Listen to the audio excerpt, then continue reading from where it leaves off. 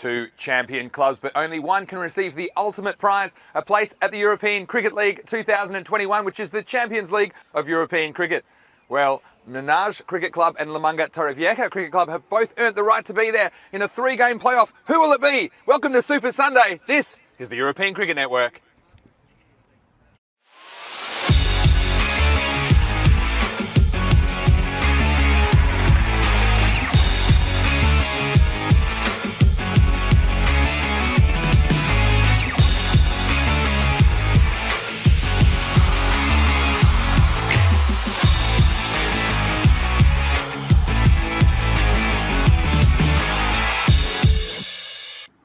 Well, good morning, it's Vinny Sandhu here, Mr. Maximo for the European Cricket Network, and welcome to Super Sunday. It's going to be a big day of cricket action with the 3 ECL 21 qualifiers, and starting with game number 1 between Menage and La Manga Torrevieja, and the match referee is with the 2 captains.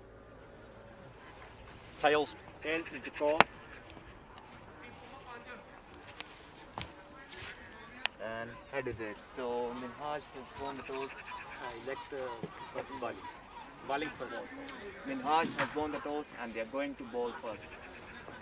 Well, there you go, Menage, skipper Amar Shahzad, he won the toss. He's elected to bowl first, and he told me he wanted to bowl first because he just wanted to see how this pitch plays. It's a new surface we're using in this game. More about that in a moment. Well, the La Manga Torrevieja captain, Adam Alger, he told me he doesn't mind that at all. He actually wanted to bat first because he didn't want to field with the wet ball, and there is a little bit of dew. So let's talk about the conditions this morning in Barcelona. Now, the clouds, they seem to be clearing. There was a little bit of overnight rain, but it seems to be drying out nicely. I would say that the weather, well, there's an expected top of 14 today. Currently, it's about 12 degrees. Now, if you come back to me, you're going to have a look at this pitch. Now, the thing about this pitch, it's a new surface and it's been relaid. So it's different to the surface that was used in the first 3 weeks. Now, you can see there's a little bit of moisture on the pitch from the overnight rain. Now, I do think that it will dry out as the day goes on. But for now, you just might see a few balls skidding through early in the day's play. So I think it's going to be very interesting. Of course, whoever wins 2 of these 3 games between these 2 sides, they will qualify for the European Cricket League, and that is the Champions League of European Cricket. So I think it's going to be a huge day of cricket in Barcelona. Let's get ready for Super Sunday. Yeah, so you can see it's going to be a fantastic day, and thanks for joining us. Vinny Sandhu, Mr. Maximo here for the European Cricket Network. And we're going to see something pretty unique on ECN, a best of 3 qualifier with the top team out of these 3 matches. Of course, the team that wins 2 of these 3 matches is going through to that tournament, and well, what a tournament it'll be.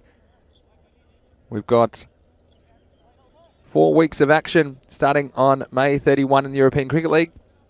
So just recapping why these 2 teams are here. Menage, well, they were the champions of Spain in 2019, and they were meant to go to ECL in 2020, but of course it was cancelled due to the pandemic, and so La Manga Torrevieja as the ECCL champions in 2020, well, they also have a claim to that spot at ECL 21, so it's going to be very interesting to see how these 2 teams go about it, and very different preparations for the 2 teams as well. La Manga Torrevieja, they haven't played any cricket at all. They've had to travel from another part of the country. It might take them a little bit of time to get used to the conditions. Of course, this new surface, so I guess this pitch is new for both teams. It's been relaid after the first 3 weeks of the European Cricket Series. And good morning to everyone in the chat. Thanks for joining us, wherever you're watching around the world. You can see we've got a few people in for Super Sunday already, and wow, it is going to be a Super Sunday as well. So a huge prize on the line for these 2 teams. In the ECL, they get at least 8 matches against quality opposition from the champion clubs of other European nations. But for now, it's going to be Amar Shahzad to bowl the first ball of Super Sunday.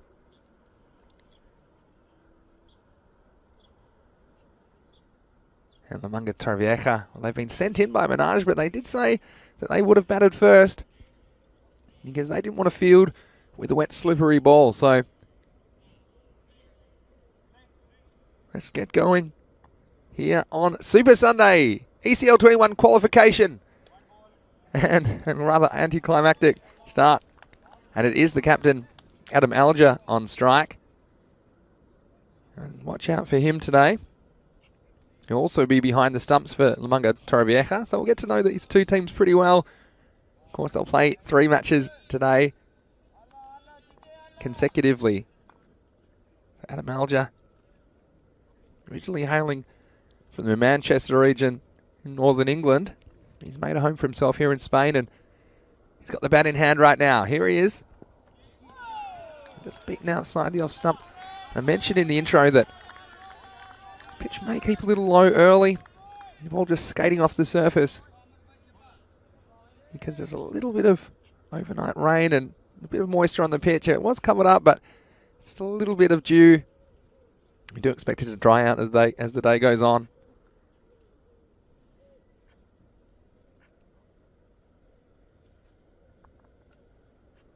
Here comes Shazad again.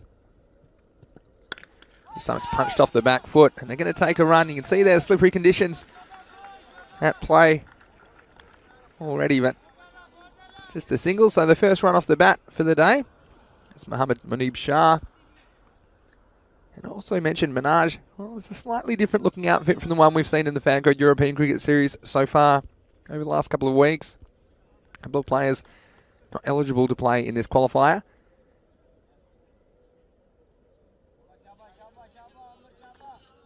Of course, this is based on their performance in previous seasons, so the men out there have got the job to do, but they've got a couple of good ins as well. I'm thinking about Mohammed Riaz. We'll probably see perhaps bowling shortly. This is Paul Hennessy at the striker's end, and he gets a nice sighter as well with a wide. But these two at the top of the order, they get going. Not going to be hard to stop.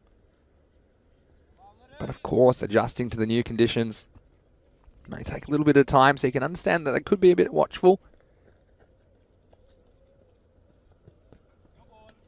No ball called, and this will make this a free hit again. The new batsman, he will love the opportunity for a free hit early. Now, a lot of people asking out, who do you think's favourite in this match? Well, I don't think there is a favourite. The reason I say that is both these two teams are the champion teams of Spain, and that's why they're here. So the only way to decide will be these 3 matches today.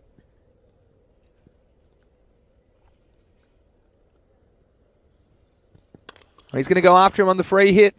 And this one, well, there is some cover out there on the boundary, so they'll just get one in the end. And again, bowling it in. Well, they're going to get an extra here, and this is sloppy, but there could be a chance if he hits, and he's gone!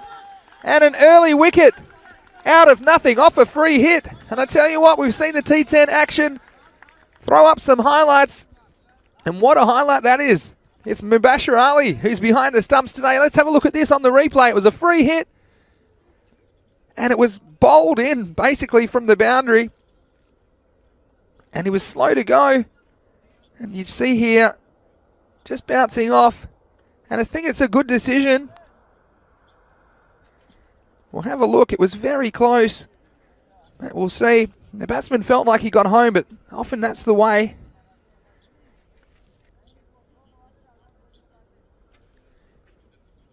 Wow, so I think in the end the direct hit was a good decision. Let's have a look here. It didn't quite get the bat down in time for me, but again, one of those line ball ones. It was a brave call from the umpire, but often the replays will back you up. So, not the ideal start to say the least.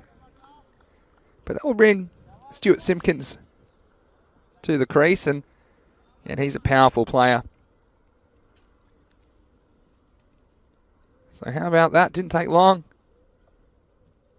And I do think bat was in the air. More times I'll look at that. Anyway, you can judge for yourself. There's a wide. But how's the fielding? And we also probably have to question the wisdom of the overthrow at this stage. It wasn't that far away from the edge of the pitch. And perhaps a few early nerves for Lamunga Torrevieja.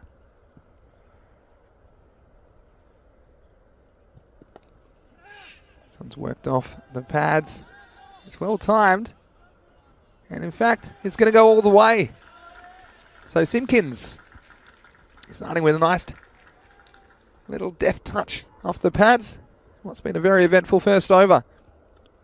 And there's still 2 balls to go. So, what do you think out there? Yeah, Nate, just asking in the chat, does the bat have to touch the ground or just cross the line? It has to be on the ground. So it has to be something on the ground. So that's, for me, why it was a good decision. Again, you'd have to slow that one right down. Here's Shazad. This is short. It's straight at the fielder again. Well, I guess it was good running in the end from Alj. He was backing up and thought he could make it, and it's going to take a very good piece of fielding to effect a run out. But that's exactly what we saw from Mubashir Ali with the gloves. He was onto that one in a flash and had to hit the stumps, throwing off balance. And the fielding, well, it's important that you take those half chances in the field. That can be the difference, especially when there's not too much between the teams. Well, this is full toss, and I thought the batsman had hit it straight to the fielder. He did. It was too hot to handle, and that one's going to go across the line for 4. So Shazad just letting himself down with this one. It was full, it was on the pads. And the fielder, Yasin Javed, well, he was wondering why he had to be in the way of it, to be honest, but he can only deflect it across the line for 4. So, well, good over for La Manga Torrevieja as far as the runs column went, but they did lose their opener, Paul Hennessy. So at the end of 1, it's 15 for 1.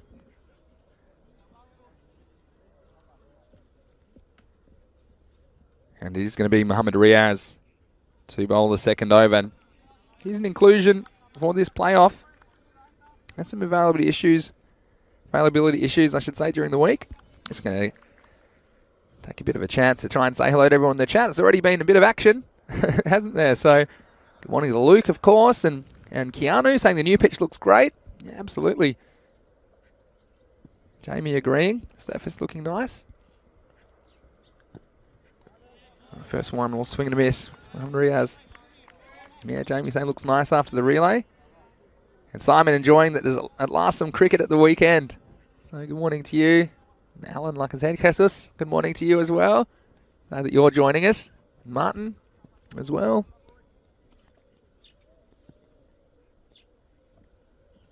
Here's Mohamed Riaz.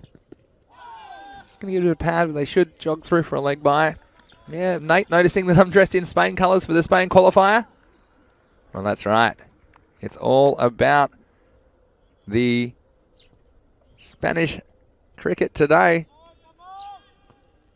Saying, let's go. Feeling pretty super. Well, it is Super Sunday. 5 matches right here. The last one will be under lights today. Can you believe it? And Jahan Zaivaskar from Karian is in as well. This one, no timing from Alja. Again, it's Mubashir. Going again. And he's dangerous behind the stumps. He's been a live wire. That'll be a run in the end. This one, you see, not quite getting the timing, but then I like the communication and the fact that these two, despite that early run out, they're still trying to get those singles and rotating the strike. Just don't want too many dot balls in this form of the game. A bit of debate about the run out, about whether the bat was in the air.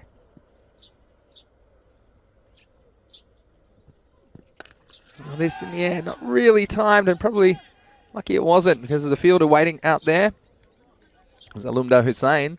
I'm sure we'll see open the batting for Minaj in the second half of this match.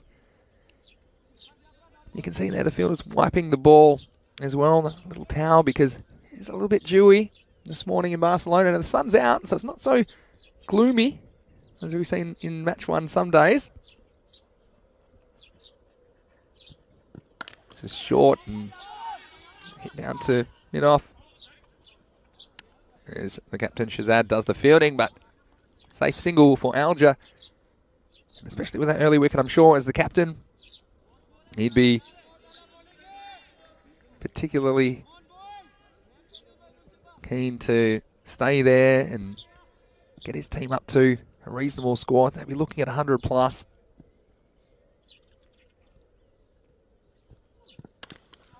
Slightly across the line. A nice bit of fielding by Jafar Iqbal at mid-on. He came across, and it wasn't an easy bit of work as it was travelling at him. That is the end of the over.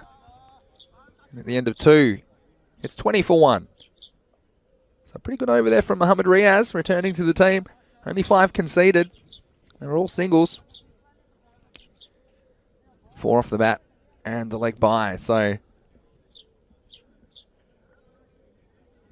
G-Force now said, watching from Vietnam, run out, batsman not doing the basics, run the bat in. And Keanu saying he's enjoying that Nate is learning the game. It's great that we have new viewers. Yeah, absolutely. And Golden Paradise commenting, yeah, some players of the Lumunga team are Spain national team players. Yeah, that's absolutely true. There's a lot of people supporting probably both teams in the chat today, so let us know. Say hello. Got a bowling change. It's going to be Yassine Javed to bowl the 3rd over, the final one of the power play.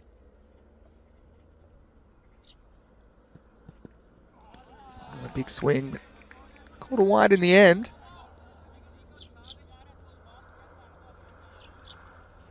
Again, they see the indication line, the offside wide, as it passes that crease.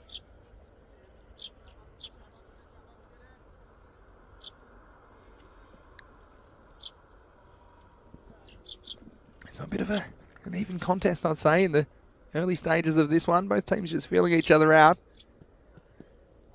Again, big swing, but it's a wide again, and they'll take them. And we've seen extras well often in these matches where there's not too much between the teams. The extras can be the difference. So Minaj just a few wides early. Having said that, I don't mind the odd wide on the offside, as long as you stay off the pads, because if you get too straight or you get outside leg stump, I've seen a lot of boundaries. So here's Javade, bowler Simpkins. Well, it's not an instant replay. Starting with 3 wides, of course. These games are being played under the ECS playing conditions, so there are time penalties or run penalties if you don't bowl your overs in the allotted time, and well, we haven't seen that be an issue too often as the teams have adjusted. But if you bowl a lot of wides, they're extra balls and they all take time. They must start their 10th over by the 40-minute mark.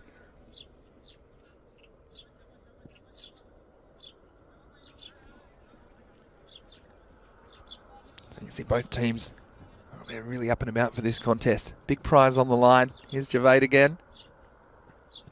This is shorter, it's straighter, but it's going a long way. Maximo!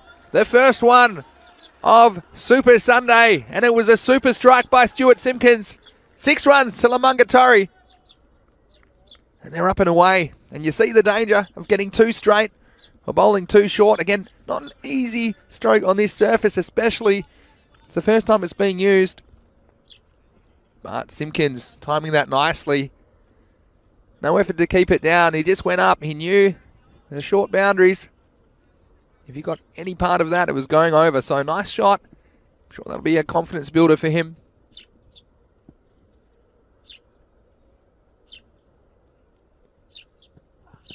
And he goes the very next ball. So Simpkins saw 3 wides at the start of the over. Sent the next one into the stratosphere. But now the stumps, well, they're a mess. Another wicket for Minaj and Javade. What a comeback. And the rush of blood, you can see what Simpkins is up the order to do. Still in the power play, trying to force the issue. But that one was straight and fairly full and hitting the furniture. So, again, don't we love the action you see in this format of the game. And Simpkins, well, he looked dangerous while he was there. I'm sure Minaj are relieved to see him back in the dugout in only the 3rd over. So Jack Perman's going to come to the crease. Also bowl some leg spin. I'm sure we'll see that later in this match. But here's one player that the captain Adam Alger was mentioning to me, that he thought there was one player that could take this game away from Minaj. Jack Perman would be that player. And here he is now with the opportunity. Starts with a expansive drive outside the off stump. And it's just very fascinating. I would say that if both these teams had some cricket behind them, may favour Lamungatori, but having said that, they're coming off no cricket at all. You can have all the Zoom meetings you like, but it's very different to being out there in the middle and getting the bat in your hand. So, see what Perman can do. Here's Javade. Time well. Thick inside edge, no timing. Bouncing over the keeper, Mubashir Ali. He'll be relieved to be off the mark with a single.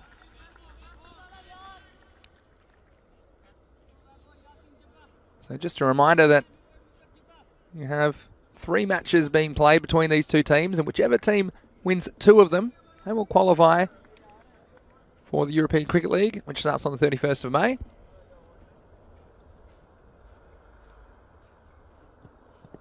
Oh, this one, it's a pretty good ball from Javade. Just on the length, and it bounced over the stumps in the end, so it's gone straight over middle stump. And so I think he's pretty relieved to still be there. And just acknowledgement and good sportsmanship, saying that was a good ball.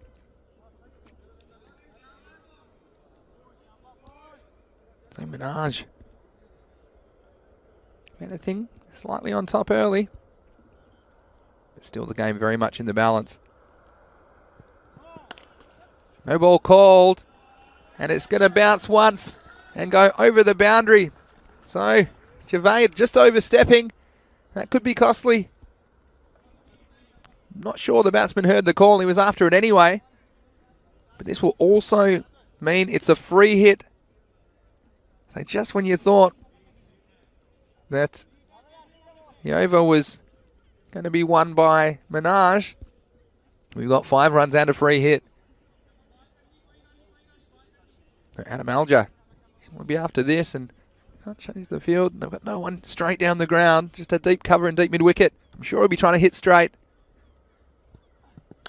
And he does, and he goes large. That one's up and away. Maximo! 6 runs to finish the over. And a big penalty for Yasin Javade for overstepping by an inch or 2. Because 6 more runs to the total. And at the end of 2 overs, it's 41 for 2.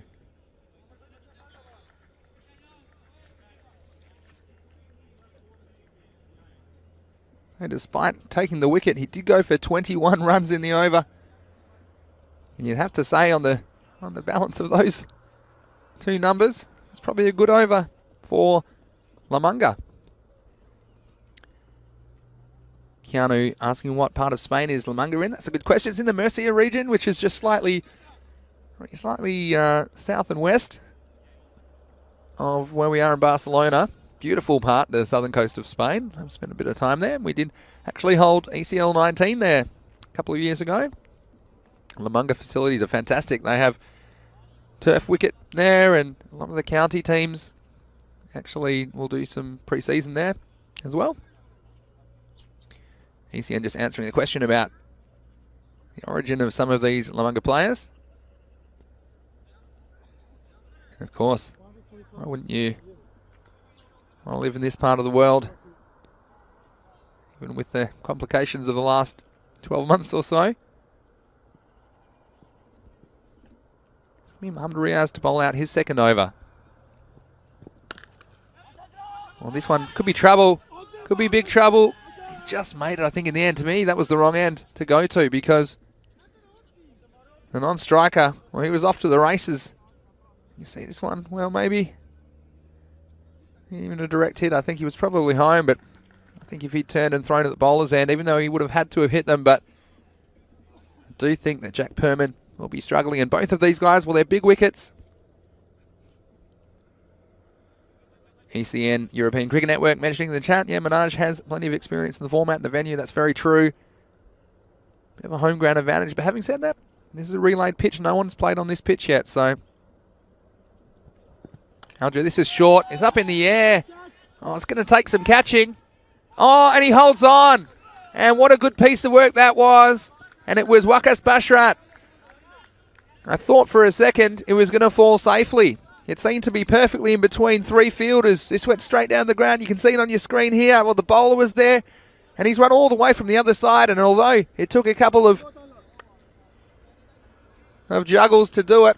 He's done the job, and an important wicket for Minaj. They pick up their third.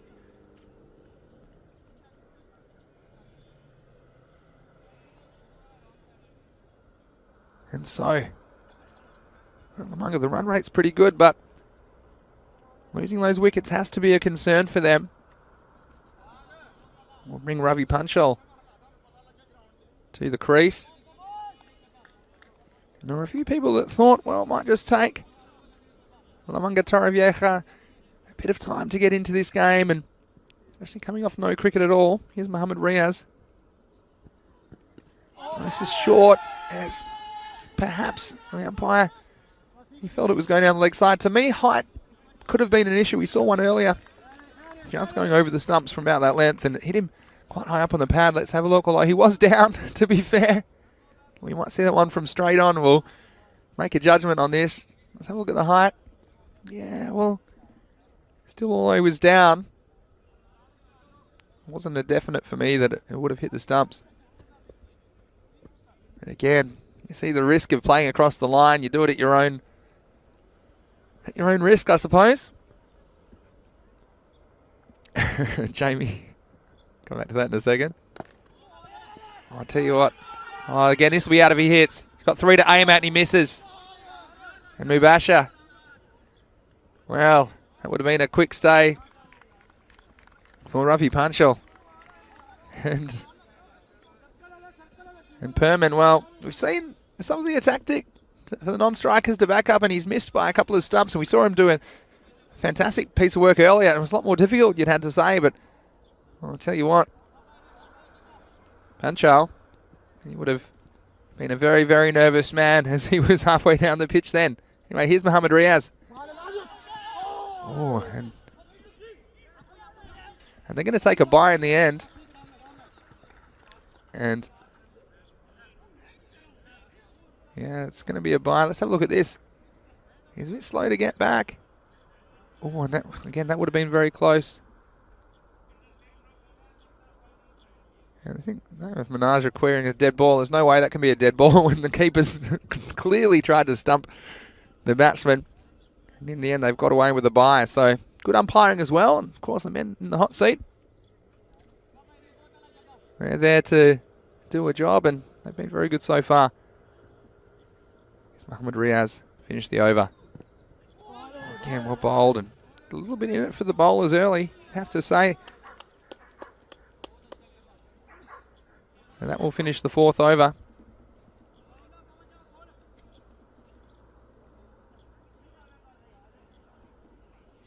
And just a reminder of the schedule today on Super Sunday. We have these 3 playoff matches for a place in the European Cricket League between Minaj and Lamanga Torrevieja.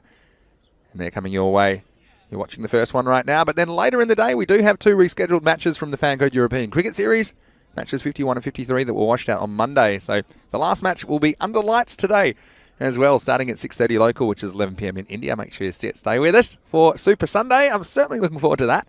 It's going to be a unique experience to play the last game at night.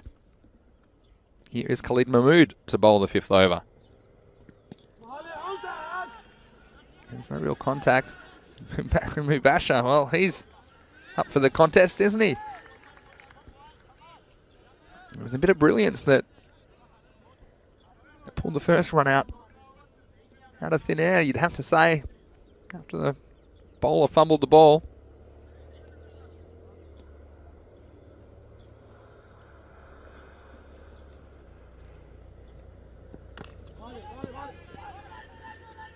Again, he's going to go for it, and this time he's without a bat. So we got Ravi Panchal. It's bad enough, but you can see his bat was grounded behind the line. It was just the wrong line. Watch this. He's let go of it.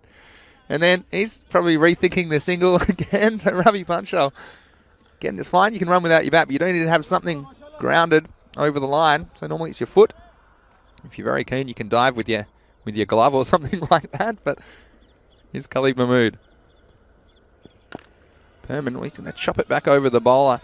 Chop it into the ground. It'll just be the single.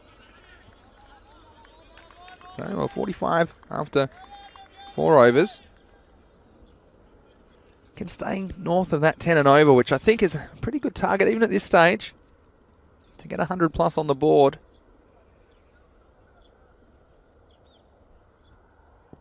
This one's struck nicely down the ground, but of course, we're out of the power play now, so 5 outfields are allowed. As a slight fumble. Oh, it's very good running and good awareness from Jack Perman, who was running back to the bowler's end.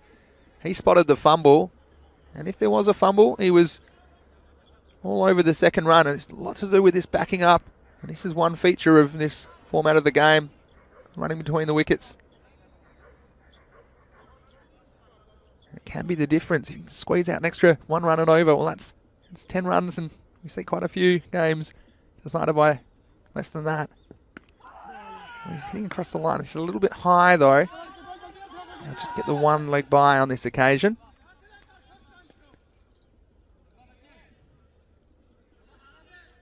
Again, we've just seen too many boundaries so far with the 3 4s and 2 Maximos. This middle order of Lamanga Torrevieja getting tested in the first match of this 3-match playoff. Last ball of the over. Oh, and he's gone. So an edge, and Jack Perman, he's got to go. I heard that one as well from here. So Mahmood again getting the ball in the right spot. Little inside edge, I think, and Perman, I think deep down he knew it. He'd edged it. And disappointed. He's a player that can make an impact, but a good finish to the over. He'll make it 51 for 4 at the halfway point of the innings.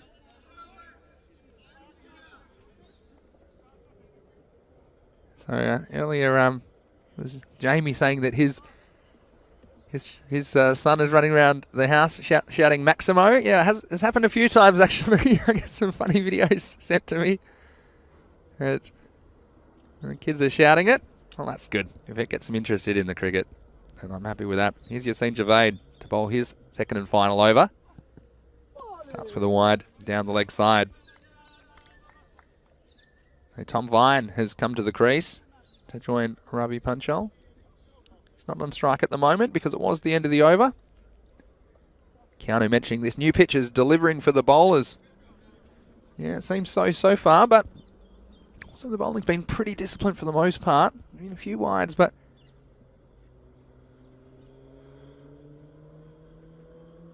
here's Javed. It's a mile down the leg side. I think it's going to be out. Jamie saying that his name's George. Hello, George, if you're watching.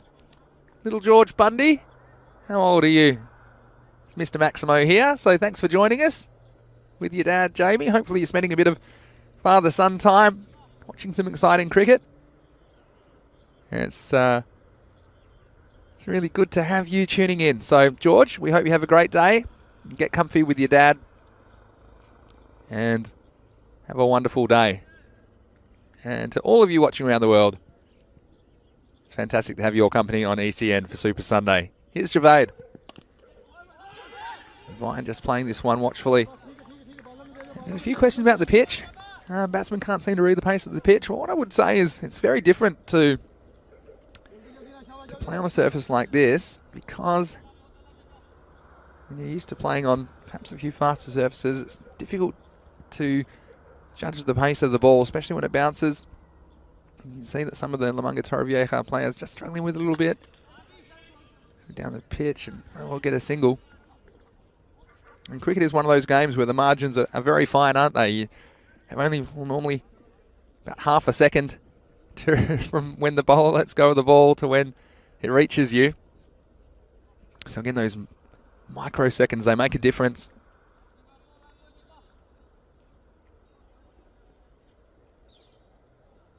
Come on, Ravi, says Ian Willis. Well, this is pretty well played. It's whipped off the pads. And 4 runs.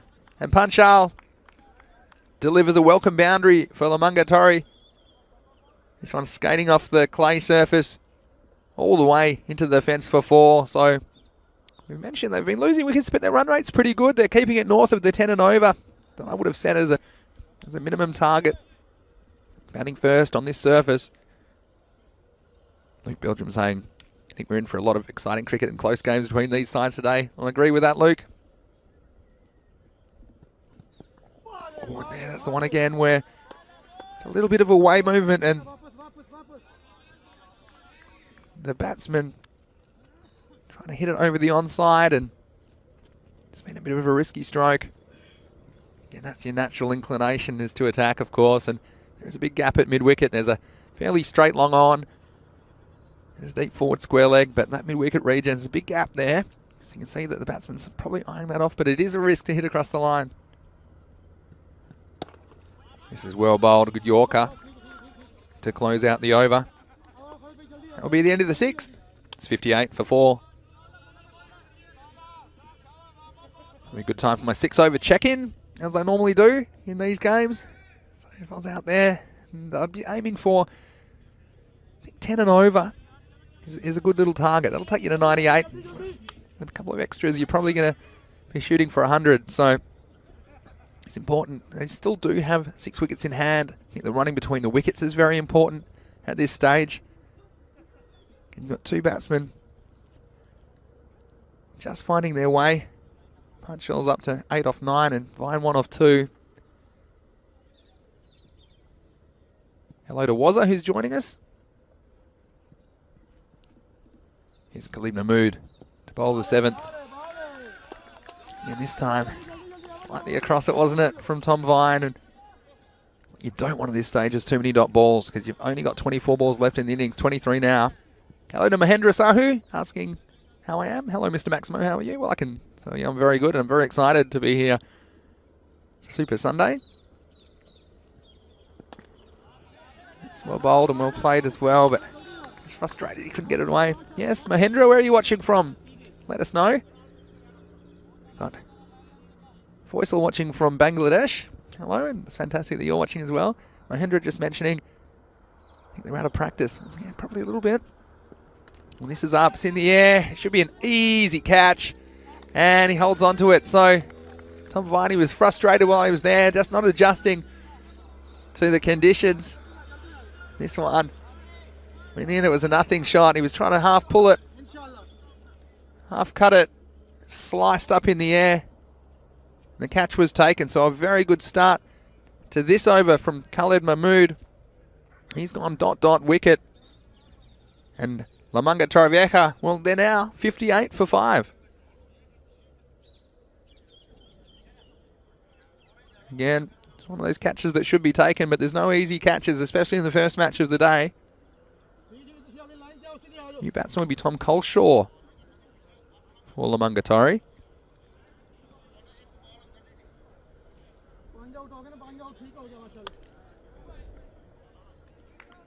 And we don't have the score graphics at the moment. Then got Luke keeping up to date, which is good, but I can tell you the score is 58 for 5.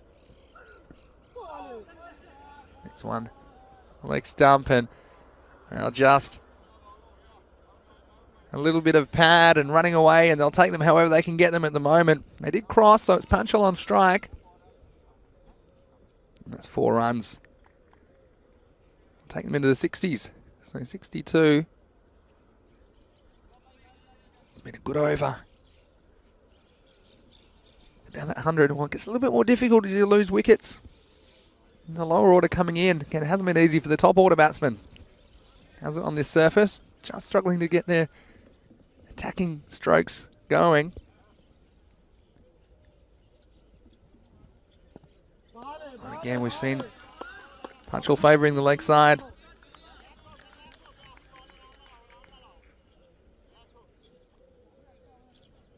Neil saying good morning and thank you for the charity donation you gave.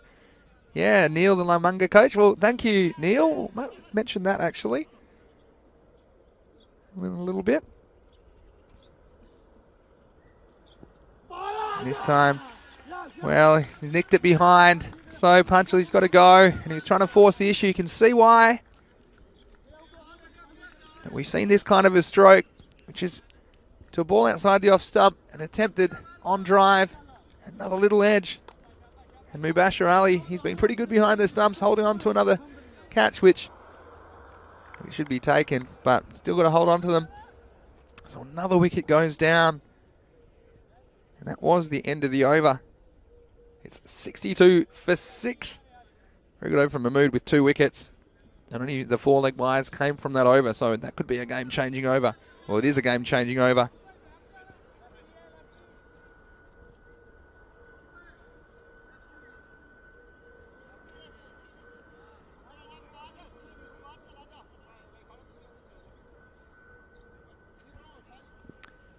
So, Zaka Ullah is going to bowl the 8th over. Bowling to Coleshaw. Starts with a fish outside. Off stump, like he didn't catch anything. Yeah, Neil's talking about the Lamanga to Lords promotion or fundraising effort recently, which I was happy to donate to. Maybe, Neil, you can put the link in the chat if you like, if people would like to contribute. There's going to some worthy causes. This time there is bat on it from Coleshaw. And force the midfield. We'll think about 2, and they're going to come. I think they're going to get it. So again, that was good game awareness from Coleshaw. He saw once it got through that fielder, and he was every chance for 2, and he ran hard. And I think that's what you have to do with 6 wickets down. We're now into the 8th over. We've got Akash Panchal. He's at the non-striker's end at the moment. Come to join Coleshaw. Well, this is a full toss. It's going to get through everybody, I think. It'll be called a no ball. There'll be a bye there as well, so that'll be 2 to the total. It means the next ball will be a free hit. Again, Munga just losing the way a little bit in that 7th over, losing the 2 wickets. Only 4 runs off it. And Zaka Ullah just been warned as well. He bowls another one of those. He won't be bowling anymore.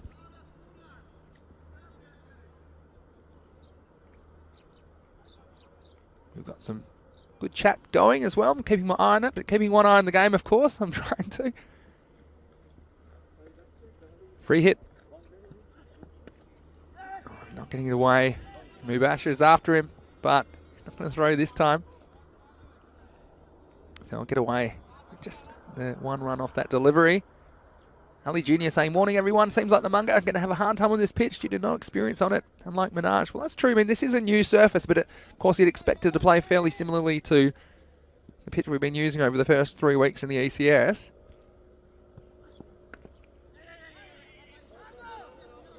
And this one just bottom edged away for 1.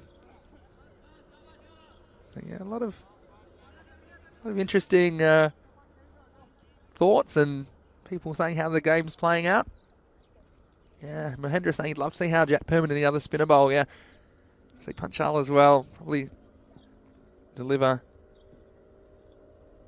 with the new ball. A lot of the bowlers, I'm sure they're keen to get out there and show what they can do.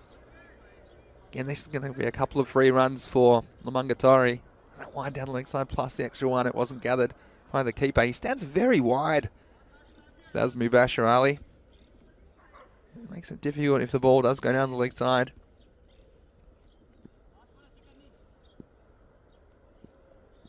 Left-hand, right-hand combination at the crease at the moment. And no ball called. It might have been because they don't have enough people in the circle. So, again, I'm counting them as only... Yeah, there were 6 outfielders. So, very, very good umpiring again. Well done by the match officials to spot that one. And this will make this a free hit. So... that's one that Minaj could have avoided. Only 3 fielders in the circle. You need 4, plus the bowler and the keeper. Free hit then. Again, not getting anything on it. Just a bit of bat and chopped down. So it's a tough one on this surface when you're not quite finding your timing. Normally, the instinct is to swing even harder. And we have seen that for quite a few of the batsmen. They are good players, but... still, creeping up to what I would call an acceptable total, especially in match 1. This is a full ball don't think it's quite over the waist, but it will get the treatment. 4 carreras and 4 runs. And he's lucky that wasn't higher because it just dipped, I think, to about waist height. Waizaka would not have been able to bowl anymore, but that's 4 runs to finish the over. Well, 14 offered in the end. The score after 8, 76 for 6. And don't forget what they're playing for as a prize is a spot in the European Cricket League 2021. May 31 to June 25. You can see that's the champion clubs from 15 European nations, as well as the returning Kings of European Cricket, VOC Rotterdam, who won in 2019. So that's what we're playing for today, and it's a big prize. I'll get at least 8 preliminary matches there in week 1. Spain have been drawn in Group A, so they'll be playing starting May 31 in week 1 of that tournament. Okay, here is Mohammad Munib Shah to bowl some spin. The 9th over. More of a seam-up delivery, actually, and starting with a wide. So, well, with 2 overs to go, you can get up in the 90s, especially with 6 wickets down. We've seen these batsmen struggling to hit the big shots, but even if they can get 7 and 7, I think that's that kind of a target. They do make for good cricket matches. These targets between 80 and 100. So we've seen a lot of this swinging across the line from Lamungatari, and you just wonder if they look back at this and have a think about it. I mean, at the moment, there's no third man, so if you're able to cut that ball, there's an easy 4 runs there if you can get some bat on it and just beat those fielders in the circle. We see the same attempt again from the batsman. What I would say, they have 3 men back on the leg side, so trying to go fetch it outside off stump and hit it to leg. It's been not a very successful tactic so far for Lamungatari. This time, well, there's going to be a run out here. And, well, you can see the pressure getting to Coleshaw. As there were a couple of dots, he wanted to score, but it was straight at a man. It was Jafar Iqbal, who is positioned a bit closer than usual. And there's absolutely, especially when it bounced off the bowler, it was an easy run out. And Mubashir Ali, well, just looking at the field and saying you could have gone a little bit easier on me, but he got the job done in the end. So another wicket goes down. Lamungatari lose their 7th. It's all the 7, 77 for 7. 9 balls remaining in this innings. So what do we think? Yeah, ECN saying tough initiation for Lamunga. New format, new venue. Minaj showing experience. Yeah, that's probably true as well. Should mention that the Lamungatari Vieja, the T20 champions of the ECCL, so I don't think they've played a lot of T10 cricket. Although I know they did play in the first ever European Cricket Series in March last year. It's a nice stroke from new batsman Charlie Rumistrovic. I'm sure we'll see him bowling in the second half of this game. He's only 15 years old, left arm spinner. He's got a very, very bright future in cricket ahead of him, so it's great to see him out in the middle, and let's see if he can give himself a few more runs to bowl at.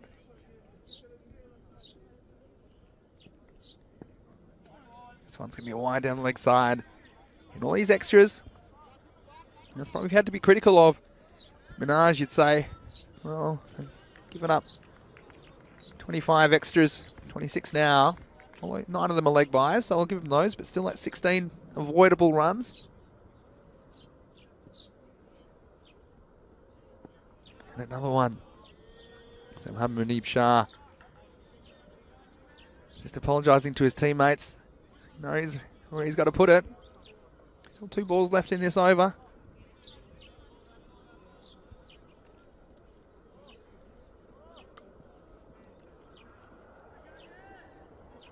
They scrape up into the 90s. Lamungatari as well bowled. They're going to get a run in the end. No one there, so they'll cross for 1. The last ball, the over, 81 to score. Again, every run's important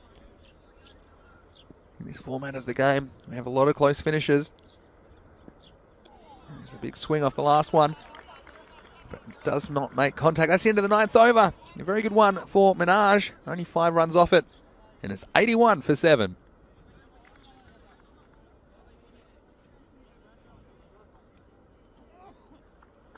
Morning to Nalini, who's watching from Trinidad. Says 4:12 a.m. in Trinidad.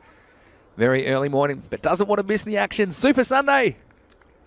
Love you, Vinny. Well, I love you back, Nalini. If you're getting up at 4:12 in the morning, tell you what, there's a few times, if everything was open, I'd probably only be going to bed at 4:12 in the morning here in Barcelona, but there's not much open at the moment, obviously, with the restrictions, and everyone doing their best to do the right thing.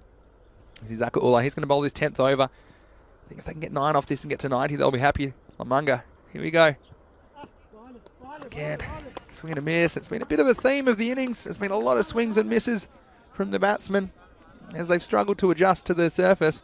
But again, it's a new surface for both of these teams because it's been relayed over the weekend. But you would expect it would play similarly to the surface that's been used in the first 3 weeks of the ECS this year. 5 balls remain. Again, looking for the leg side and just shaving the off stump, so 2 dots.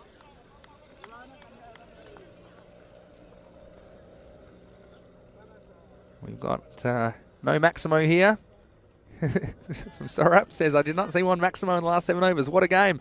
It's been a bit of an arm wrestle. Now, definitely would concede that. This time it's whipped away nicely. Well, it won't be a Maximo, but it'll be 4 welcome runs for Lamunga Torrevieja. And a nice shot off the pads by Akash Panchal. This one, again, he probably took it off the stumps, but the timing was there. Gets it away for 4. We've just had a bit of confirmation as well that there's going to be 5 penalty runs added for slow over rate as well. I think that's a lot to do with the amount of wides that have been bowled. They've bowled 2 full extra overs in wides, 12 wides at the moment, so Lamunga will take those as well. Can they push closer to 100? Next one, worked away for a single.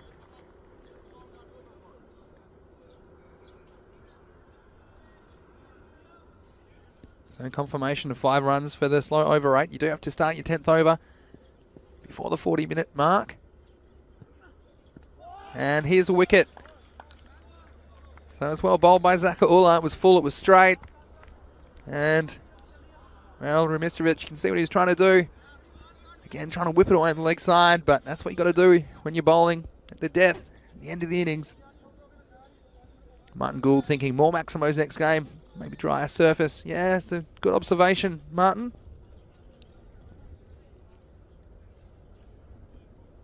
But it's kind of a total. It's going to be Theo Rumistovic, who will replace his brother for the last couple of balls of this innings. 91 for 7 to score, with 2 balls remaining.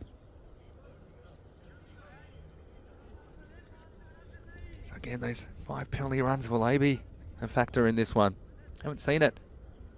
Yeah, SG got a good point about the 7 wickets. Yeah, there is an allowance for that, actually. You mentioned that, SG. And this one's punched away nicely through the offside. It's nice to see an offside stroke to an offside ball. That's a nice start from Theo Rumistovic. He gets 4. In fact, that's the last ball of the innings. So that takes the score to 95. And with the 5 penalty runs, that will take them to their final score. Let's have a look back at the highlights from the first innings of the first qualifier for ECL 21 between Minaj and Lamunga Torrevieja. And the openers came out, Aldrin Hennessy. They looked to be cruising, but then, well, Hennessy went out needlessly. Just didn't quite get his bat down in time.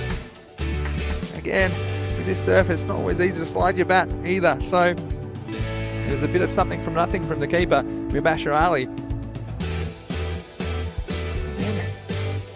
Simpkins came to the crease and he went large. But then the very next ball, trying to repeat the stroke, was a very different result. From then on, just struggled to get going from that point. He still had some dangerous players at the crease, and Alger and Herman there for a while. This was the end of an expensive over in the end. It was the third over of the innings, which went for 21. And St. Gervais, and then Martin Torrevieja just losing wickets at regular intervals, and well, little nicks behind, and they were trying to be aggressive, quite finding their timing, and in the end, you know what I would call very much a par score, the 100 mark.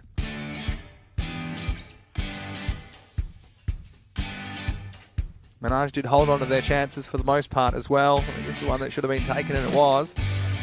And again, slippery conditions, hard cricket ball, shiny cricket ball.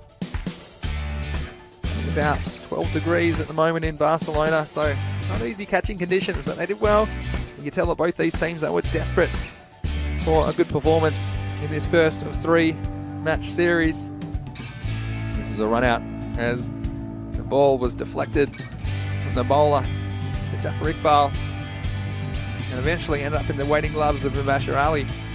Towards the end of their innings, there was a bit of a resurgence as we saw 19 runs come off the last 2 overs, plus the 5 penalty runs. Yeah, just mentioning the time penalties. There is an allowance if there's more than 6 wickets. There are extra minutes given, but even with those allowances, they weren't quite standing for Lamanga Torrevieja.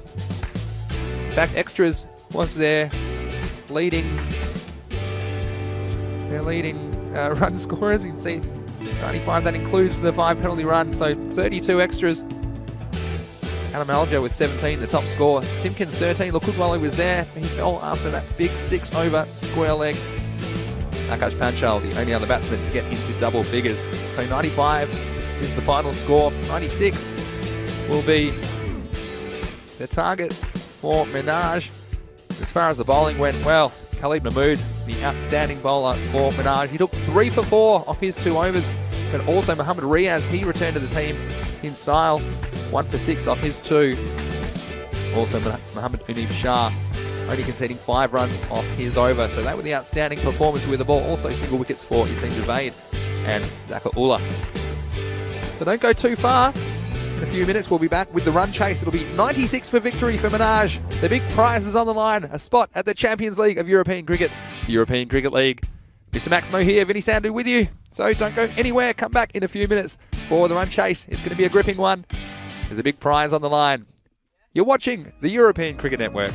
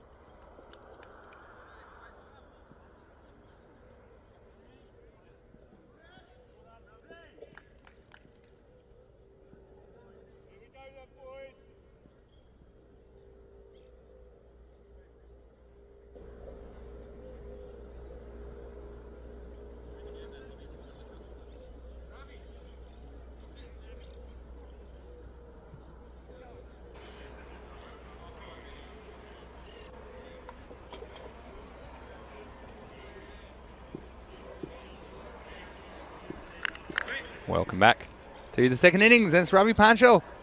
He's going to start up for Lamungatori.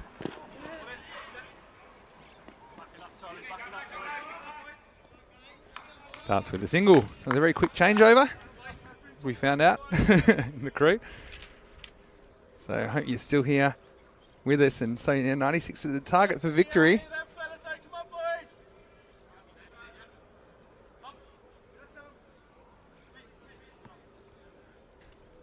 Usman Mushtaq and Alumda Hussain, the openers for Minaj Cricket Club.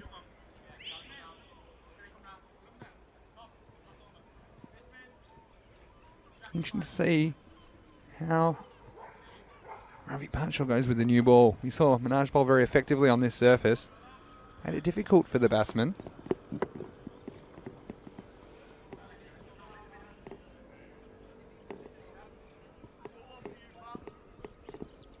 Here's Panchal. Bit short and worked away off the hip. May not go all the way. A bit of fielding. Batsman running hard. Not getting two, so again, a little bit too short that time.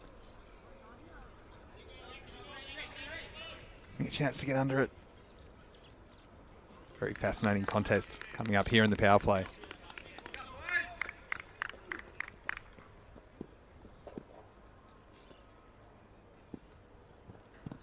Oh, this one's a no ball.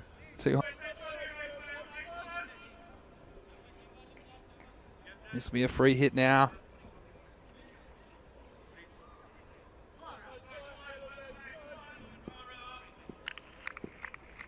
Let's see how he deals with it.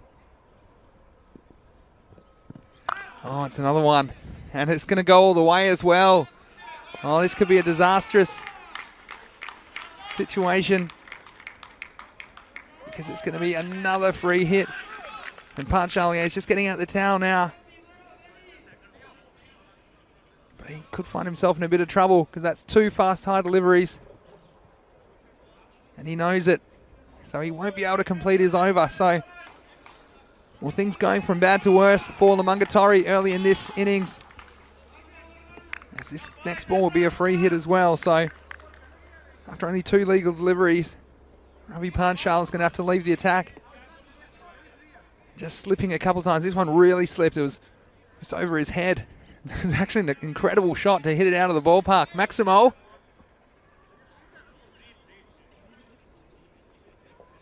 And Martin making a good point. Minaj could perhaps pip this with a drying pitch and the ball hitting the bat a bit quicker. More Maximos, just a thought. Well, that one disappeared. So Theo Ramistrovic is going to come in to finish the over. Starts with a free hit. And this is a thick inside edge. I think it's probably going to run all the way for four. So it wasn't the worst effort, but what I would say is that things can change quickly in this game. So we're off to a flyer. But a couple of wickets. And it's that man, Alumda Hussain. Well, he's been inflicting some pain in this first over on the Lamunga Torrevieja club, but pick up a wicket or two, anything can happen. Still early. Oh, no ball called. Obviously just overstepping the line. So again, the worst possible start for Lamungatori. 95 on the board. I mean, it's not a bad score. Definitely seen those kind of scores defended before. G-Force now mentioning big blow losing your opening bowler due to the beamers. Yeah, that's absolutely true. G-Force. Panchal, he'll be disappointed, but he's back on the boundary now. He can't dwell on it. Let's get ready for a catch if it comes his way. So free hit here. This, well, no catch is possible. Run out's possible off a no ball. For free hit, I should say. We saw it earlier, in fact. Again, Lamunga, if you're in the field, you just have to survive this early onslaught. Try and dry up the scoring. Try and pick up a wicket or two.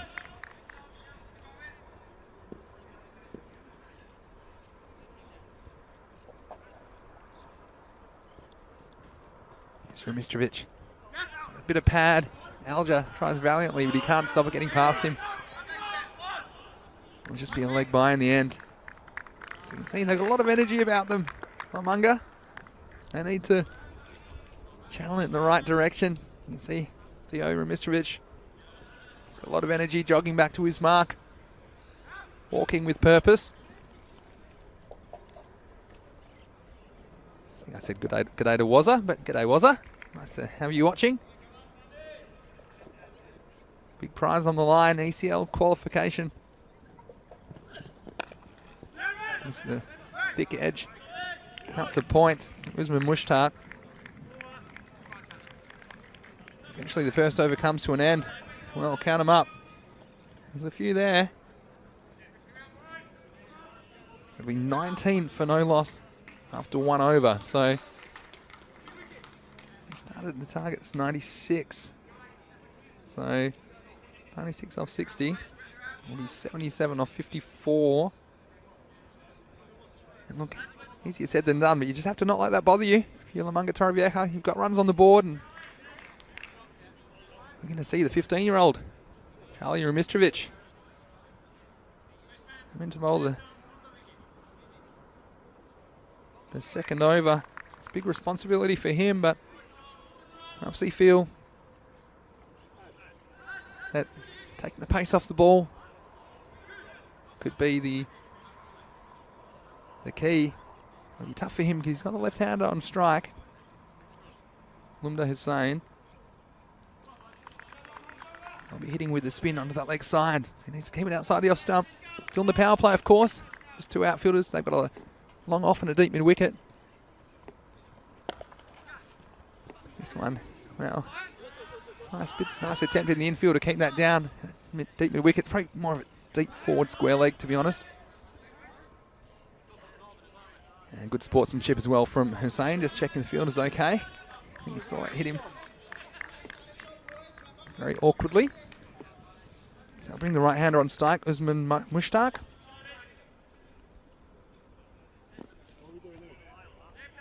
Be a different proposition. The left arm spin to the right-hander, the ball turning away from the bat.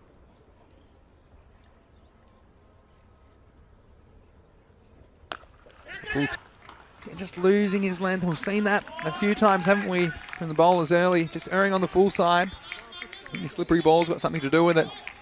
Brand new ball, shiny ball. And 4 runs, so Lamunga, they just would love a wicket to steady themselves at the moment. They do get that half chance. It's important it gets taken. This is the 15-year-old bowling, Charlie Remitrovic. Again, it's a full toss, and this time he's going to get away with it. Just be the single, perhaps a bit fortunate.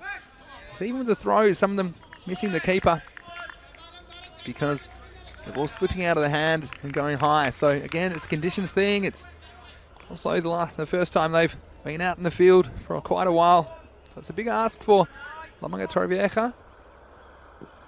Just trying to find their way in match one, find their way back into the contest. Time to sweep is attempted across the line. Stand up sweep. Just a little bit of bat on that.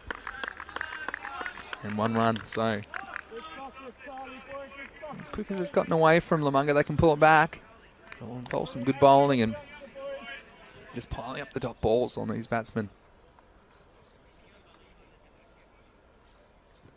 Another full toss, and very fortunate that it went straight at Akash Panchal.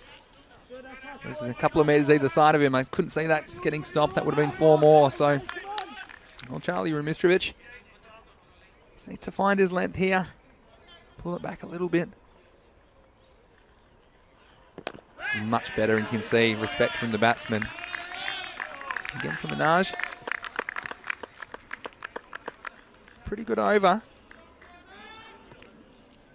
Only 7 off it. That included a boundary, so 26 for no loss. Equation now 70 off 48 balls. And Mark Lovell saying, we're not right off Lamunga just yet. Yeah, I couldn't agree more, Mark. Bit of a shout out from Luke to Mark about the previews on the website, europeancricket.com. Luke saying, yes, some people do read your excellent previews, Mark Lovell. 1 wicket changes everything, and that's absolutely true. Mark Lovell, good expert opinion from you. It's going to be Connor Wood to bowl the 3rd over. Very important over. It's the last one of the power play. So in he comes. Onto Alumda Hussain. Oh, this is very close. Yes, and he gets it. And the first wicket for Lamanga Torrevieja. And the batsman, well, he's motioning. I don't know what he's motioning about. Look at this on the replay. Look pretty adjacent to me. There's a bit of movement from leg to off, and perhaps wondering about that one. See this one from front on again. To see where it bounces. It's to me like it pitches on the wickets. Hits him probably middle and off. The only concern was when that was doing too much, but I think it is probably a good call. My initial reaction was wondering if it was pitching outside leg, but to me it looked like it pitched on leg stump. Hit him on about middle and off, and I think that's a fairly good decision. Risky ball to play across the line too. Shawan just asking about the schedule today. Well, you can find it on EuropeanCricket.com as always. I'm sure it will flash up at some point during the innings as well. We've got the 3 ECL 21 qualifiers, followed by 2 rescheduled ECS matches that were washed out on Monday. So plenty of cricket here on Super Sunday.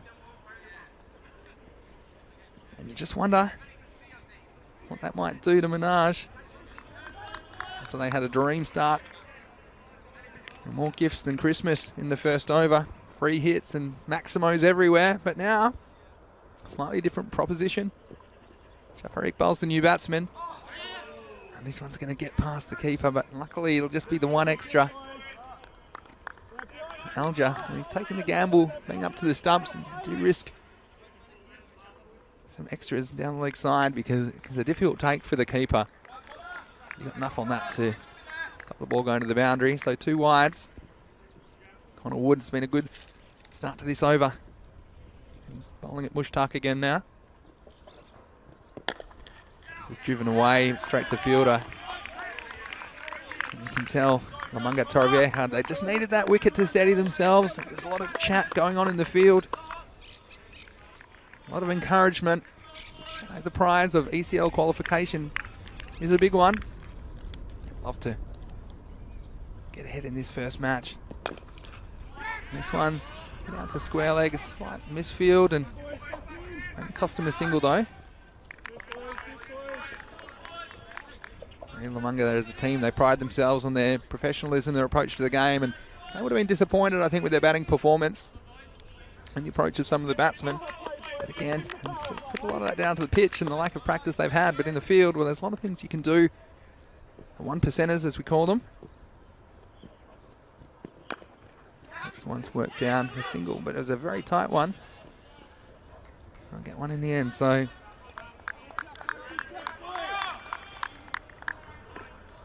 I'm wondering if that was a send-off provided by the Lamanga keeper. Well, my ears aren't that good.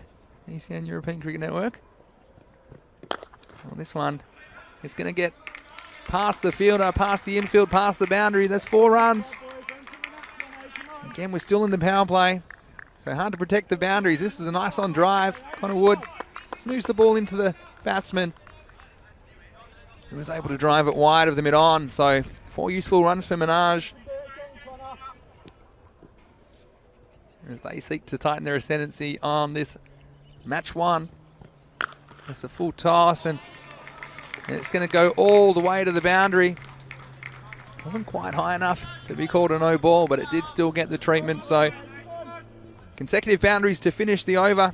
I'll be disappointed about that. Minaj after 3, they're 38 for the loss of 1.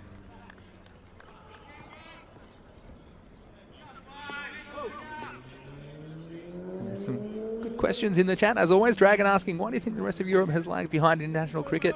ECN responding, England exported to the Commonwealth, not mainland Europe, and that's probably a very good observation.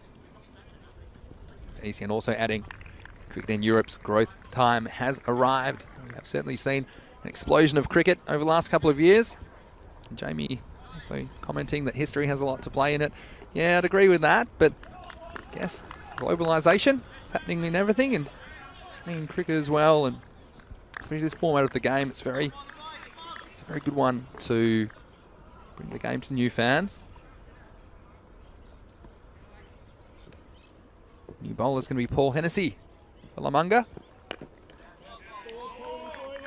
Very careful shot. You can understand Lamanga at this stage. They're probably just thinking nothing silly. But the rate down's 58 of 41 balls now. They've got that under control. It's short. And it's in the air. Fielder's under it. And he spills it.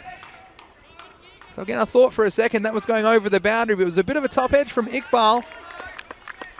Flew away, and again, there's no easy catches at this time of the morning.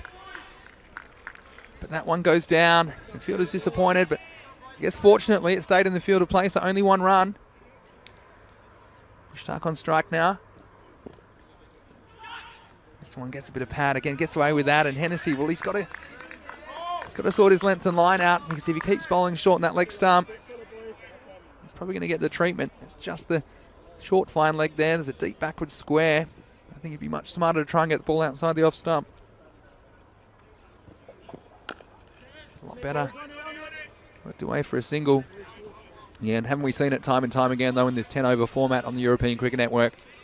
The game can to and fro very, very quickly. Wazza saying, drops a sitter, butterfingers. Yeah, well, Wazza. Glad I wasn't under it, put it that way. You see it's up, it's in the air, the fielder is in the game. And he's just, I think the umpires called it, and it was, yeah, it was 6 because Panchal, well, he's not having the best time in the field so far. He did well to hold the catch, but his foot came down outside the field of play. That was immediately 6 runs. A good call from the umpire as well. Very good effort from the fielder as well. And you see what he's trying to do. He's trying to throw it back in, but the foot had already landed. So 6 runs to Minaj. Next one, well, it's a French cut. Inside edge. He's going to get away with that one down to the boundary. So 4 runs. And Minaj, well, everything going their way. You'd have to say this over. There's nothing the keeper can do about this. Thick deflection. Running away with the pace down to the boundary, so the score moves along to 50 now at the end of the 4th over. It's 50 for 1. And just speaking of the schedule today, I know we had a few questions about that earlier. Well, this is the schedule for today. Super Sunday, we've got matches 1, 2 and 3 of the ECL 21 qualifier between Minaj and Lamanga Torrevieja Cricket Club. And then we have the 2 rescheduled matches in the ECS, matches 51 and 53 that were washed out on Monday. So the last game under lights today, starting at 6:30 p.m. local, 11 p.m. Indian Standard Time. Here's Jack Perman for the first time with his leg spinners. A very good start, and I'll tell you what, Jack Perman is the go-to bowler for Lamanga Torrevieja in this situation. You see he's right on the money, slippery ball and all. Can avoid the bad delivery. It's going to be a hard proposition from Lamanga. This one's pushed through, and it was short. Just skating off the surface. And they will absolutely believe at this stage they're still in the game. Lamanga Torrevieja, especially with a wicket or two. 46 off 34 required. This one swept across the line. It's a nice looking shot. And it's a good effort from the fielder, but it's going to go all the way for 4. So again, taking that sweep shot on. Not an easy stroke. See this on the replay. Took the risk. It was off the stumps, but he timed it fairly well. And again, very good effort from the fielder. But he's not able to stop the ball going across the rope. So a useful boundary for Minaj. But again, you just feel if there's 1 or 2 wickets, the game could change very, very quickly. Here's Perman. This one's pitched up, and it's a beautiful cover drive all the way along the carpet 4 runs, and Usman Mushtaq, again, you can tell he's a man that's had a bit more time out in the middle than some of the other players we've seen at the crease in this match. Beautifully balanced. Textbook cover drive. 4 more runs. See if Perman can come back. It's a little bit shorter. Hit away and no run. So, a good start by Perman. He's had 3 dot balls in this over, but the other 2 have gone to the boundary. And the rate required was around the 7 to 8 over an over mark. So, got them off this over. He's going to go up. Again, this time what a catch it is by Panchal! What a catch, one-handed. It looked like 6 all the way. And this time his feet were firmly planted in the field of play. And is that the kind of highlight that can spark a comeback from Lamanga Torrevieja here in match 1 of the 3-match playoff? Well, he's had a world of horrors so far, but he's come up with the piece of cricket that might just turn it around for Lamanga Torrevieja. And that's the end of the dangerous Usman Mushtaq for 25. He looked very good at the crease and looked very composed. And that, well, thought that might have even gone over the fence. It was going at a rate of knots. But Panchal, well, he knew exactly where he was that time. Have a look at this on the replay again. Up and away. Came down. The ball in one hand, like the Statue of Liberty.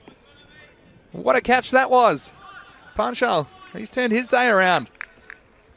So, 58 for 2. That was the end of the over. Action-packed over. Connor Wood's going to continue. So I'm just a single. I'm just catching my breath, and I think so is Ravi Panchal after that piece of cricket. And that just shows you how your luck can change in an instant, as I often say on the broadcast. And there you go. Panchal from 0 to hero very quickly. The equation, and before this over, is 38 required of the last 5 overs.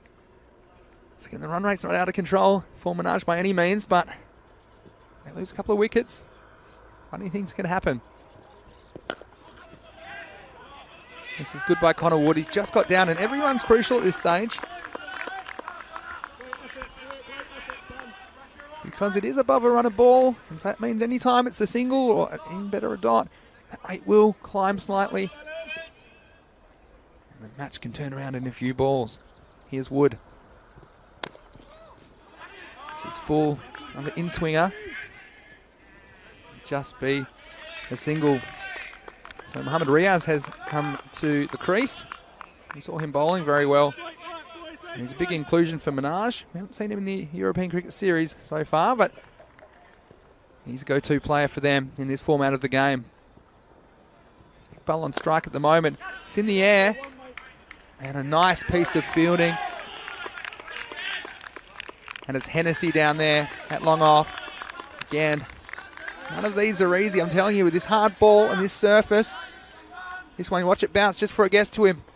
And he had to react. And this is the difference. You won't see some of these players at this level going with the boot. They're going to get everything behind it. This one could be another chance. And he holds on, and Panchal, he has his second catch, and another wicket goes down. And it's the dangerous Mohammad Riaz who has to go. And it just shows you, like I said, Panchal, he has to compose himself after his mishaps at the bowling crease. He has an important job to do in a key position. And again, this was not an easy catch. It was travelling. It's a greasy ball at this stage of the morning. And this time, well, he had a chance to go with 2 hands and he held on. And for Lamanga Torrevieja to come back into this game, they needed to hold their chances. And that's exactly what's happening at the moment. So, 61 for 3 with a ball to go in the 6th over. 35 off 25. We could be heading for a barnstorming finish. Of course, we're playing under European cricket conditions, so golden ball if there's a tie. It's a bit early for that. Right now, Khalid Mahmood has come to the crease. Last ball of the over. Oh, swing and a miss. End of the over. At the end of 6. 61 for 3. Great over by Connor Wood. Only 3 runs off it. Picking up the wicket as well. So 35 required of 24 balls.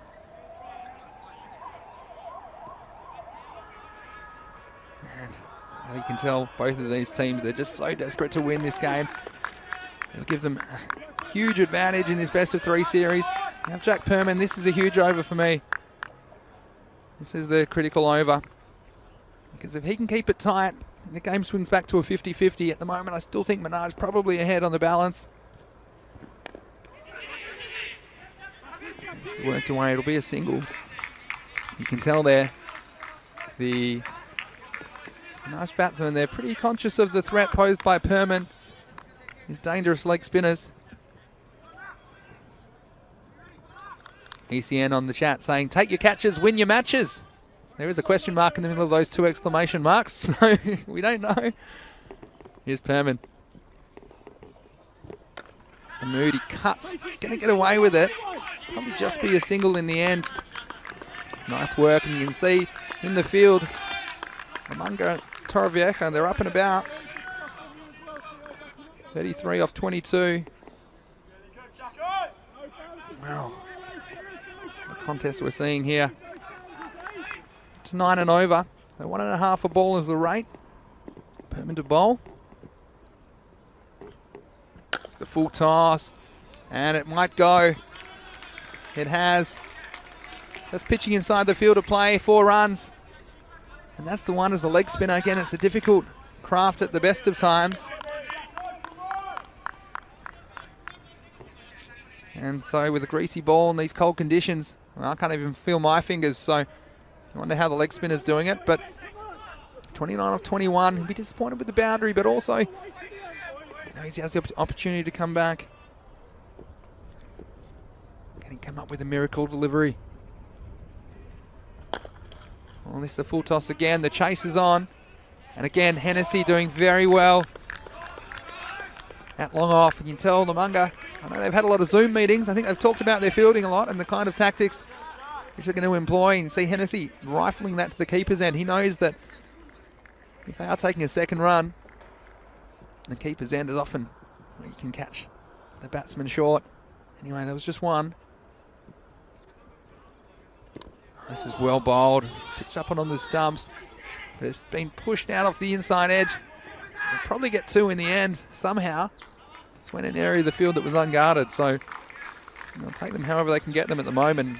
Amunga, they're just trying to stay in the game as long as they can. It's been a pretty good over from Perman, but doesn't have much to show for it. It's been 1-1, 4-1, 2. It's the last ball of his spell coming up. It's an important one.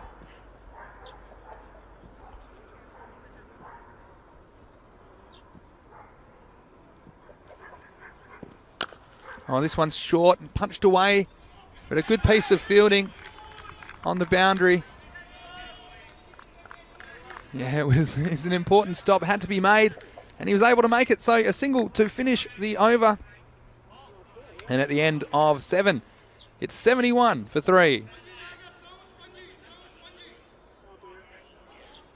Just a reminder what they're playing for. It's ECL 21. And it's coming your way right here on the European Cricket Network. 4 weeks of cricket action. And SG mentioning already, you can tell the difference there. The cream of the crop, different level of play. Well, it's going to be an even different level again when we get to ECL 21. The best clubs from around Europe competing to become the kings of European cricket. We'll have all the action right here on the European Cricket Network.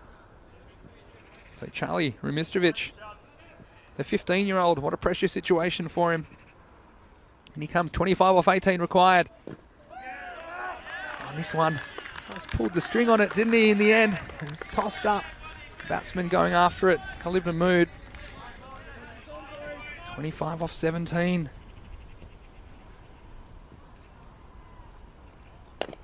Time it is full, and he somehow missed out. Mahmood, well, he'll be filthy with himself for that.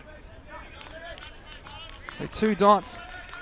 And can the teenager come up with a wicket at a crucial time for his club? Oh, and 3 dots. So again, just taking the pace off the ball. 25 off 15. Has to keep delivering though. Lovely loop, says Mark Lovell. Oh, this could be very close. And he's given him. And a huge wicket for the 15-year-old, Charlie Rumistrovic. Left arm around the wicket. He started the over with 3 dots. Well, this one's even better. It's a wicket, and we'll have a look at it from front on. Yeah, we'll see where it hits him. Yeah, that's probably out, I think. It's probably hit him in front of middle. And he just got to clip the leg stump in the end. I couldn't see that one missing. And a very good appeal and a very good decision, I think, from the umpire. So, we've seen it happen. And I'll say it before and I'll say it again. This game can change very, very quickly. And after a horror start for Lamunga Torrevieja in the first over, they conceded 19 off it. And they were 50 off the first 4. Come right back into this match. Here's Rumistrovic again. And another dot. New batsman Mubashir Ali. Well, we saw him come up with some heroics from behind the stumps earlier in the match. Can he do it with the bat? For Minaj. What an over this has been. No runs off it.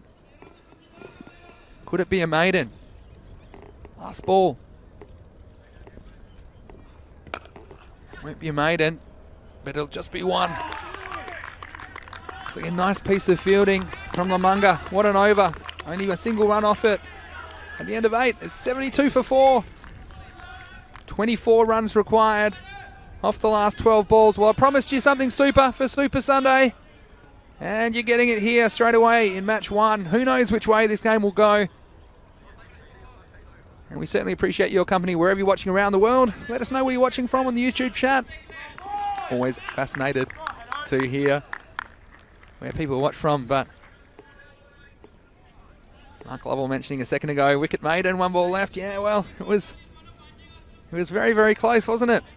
And it's going to be Paul Hennessy to bowl. We just saw him struggle a little bit with his length. The first time he bowled, it was in the 4th over. It went for 12.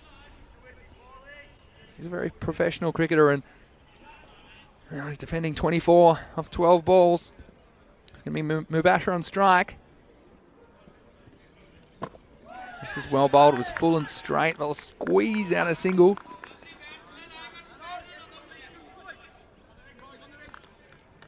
So 23 off 11. Well, if you're just starting your day, you don't need your coffee because you're going to be right on edge if you're watching this. Jafar Iqbal on strike to Hennessy. This is up, it's in the air. Looks to be away from the fielder though. They'll cut it off just before the rope. And that was good work to keep it to 1. It just skewed off the outside edge. Getting over the infield, but we've seen that these balls, they will plug and they come from this height on this field. So it's a small field, but it's a pretty slow field.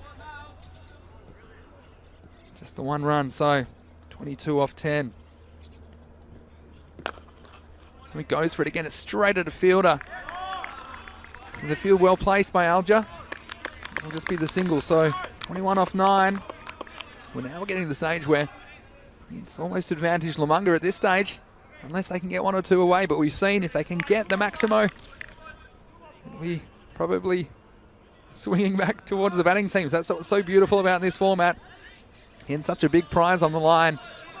Just wonder what's going through the minds of the players at this stage. Here's Hennessy. Again, it's well bowled, it's full and straight, and he's found the radar in his second over as Paul Hennessy. Just the single, so 20 required off 8 balls. And really, you need a boundary, don't they? You need a boundary. Got 2 balls left this over. It's Mubashir on strike. Makes some room, goes up. And I think it might have gotten away. It's gone all the way for a Maximo. And we said they needed the boundary. Well, Mubashir, he came up with a bit of magic earlier from behind the stumps. And this one just a little bit short. He's been going for the Yorkers. This one, well, deciding to bowl length. And paying the price was Hennessy. So 14 required off 7 balls. Here's the last ball of the 9th. And he gets the wicket. And Hennessy, well, we said that he'd like to go full. And he went full. He went straight. He got the wicket. And Mubashir, well, a 6 and out for him. and sets up a very, very entertaining last over. Again, wasn't quite a Yorker, had a bit of length to it. And he's off to the races, Paul Hennessy. Good finish to the over, although giving up that 6. I'm sure he'd love that one back. And you can see, well, the nightclubs aren't open at the moment. But Hennessy, he's ready to party. 14 required, last over. How'd you like to be out there in the middle with the ball in your hand now, or the bat? We got some great chat in the YouTube chat. ECN European Cricket Network, please join us. And we've got Tom Vine. Well, he hasn't bowled yet, and he's got a big job to do. It's going to be Jafar Iqbal on strike. At the non-strikers end will be Wakas Basharat.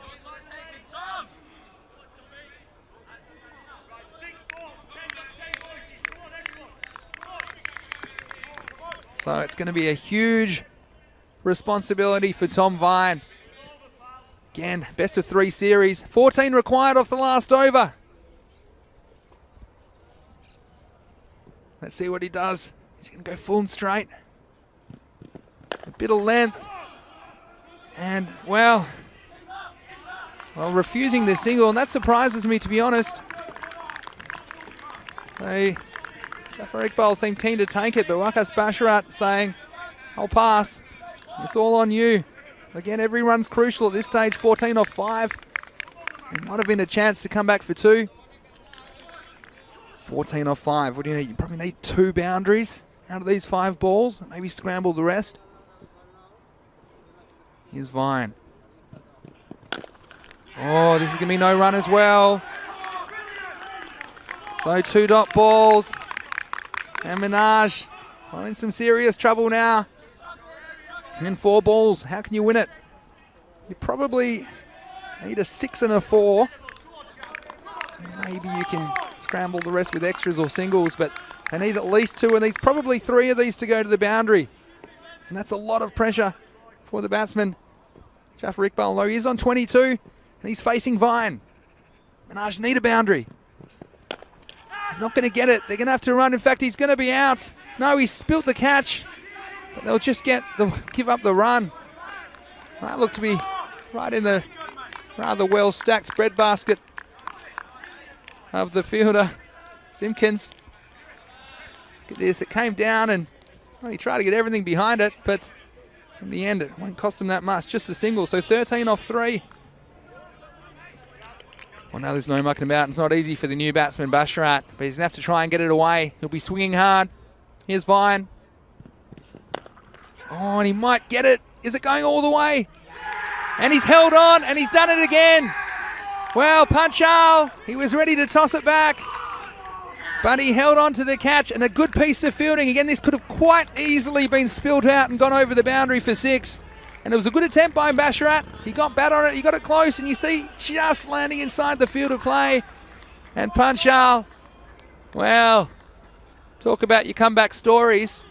He's come up with 3 incredible catches to keep his team in this contest. And now, well, 2 sixes are required to tie the game. And Jafar Iqbal, well, he's the man to do it. If anyone can do it for Minaj, he's the man at the right end. But this has to go for 6.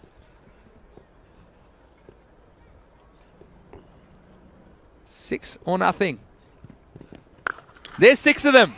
And he's done it. Maximo. This game is alive. 6 to tie. Last ball. So again, 6 will tie it. 6 for a golden ball. And 7 to win it. Well, that one was probably worth 7 because it went a long way. And Vine just losing his length for the first time. So again, 6 for a golden ball. Thanks for tuning in on Super Sunday. We haven't let you down on ECN. Tom Vine, Jafar, he needs a 6 to tie. It's up, it's in the air. I don't think it's got the elevation, or does it? Oh, he's done it. He's saved the game for Lamanga. And it's Hennessy. It was going for 6, and he put it back in the field of play. In the end,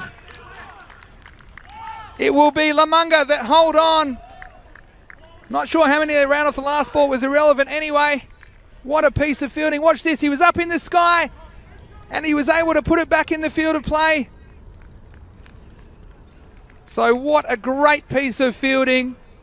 And we're just confirming that, but 100% you can see from the replay that it was held and back in the field of play, so no boundary. And in the very dramatic first match of a 3-match playoff for the European Cricket League 2021, it's Lamanga Torrevieja who get up by only 6 runs. And you see here the start, well, it was a bit of a horror start for Lamanga, as they went for 38 in the power play. And much like their innings, they did most of their scoring up front and struggled for their timing late in the innings. And well, I hate to say it, but the 5 penalty runs for the time coming back to bite Minaj. We saw that was a good decision. And Connor Wood coming up with the big breakthrough. That was the end of the dangerous Alumda Hussain. From that moment on, it was really only Jafar Iqbal who was keeping the Minaj team in it. And even he, a little bit fortunate on this occasion as the catch went down. It was Tom Colshaw back there on the square leg boundary. And in this moment, again, a bit of luck for Iqbal as Panchal stepped over the line. Again, we saw Perman come into the attack and bowl pretty well, despite going for a couple of boundaries, but he also came up with a few dots, which all helped. And this moment, well, that's the one that really sparked the comeback for me for Lamanga Torrevieja. Despite not having that much cricket, they were throwing themselves around in the field. You can tell how desperate they were to secure this spot. And Panchal, well, he let a couple get away with him when he was opening the bowling. And this was the over from Charlie Rumistrevich. Only 15 years of age, and came up with a wicket and conceded only 1 run in that 8th over, which stifled the innings of Lamanga. And then you see there are some late innings fireworks to come. Hennessy, well, he was on target, finishing the over with a wicket. And wasn't he happy? He had the jig going and all. And find the last over. Well, this one, I don't know how it was dropped in the end. That might have cost him. Panchal again in the action, his 3rd catch. And then in a dramatic finish, they needed 6 off this ball to tie, and it was going for 6. And intelligently keeping the ball in play. Take a bow, and that's the difference the fielding makes. Well, makes it or breaks it. And on this occasion, keeping the ball in the ballpark. What a game that was. And a bit of chat. Well, what an amazing game that was. And we've got Ali questioning the catch of Panchal. I can tell you now he's absolutely not touching the line. I think the camera angle, you can only see the raised rope. I can tell you could see there was definite grass between that. I've got a good angle on that one. 6 for the golden ball. Amazing by the fielder to keep it in. And the match awareness, it was there. 1 run in the 8th killed them, says SG. Yeah, you said it. Very, very well observed by you guys. Well, look, I'll tell you what, I'm going to need a little bit of a break to calm down after that, but we'll be back very, very shortly, in around 15 minutes or so, to take you into the 2nd match of 3 today. And Minaj, well, they'll have to win to keep the series alive. It's Lamanga Torrevieja who are 1-0 up in this best of 3 match series to determine the qualifiers to come from Spain for the European Cricket League 2021. Well, we hope you enjoyed match 1. I absolutely thought it was a thriller, so it seemed to be. And there's plenty more great action ahead on Super Sunday. But for now, this is Vinny Sandhu, Mr. Maximo for the European Cricket Network. We'll see you in about 15 minutes for match 2. You're watching ECN.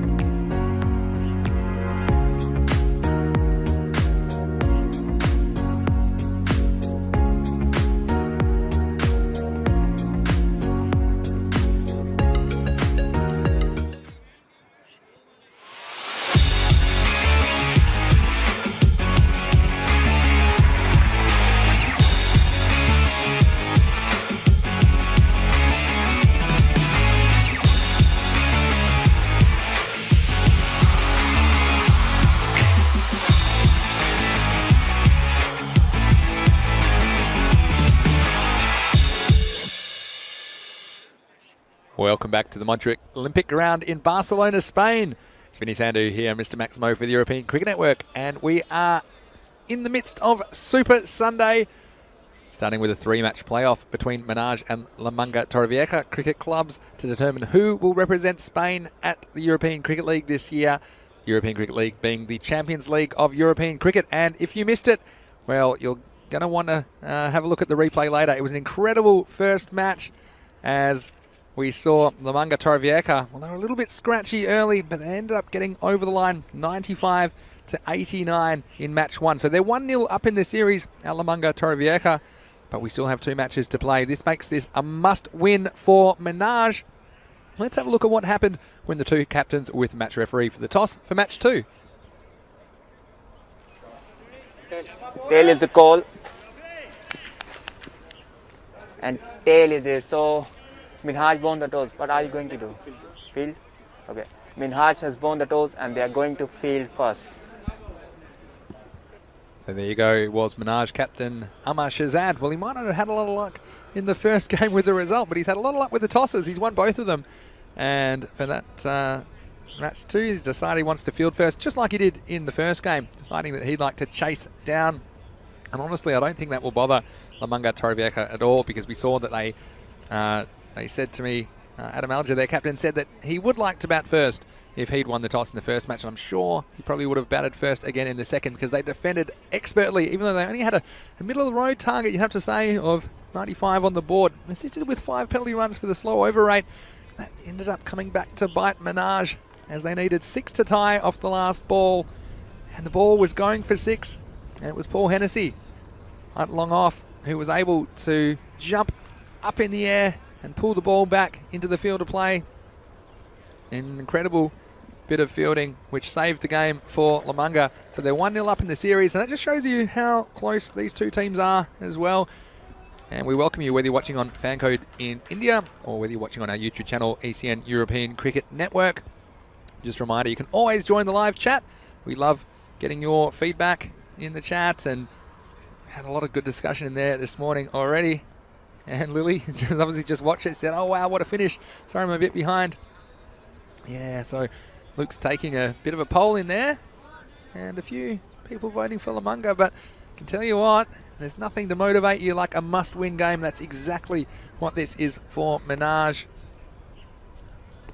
I'll be very interested to see how the La Manga Torrevieja batsmen negotiate this pitch, because they didn't really come to terms with it in the first game, in my opinion, and we mentioned that it might be difficult for them, especially with a lack of practice and with the travel factor as well.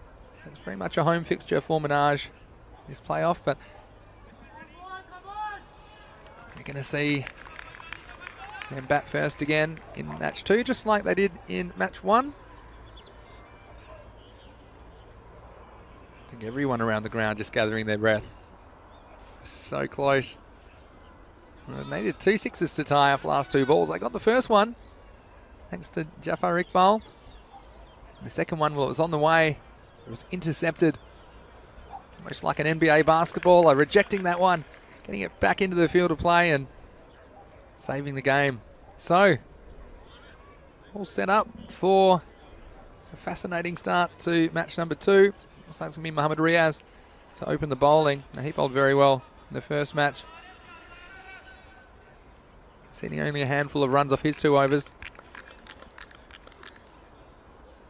Lily's got a new coin. She's going for Menage, but she's just tossing a coin. I think you probably could toss a coin between these 2 teams. They're very evenly matched, and no better demonstration of that than the first match of this 3-match series.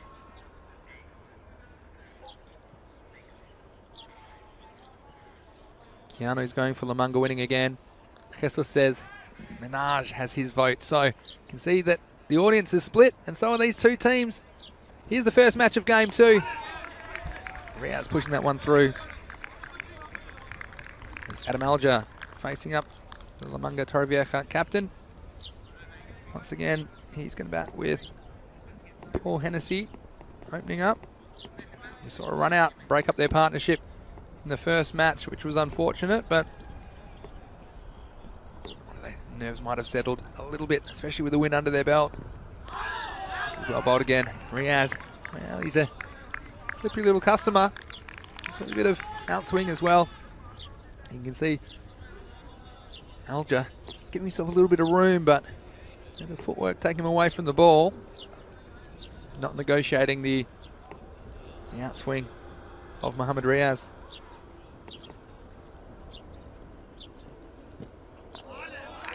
Well bowled again. He's getting some good swing.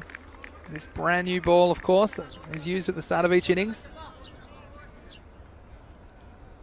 There's a few people hoping for a Minaj win, so it's forced into a game 3. Of course, the game 3 will be played regardless of the result of this game, so we do have 5 games for you as part of our Super Sunday, the 3 qualifiers and then the 2 rescheduled ECS matches. This one's a better shot from Alger. Nice bit of fielding as well, but won't prevent the single. So the first run on the board. I think that's the key, especially with an outswing bowler. He's curving it right to left, out of the hand. And you have to be looking to score on the offside, and there is value there. Just the deep cover back, and he's pretty straight, so I think Hennessy, he's a good player. He can score all around the wicket. I think he's hitting through the line of the ball in this power play. He faces Mohamed Riaz. This is wide down the leg side, and just commenting the extras came back to bite Minaj as well. So a few of the basics, which probably determined the result in the first match for mine, because I don't think Lamanga batted particularly well, but Minaj gave up too many wides. Of course, the 5 penalty runs as well. The ground fielding and professionalism of Lamanga Tarafieka in the field were very consequential in that result. Anyway, that's a pretty good delivery again, kept out by the batsman. So last ball this first over. It's only been 2 runs so far, so a careful start by the batsman. You wonder if they've just been instructed to be a little bit more cautious and try and get into their innings a bit. And this one, at the very bottom of the bat, he'll get away with it. It'll be just a single that will end the over. So the end of the first, pretty good one for Minaj. It's 3 for no loss. There's always stuff in the chat about people wondering who's the favourite. Well, I don't think you can say there's a favourite in these games, because we've got the 2 best teams in Spain. And the only way we're going to find out who the better one is by playing these matches you see today. His arm saying, nice swing. Yeah, it was. It was really good outswing bowling from Mohamed Riaz in the first over. Getting the ball to curve prodigiously from right to left on your screen. It's going to be Amar Shahzad, the captain, to bowl the second over. Be bowling to Paul Hennessy. Sure, Hennessy's keen to atone for his dismissal, as he was unfortunately run out in the first game. He's going to go for this one, but I think he's going to find Iqbal, and he does. So again, for the second consecutive delivery, the ball hitting the bottom of Hennessy's bat. Absolutely no timing at all. He set up for an easy catch. See this, right down the bottom, just dragging it. And again, you can see what he's trying to do. Go over the top in the power play, but unfortunately for him, didn't get the kind of bat on ball contact that he was after. So he goes again cheaply. And Lamanga Tarafieka in the second over. They're 3 for 1. Yes, Luke mentioning good over from Riaz. Yeah, it certainly was. A big in for their team. Minaj, we mentioned a couple of players they don't have playing. That's because these are need to use players that they used in qualifying for ECL in the first place. So a couple of players that we mentioned, they're not playing. That's because they were not part of the club at that time. So obviously you're trying to use the same players that got you to the qualification stage. Anyway, new batsman's in. Stuart Simpkins. We saw he can hit a long ball if he's given an opportunity. They're going to go for a single. Oh, that might have been very close. But again, we've seen Alger. He does back up from the non-striker's end.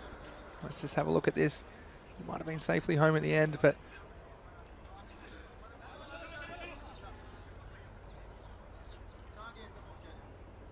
so he's off straight away.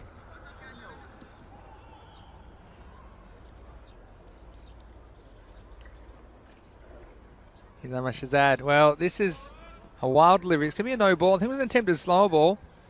And the batsman, well, he's within his rights to hit it if it hasn't reached the wickets yet, but I think he just lost the race, didn't he, that time? Did Adam Alger? I like that game awareness, though, with this one. It went all wrong, and this can happen with the new ball. It's going to be a free hit. Can pin his ears back on this one. And this one's going to go a long way. Alger stepped across, hit it over the leg side. Maximo! And the first one of the innings for Lamanga Torrevieja. This is the difference. Batting without fear of dismissal. He's able to launch that one very high into the sky. 6 important runs for his team. And he's such a key player for Lamanga Torrevieja, is Alger. He's going to go again, except he might not have got the contact. It's going to be a difficult catch. And he spilt it. Usman Mushtaq. Well, that one, he had too long to think about it, I think. It was very high in the sky. Trying to repeat the heroics of the last ball. And Alger, well, I think he thought he was a goner. Just on the edge of the circle is Mushtaq. Did everything right but hold on. And then almost a run out at the bowler's end as well. But well, life, and we've seen the fielding, how important it is. And Mushtaq, oh, he can't believe it. Right, that's 1 run. Simpkins on strike now. Just kick inside edge for a single, but I wonder if that might cost them a few runs if Alger gets going.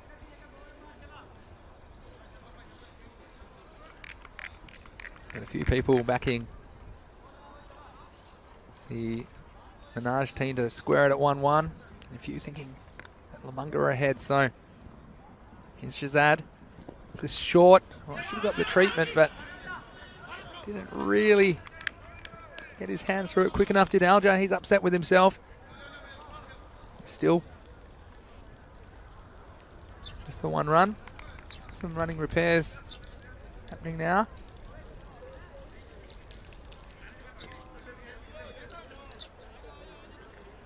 And this is good work to sort these issues out quickly and not too much of a fuss.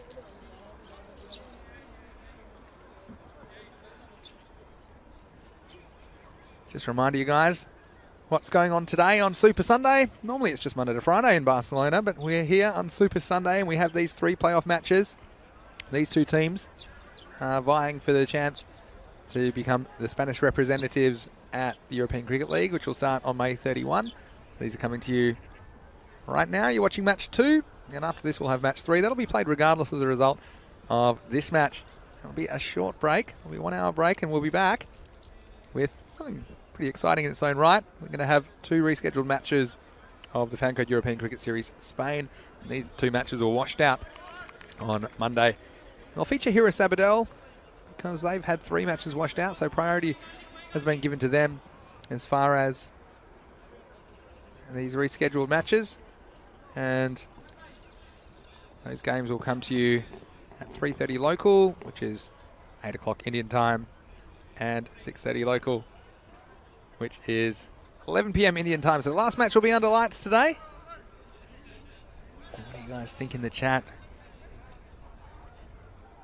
Ali Jr. saying Lamanga have any hard hitters? Well, they have quite a few, but as mentioned, not as experienced on this surface, and although it's a newly laid pitch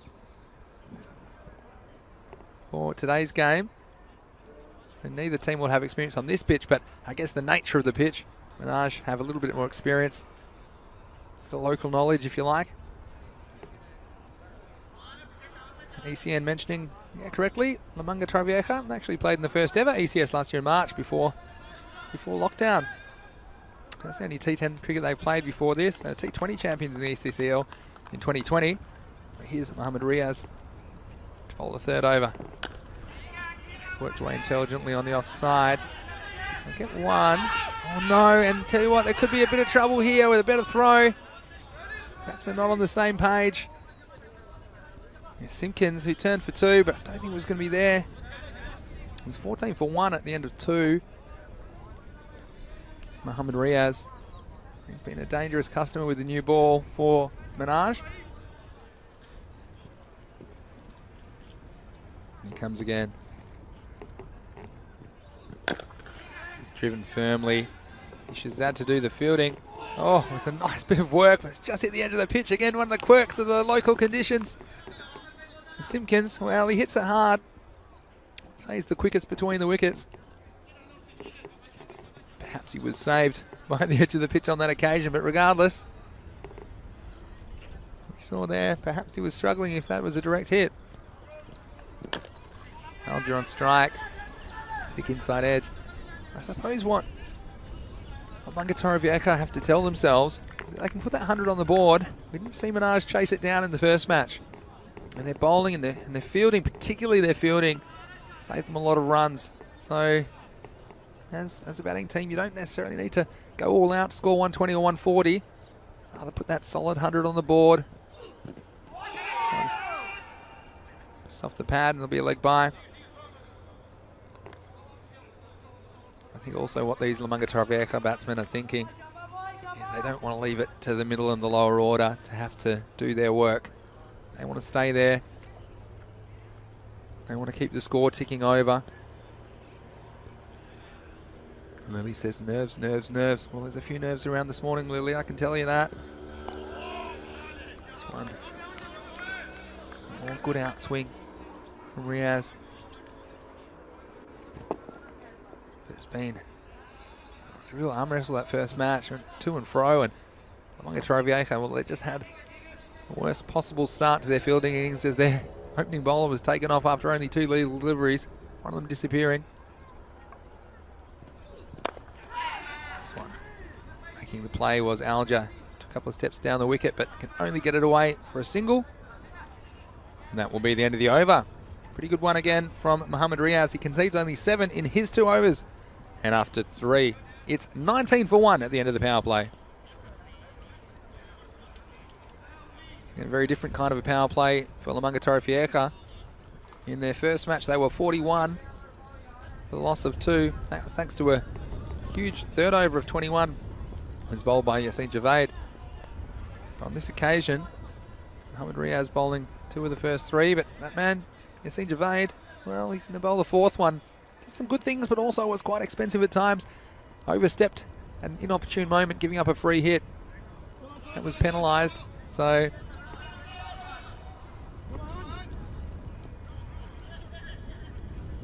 see what he can provide in the way of bowling for Minaj. Going to bowl the 4th over. He's bowling it. The Munga skipper, Adam Alger. Again, beaten outside off stump and upset with himself, Alger. Just a couple of times there, not negotiating the bounce and yeah, just playing the stroke afterwards to himself, and he needs to be playing. I think he needs to get that back foot back and across and cover that line a little bit more. The instinct is to give yourself a bit of room and free your arms. This time he does step across and work away to the leg side. Just be the single. But Stuart Simpkins, big double S. He can hit the ball a long way, and we saw him hit a really big Maximo in game 1. Fell very next ball. He's getting a little bit carried away, I think, and we've seen that happen before. The batsman hit a good shot, and they're too desperate to follow it up. I can tell you, if he gets anything short, he'll be trying to make it disappear.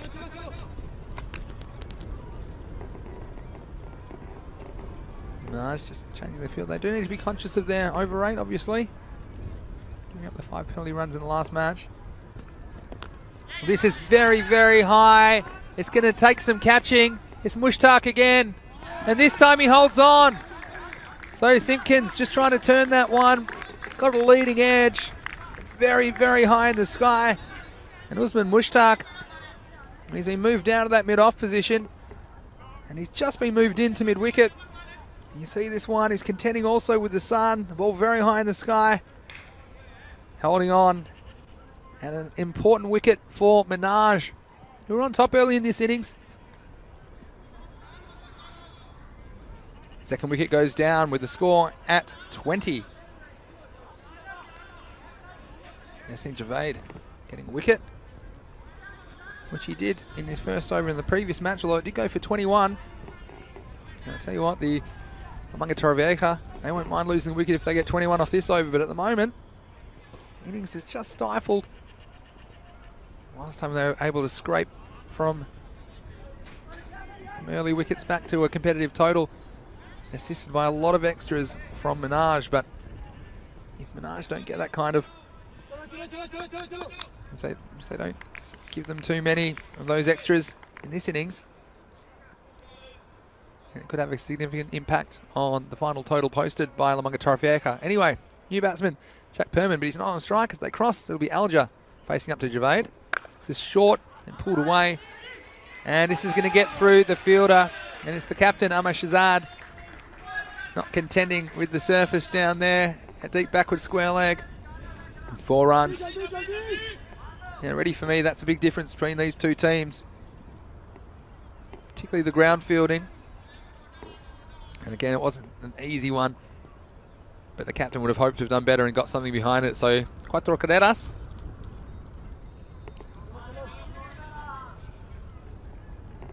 And again, some questions about why Asjad Butt's not playing. That's because he only moved clubs after the qualification had taken place, and that's why he's not part of this lineup today.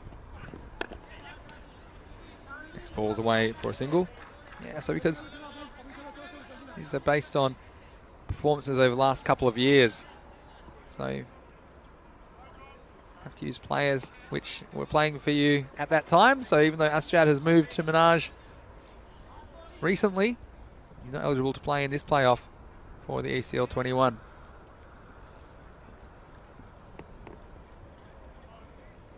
And on strike for the first time. Just working this one away. Home point. They'll just get one in the end. One by Mubasha to clean up. Bit of a difficult throw. And this is the shot I think we can see more of from the batsman. Instead of swinging across the line, there's normally no third man back on the boundary. It's the end of the 4th over. End of that one, it's 26 for 2.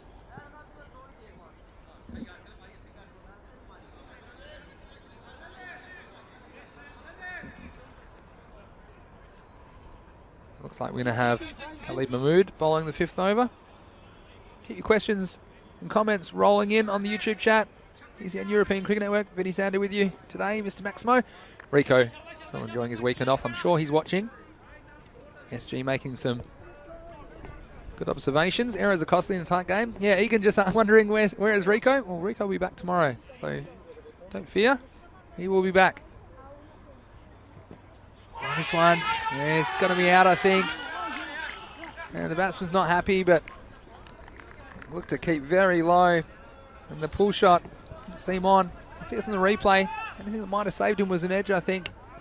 I think that's a pretty good decision.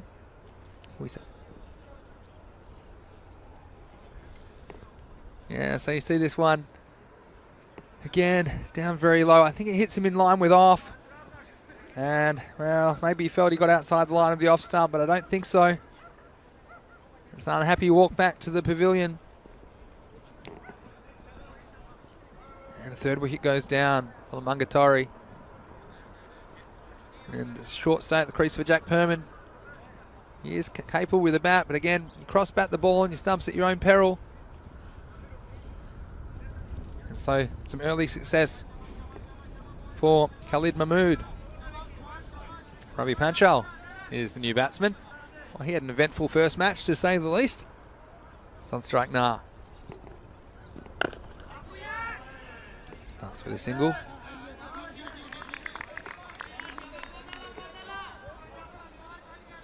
So the captain's still there,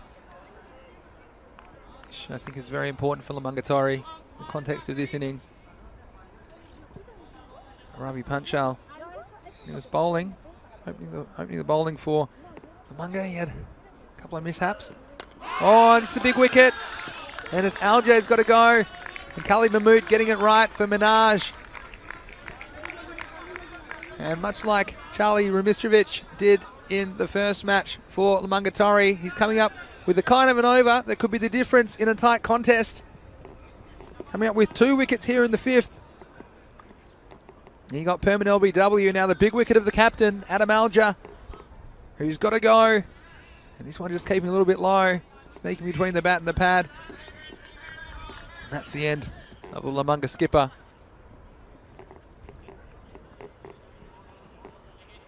So yeah, I was mentioning Ravi Panchal, who's out there at the non-striker's end. Yeah, he bowled 2 fast high balls, and so he was taken out of the attack. One of those fast high balls was a free hit that disappeared over the fence as well. But then he came back and took 3 very important catches, including one absolute stone cold stunner to dismiss 3 Minaj batsmen. And it was the catalyst for a big turnaround in that match, and ultimately Lamunga Torrevieja, they prevailed by 6 runs in the opener. Here's Mahmood again. It's well played by the new batsman Tom Vine. He had the responsibility of bowling that final over, and it was pretty tense, I can tell you that much. Had a good start to the over, but then there were 2 sixes required to tie it. The last 2 balls of the match. The first one went, the second one almost did as well. Ultimately, the ball was pushed back into play by Hennessy at long off.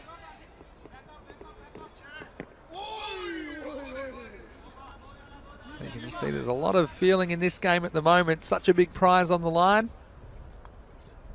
This has been an excellent over from Mahmood. It's gone wicket 1, wicket 1, 1. Here's the last ball of the over. There's another good seed. That will finish the over.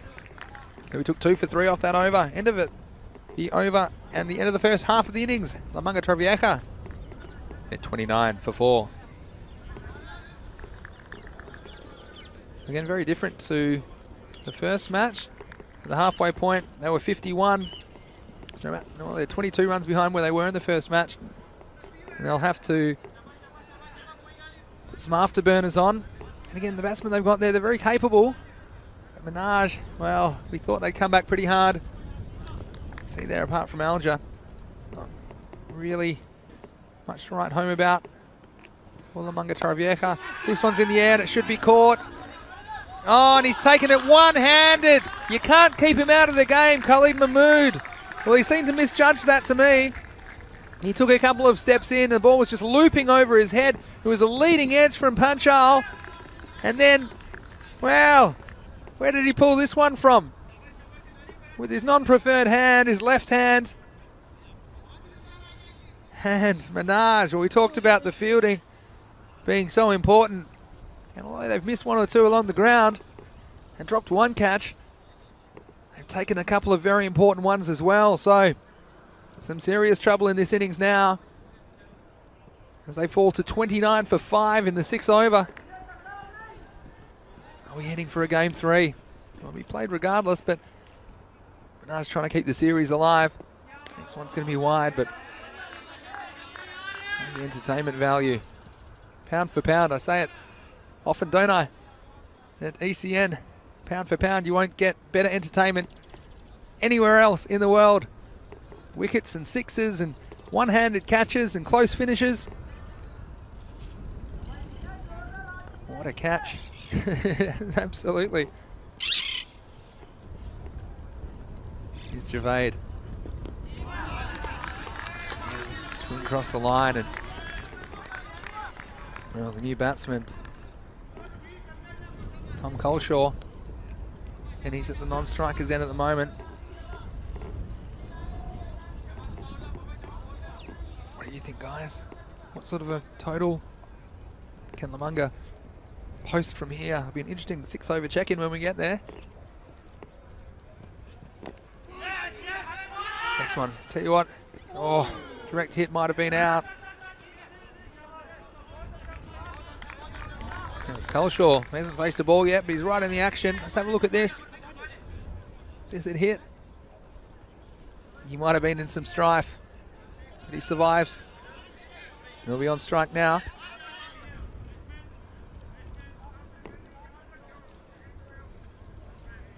Nalini enjoyed the catch as well. What a superb catch. Wow, wow, wow. Oh, I think you could add a few more wows to that, Nalini. Thought it was definitely getting over him, but pulled out the left hand. Big inside edge on this one. It'll just be the one run. So he'll be off the mark. Tom Coleshaw. So again, the middle order being asked to do quite a lot of the work from Lamanga Torrevieja.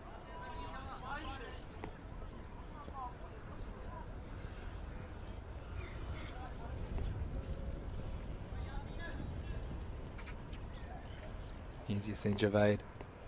Important time of the match. Well, this is hit pretty well, and it's going to be wide of the fielder. It'll just bounce once, and over the rope it goes. So a welcome boundary for Lamanga Torrevieja. This one again was taken from just outside the off stump. He hit across it, and taking it wide of the fielder at long on for an important boundary. The last ball coming up of the 6th over. And Javade, well, he's been a bit tighter than he was last game. He's gone for 14. Here's the last ball of his spell. He's picked up 2 important wickets.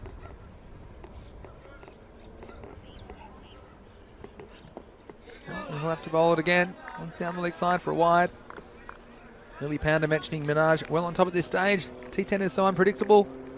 Well, Lily, I would agree with you, of course. Asamali asking why Butt and Away's not playing. It's because they weren't part of the side that qualified as domestic champions. They've just been brought in lately, and that's why they're eligible to play in this match. It's a no ball, and overstepping is ECN Javade. And much like the last match, that is a small error but a costly one, because he's overstepped the line. It's gone for 4, and the next ball will be a free hit. So Lamanga being let back into this contest. There's a nice shot down the ground as well.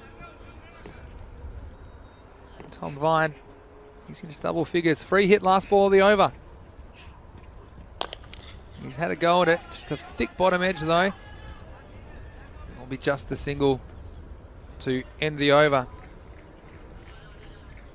So the over ends. 14 off it in the end, so not a bad one from a runs point of view, but they did lose the 5th wicket at the end of 6. It's 43 for 5.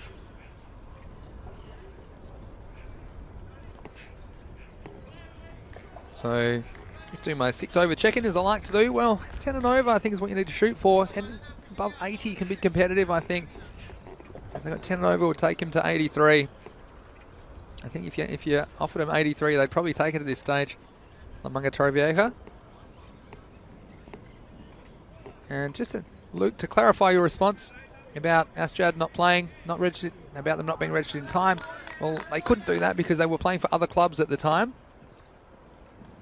So the next ball is Khalid Mahmood, who's come back after taking that outstanding catch. He's also chipped in with 2 wickets. Yeah, so some of the new players to the club, because this is due to their qualification for ECL 2020, because the players weren't a part of the club at that time, they're not eligible to play in this playoff. That's just to come on back to that in a second.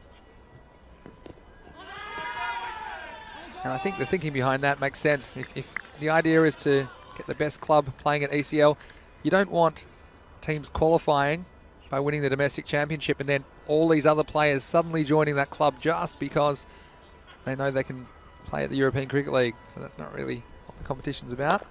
This is a nice cover drive. It's going to be hit straight down to Jafar Iqbal. And they're going to go for the second in the end. So have to pull out the big ones. I think he's got there in the end. So nice running. Hopefully I explained that well, why Asjad Butt's not in the lineup, because he's just joined the club. And players that just join a club are not eligible for the European Cricket League because they need to be part of the club when they qualified for the tournament. But of course, I'm sure they'd love him out there. And this one's going to be a wicket. And you can see what Culshaw was thinking. He wanted to go large with to tick over 3 overs left. He was keen to get it over mid-wicket. Again, just losing his shape. And he's going to walk back to the pavilion. And the 6th wicket goes down for Lamunga. It's 46 for 6. Those wickets aren't going to be concerning for them. Not only Harris getting bowled out, but also the batsmen coming into the lower order. And not really their job to be scoring the runs, but they're going to have to fight.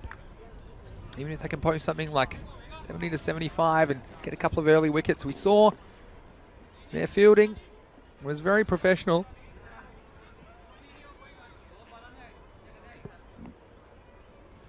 And so they back themselves to defend whatever they put on the board, but they'd like a few more runs, that's for sure.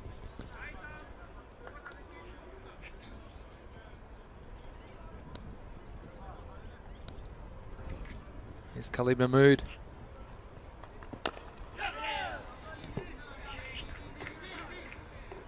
He's been outstanding this morning. At the moment he's picked up 3 wickets in this match. Picked up 3 in the previous match as well, so form bowlers, probably the bowler of the morning so far, you'd have to say. This one's just a little wide. It's gotten away from the keeper as well, and that's going to be costly. Just not negotiating the extra pace. It was slung wide, and Mubasher couldn't find the answer. Again, it was almost edge of the pitch territory, so not an easy one for the keeper, but he'll be disappointed to let that one get through. So again, 5 bonus runs, and that'll bring up the 50 for Lamunga Torrevieja. And they won't mind how they get them. They need to scratch and fight to put a score on the board.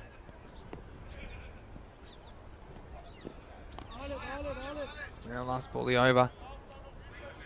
A swing and a miss. That will end the over. So at the end of 7, it's 52 for the loss of 6.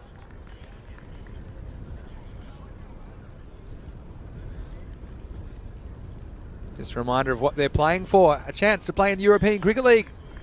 It's an annual tournament, although we missed it last year, so there's only ever been one European Cricket League played. It was 2019, and VOC Rotterdam were the champions from the Netherlands, and they'll be returning in this edition. And they're joined by the 15 national or club champions of 15 European nations. And this is actually the last team to qualify. The qualifier from Spain. Both these teams earning the right to be here to play off for that 16th and final place in the European Cricket League. Mizaka Ullah to bowl. The 8th over. Just be a single in the end.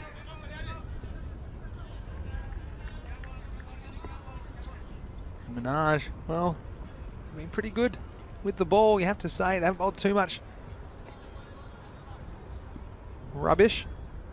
They're mostly around the mark. This one is 2, and it's swung across the line. Looks to be into the gap, and it might take some catching. In the end, good piece of work. It won't prevent the batsman coming back for a second, so Tom Vine trying his hardest. He's moved up to 14. Important runs. It could be a bit of an arm wrestle. We've seen 63 defended successfully on this ground over the last 3 weeks in the Fancode European Cricket Series. Of course, we'll see more Fancode European Cricket Series action tonight on Super Sunday. The last 2 matches of the day are ECS matches. Well, this one's short, and he's picked out the fielder. So he's disappointed. And he hit it well enough, did Vine, but didn't quite get the elevation to carry the fielder at long on. And a wicket for Zaka Ullah. And now they've lost a 7th wicket. They're running out of batsmen, and they're running out of time. Lamunga Torrevieja. He's disappointed, but he provided a useful 14 runs for his team. Again, like so many of his teammates, just struggling to negotiate this surface. Luke Belgium with a very good observation that no Lamunga Torrevieja batsman has reached 20 yet in both games. And the extras were a factor in the first game, absolutely. There haven't been as many, although the last 5 wides will hurt him a little bit. We've up to 11 runs in extras in this innings. New batsman, who's the man of the match for his bowling last match. Charlie Rumistrovic. Very important over in the 8th, conceding only 1 run. Starts here intelligently with the single. It's hard to believe that Charlie is only 15 years of age. He already looks every bit a man. And he delivered when it counted for his team in match 1. He's got the bat in hand now, but he's at the non-striker's end. This is short, and this is going to be 4 runs. And this is a very nice shot, because he just had to wait. It's Akash Panchal who's out there. And he just waited for it to come to him. We've seen a lot of batsmen struggle to get their timing right, but he picked that gap. Dead square of the wicket. There was no one there. And they put a fielder there now. So they're 5 fielders. They put 4 back on the leg side. Plus the long off. Zakrul again. Let's go to one of those men perched back on the leg side for just a single that time. And that will end the over. So the end of 8, 61 for 7. And so just creeping towards what I would say is the minimum they'd be looking for, which should be 80.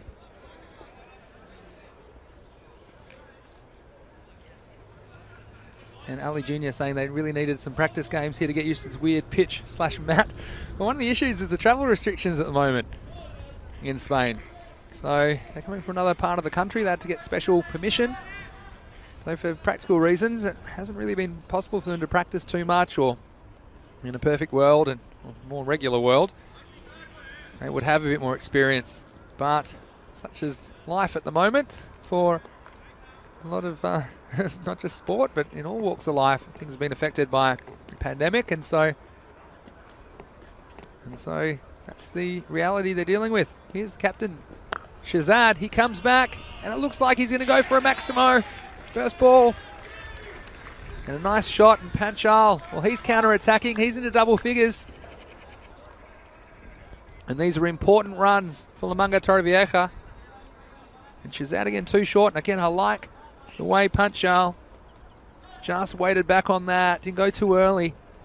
Does sit up if it's short of a length. This time it's a bit fuller and flicked away. It'll just be the single. In Panchal, he'll want to spend as much time on strike as possible. Charlie Rumistrovic, he's also shown himself to be a capable cricketer, despite being a teenager. I think if he's smart, he'll just look to get the single and get Panchal back on strike.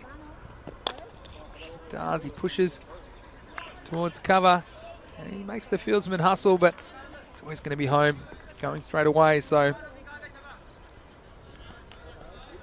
69 the score.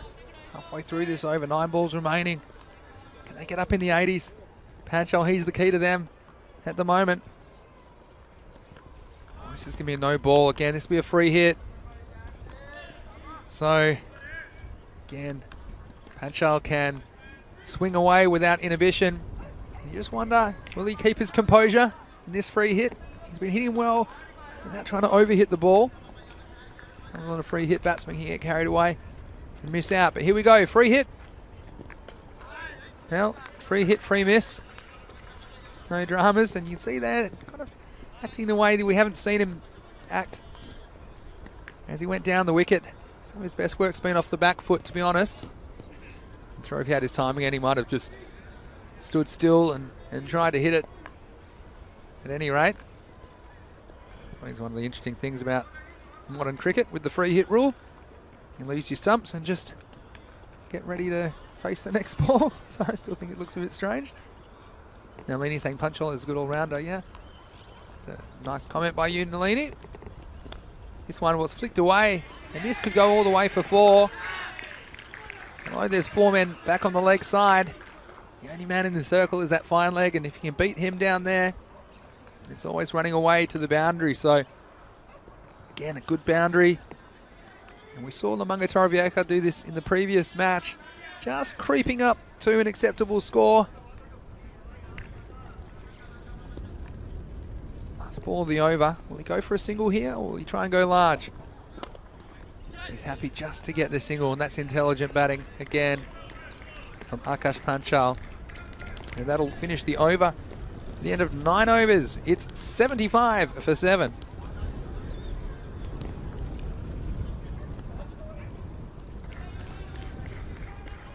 Keanu thinking if they can get to 80, I think they can defend it. Nalini asking what country is Charlie Remistrich from? Well, he's in Spain now. He's of Polish ancestry, he was telling me earlier in the day. Not quite sure where he was born, but yeah, it's a Polish name. Rebecca saying, come on, Charlie. I think he's half Polish and half English. There you go. Thank you, Rebecca McLernan, for your quick answer. It's probably better than my answer. Here's the 10th over. It starts with a single. Again, they might be thinking about 2, but it's never there, was it? So you don't want to give away and run out needlessly either. So we've got Zaka Ullah bowling the 10th and final over.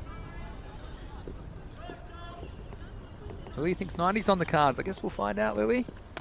Well, there's not going to be 90 runs on the board, if that's the trend. And again, the batsman, Remistrich, he's a bit upset with himself because he knows perhaps it would be better to push for a single and get Panchal on strike, who seems to be the more capable boundary hitter of the 2 batsmen. So all of these can be important. We've seen the margins are so tight between these teams. We saw how close the first match was. It's literally inches in it, as Minaj needed 6 to tie. And Hennessy was able to keep the ball in the field of play, even though it was headed well over the ropes. So can they still scrape 80 here? It's 76 for 8. With 4 balls remaining.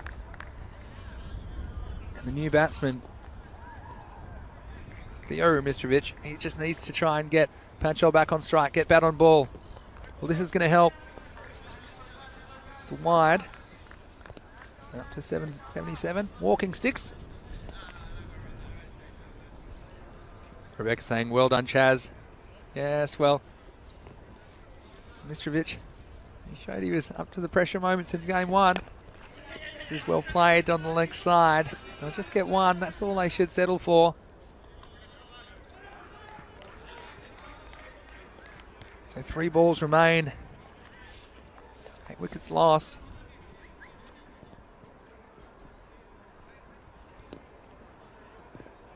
Panchal, can he provide a boundary or 2 to polish off this innings for Lamanga?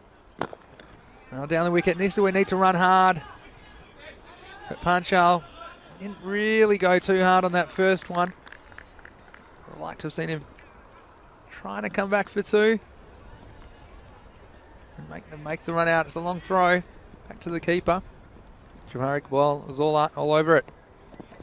Oh, this is a nice shot by the youngster. And Theo Remistrich. It was short and it was on his legs. And it was a bit of a gift, you'd have to say, from Zaka Ullah, who's bowled pretty well at the death. And he goes for 4. And that takes them up into the 80s. 83 for 8 with a ball remaining in the innings. So here's the last ball of Lamanga Torvieka's innings. And it'll just be a single. I'm sure the fielders will be very careful with it. And so that will end the 10th over. And after being sent into bat here in the second match in this best of 3 qualifier, Lamanga Torvieka, they've scored 84 for the loss of 8 wickets off their 10 overs. And again, we saw Lamanga Torvieka just struggle to negotiate the conditions with some mistimed strokes, some falling into the hands of the waiting fieldsman. Aljo, well, he looked good while he was there. On his way to 18. Saw a missed opportunity. Isman Mushtaq putting this one down. He'd come back to take a good catch later in the innings. And that was a moment where we thought Simpkins might be caught short. We saw Mushtaq tested again with the high ball. Wasn't an easy one. held on this occasion. And Lamanga gets some starts, assisted by some ground fielding errors by Minaj. And too often, getting across those balls and see them keep low. This is Perman, dangerous batsman. He went cheaply. Big wicket of Alger. You just thought then Minaj had the chance to press home the advantage and perhaps keep his score below 70. None of the Lamanga Torrevieja batsmen seemed to get going. How about this for a catch from Khalid Mahmood? Well, again, he was outstanding. Picking up 3 for 12 with the ball. That'll be one of the catches of the season as well to go with it. Some late hitting. And Akash Panchal, we ended up on 21 not out of 12 balls. And he's the only Lamanga Torrevieja batsman to pass 20 today, and he's done it batting at number 8. 2 fours and a Maximo. Just took the foot off a little bit towards the end of the innings. As we saw, 32 coming off the last 3 overs, despite having the lower order batsman at the crease. Jafar Iqbal held on to that chance. This is a nice shot by Theo Rimastrevic. You see that Lamanga Torrevieja never really adapted this unusual surface that we have. But I think everything is in store for another fascinating chase. These totals between 80 and 100, they're always producing interesting cricket matches and interesting chases. What do you think in the chat? Isan saying good recovery by Lamanga. And that this could be a challenging chase for Minaj with 2 juicy overs of Charlie. Martin Gould saying playing better this match, done well. And Zedman saying Lamanga bringing it back at the end. Martin thinking Lamanga could pip this one. Lily Panda, a very interesting comment. And Lamanga look like a team that can defend a small total. So I think this could be close. You can see there, again, the scorecard was up. It was Panchal the only batsman to pass 20. And then Alger and Vine were in double figures. But with the ball, well, Khalid Mahmood with his 3 for 12. Yasin Javed, well again, was a little bit expensive towards the end of his spell. He picked up 2 wickets and singles for Ahmed Shahzad, Zakir Ullah and Mohammad Munib Shah.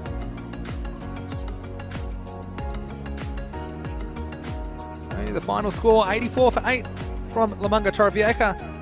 And if they can defend that, they will be the Spanish representatives at ECL 21. So Minaj, they're playing for their lives. They need 85 to win in match 2 to give their chances of ECL qualification. And we'll see you in a few minutes. Mr. Maximo here, Vinny Sandhu for the European Cricket Network. Hope you're enjoying your day. You're watching Super Sunday on ECN. See you shortly.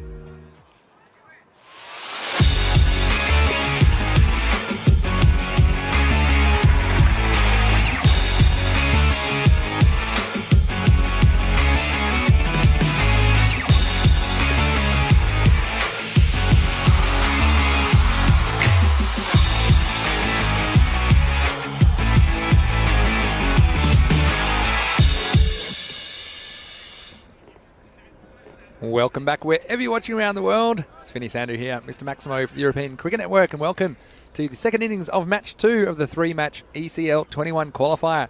The Spanish Championship Day here as part of our Super Sunday on the European Cricket Network. La Manga Torrevieja Cricket Club and Menage Cricket Clubs, they are taking part in a 3-match series to determine which of those clubs will have the honour of representing Spain in the European Cricket League, which begins on May 31. Spain, the host country, again this year. And we have a very interesting chase on our hands. Menage, well, they lost the first match, which means they need to win the second and the third matches if they are to qualify. This is a must-win for them. We're going to see Connor Wood bowling the first over. Of course, we saw Ravi Panchal thrown out of the attack after only 2 legal deliveries in the first match. But Connor Wood, he's a very capable bowler, bowled well in the first match as well. And just swing the ball into the opening batsman. We've got Usman Mushtaq on strike. Same opening combination for Menage, Mushtaq, as well as Alumda Hussain. 84 to get. Again, they'd be happy with that, I think, Menage, but have to bat better. Have to bat all the way through the innings. We saw the fielding be the difference in the end. Well, literally, as they saved the game on the last ball in the first match of 3 today. It was heading for 6, which would have tied the game, but Hennessy was able to pull it back inside the field of play. All right, 85 to win. Here we go. A good start by Connor Wood. He was in Alger up to the stumps, and I think that's a good attacking tactic from the wicket keeper. We've seen a few balls going through low, so it's not that easy standing back either. It's just so important that the bowler can keep it outside the off stump. Always a risk. These in-swing bowlers, if they go down the leg side, can be difficult for the keeper. 2 dots to start the inning, so much better start this time for La Manga Torrevieja. They'll be fighting tooth and nail because they know if they can defend this 85 runs, then they will be through to the European Cricket League, where they'll be guaranteed 8 matches. We just having an umpire conference about the state of the pitch, making sure that everything's right, and Manga, lots of encouragement in the field. Here comes Connor Wood.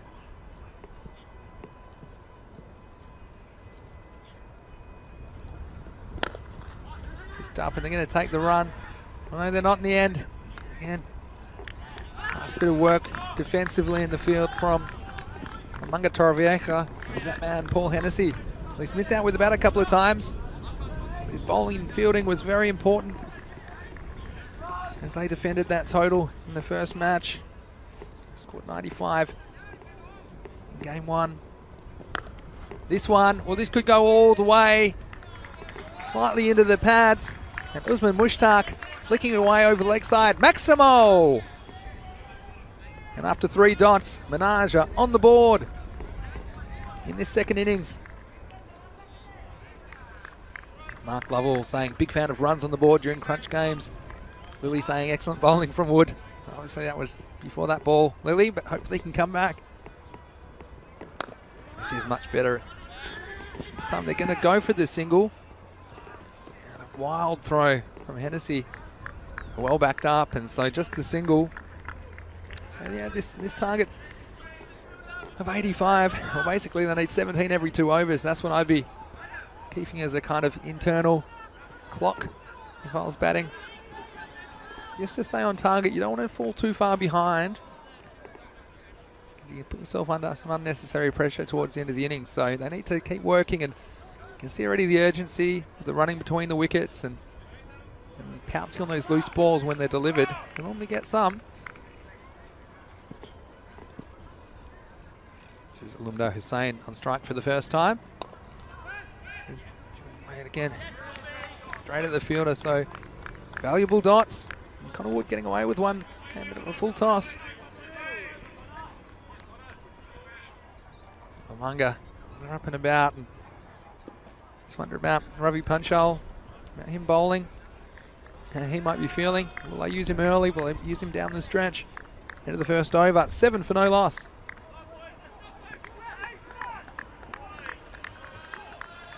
Nalini saying, come on boys, Minaj. Hazim Ali, come on Minaj. Louis obviously just finished typing the comment then, and a lovely hit. Nalini said shot. It was a great shot. SG has a baseball player hurt, see an outfield beat out like this. Oh, the grass will grow back, don't worry. Here's Charlie Ramitrovic to bowl. He was the game breaker for Lamanga Torrevieja in the previous match. His left arm spinners bowled with good control. And you know that Minaj are going to go after him here. There's a long off and a deep mid wicket back.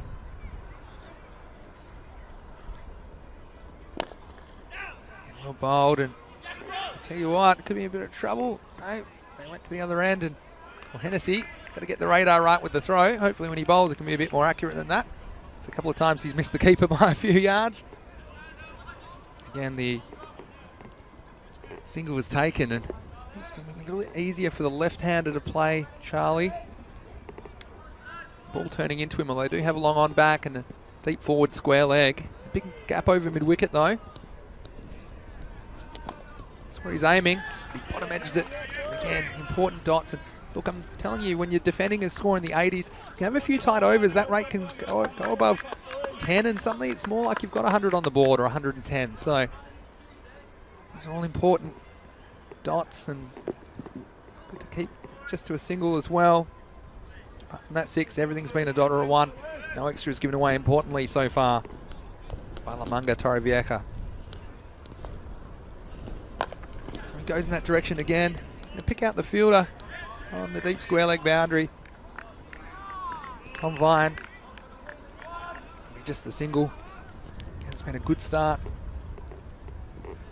Byron Mistrovic.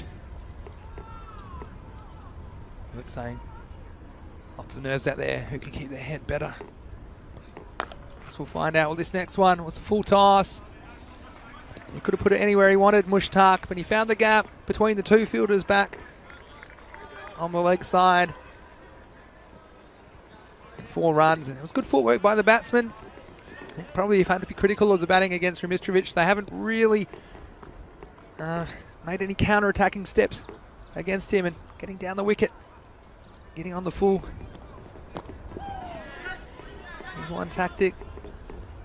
And this was Yorker in the end, but he worked away for a single, so I'll end it over, and a pretty good one. And they're only 7 off it. End of 2. It's 14 for no loss. Luke Belgium saying, love this 15-year-old spinner. Yeah, you can see why there's big raps on him. He bowls with control and maturity above his years, that's for sure. We've got Cute Singh saying, love ECN from Australia. Good job. Well, thanks very much, Cute Singh. Where are you watching from in Australia? Let us know. Nalini wants to know which team am I backing to play in ECL 21.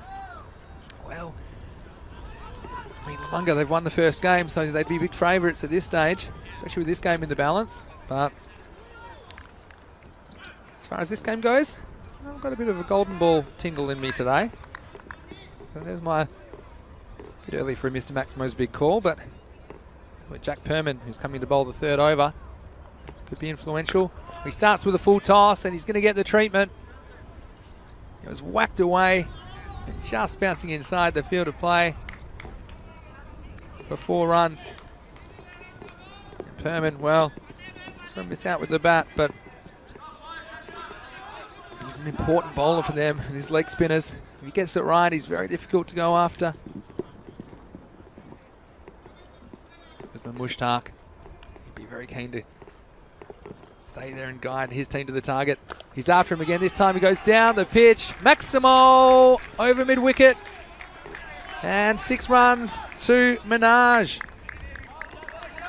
The first ball was called a no ball in the end. That would have made that a free hit. Got confirmation of that. So, well, that's 11 off the first ball from Jack Perman.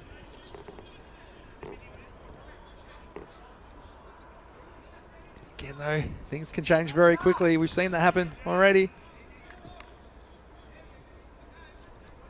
Comes again. This is much better bowling, but it's a beautiful shot. It was swept through square leg, and the man had moved around to more of a mid-wicket position. And 4 more runs, so took a bit of time for Minaj to get going in this power play, but they brought the power in the 3rd over.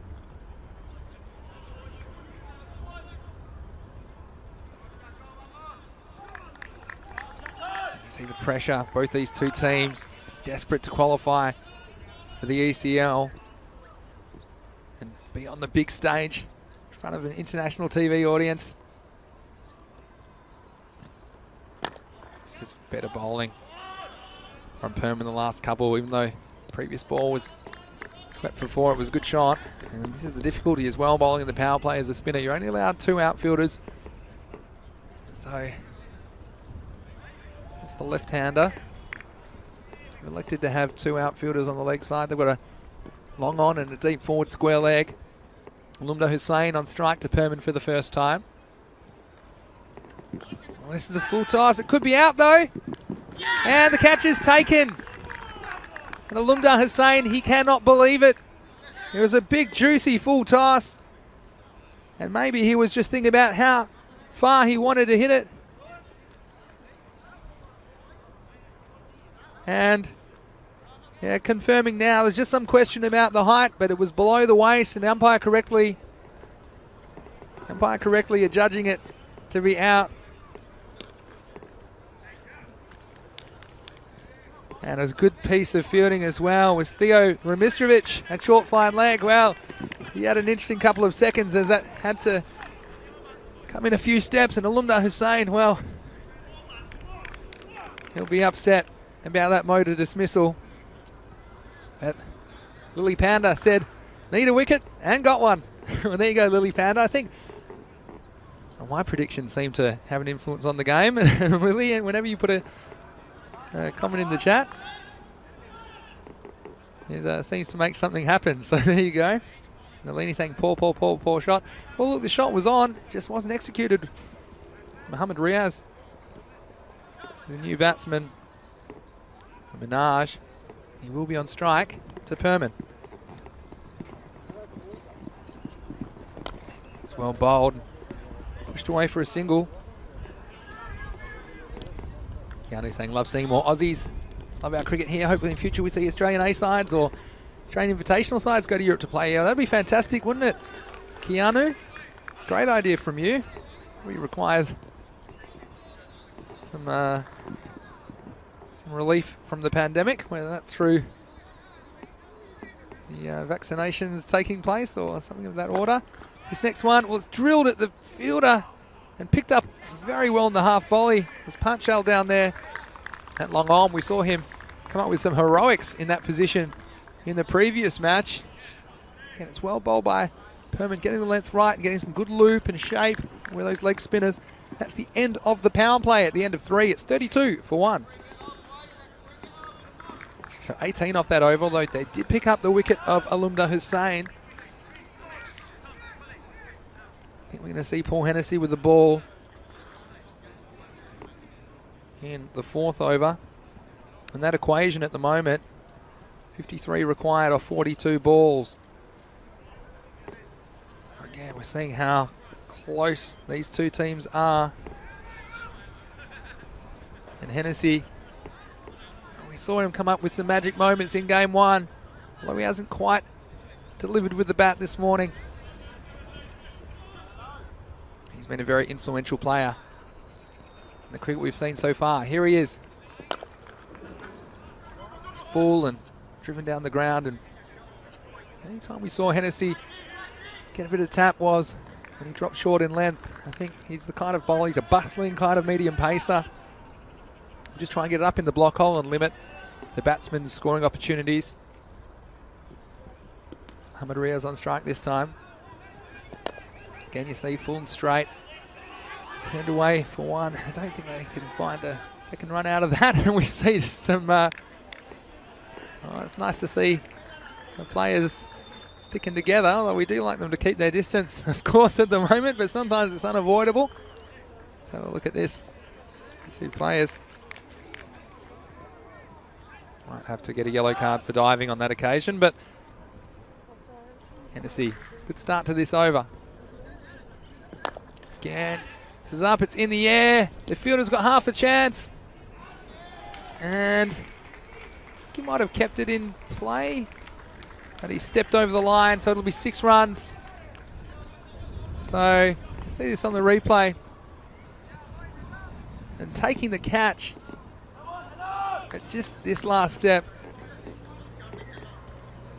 Last step took him across the line, so Minaj will take him any way they can at the moment. Hennessy again.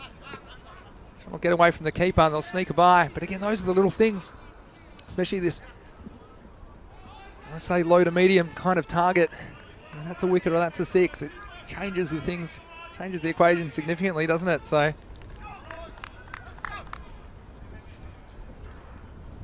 things tightening up.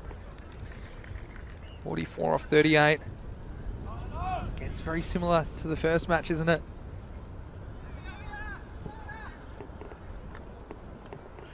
This is wide down the leg side. Oh, and the keeper's missed this one.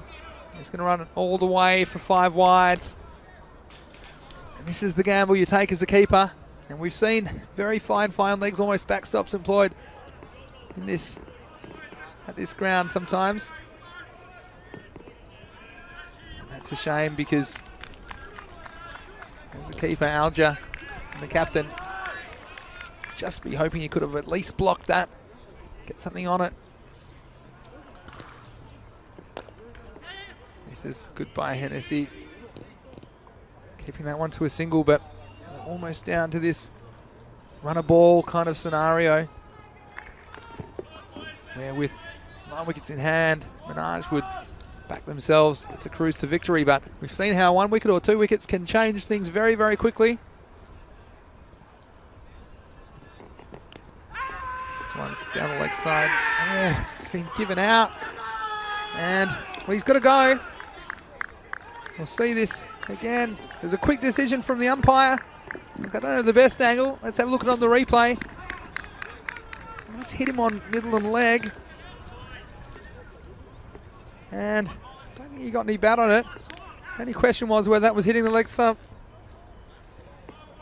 But the umpire was very quick to make up his mind. And look, one of these ones where you can debate if this would have hit the stumps or not. This one, Mushtaq, well, he's got to go. And again, important wicket. That's the end of the over. At the end of 4, it's 47 for 2.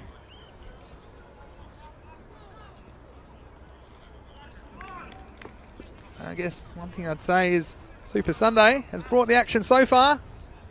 And towards the conclusion of match 2, we have match 3. That'll be replayed regardless of the result, I should say, of this match. Coming up straight away after this match 2 will be match 3, and then we have a 1 hour break.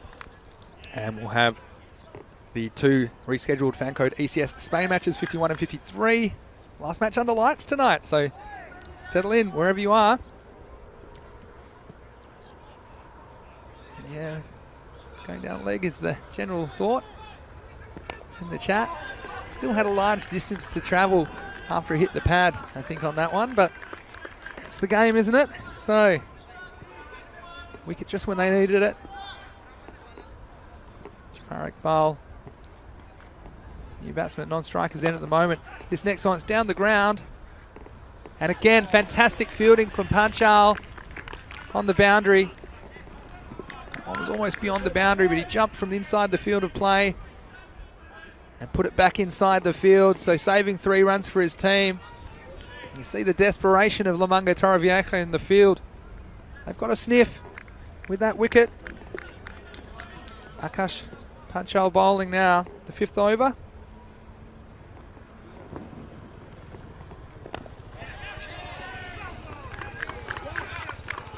And this game really tightening up.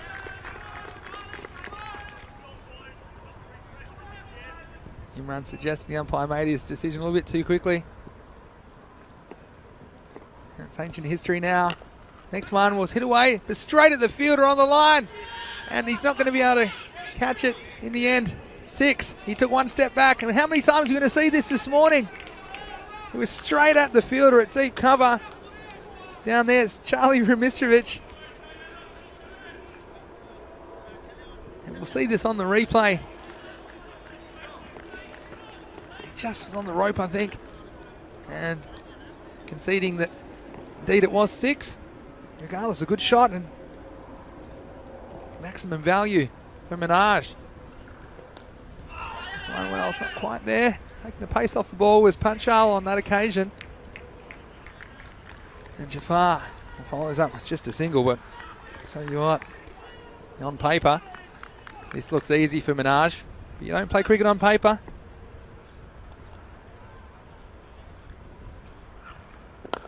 This one's hit firmly and away from the fielder. It'll be 4 runs. And so a couple of boundaries and opportune moments for Minaj.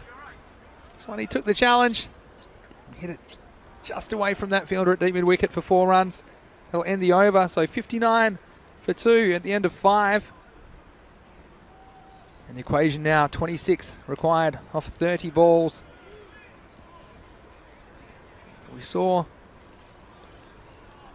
in the previous match, we saw that one golden over, didn't we, from Charlie Ramistrovic. We conceded only 1, and they'd love an over like that now. Lamanga Torrevieja.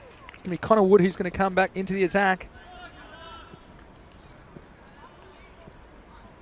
It's going to be bowling to Jafar Iqbal.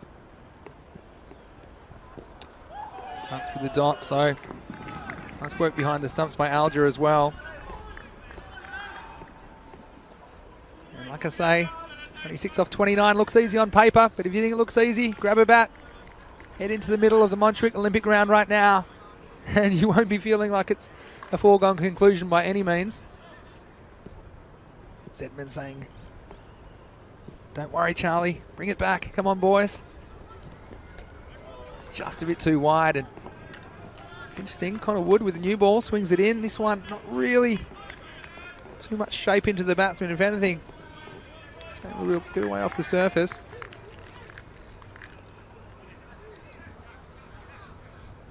Another wicket. Both these players very capable. We saw Jafar Iqbal almost take his team home in the previous match. He's the man facing up right now to Wood. There's going to be another dot. So these dots are all so important because that rate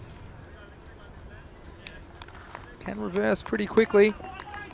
At the moment they got the runs under the balls, but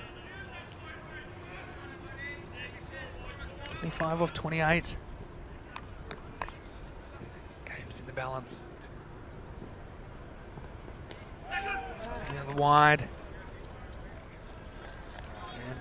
I like that he's concentrating on that off-stump line, especially with the keeper up. You don't want to risk anything down the leg side. Not too much protection down there either for Lamanga Torrevieja.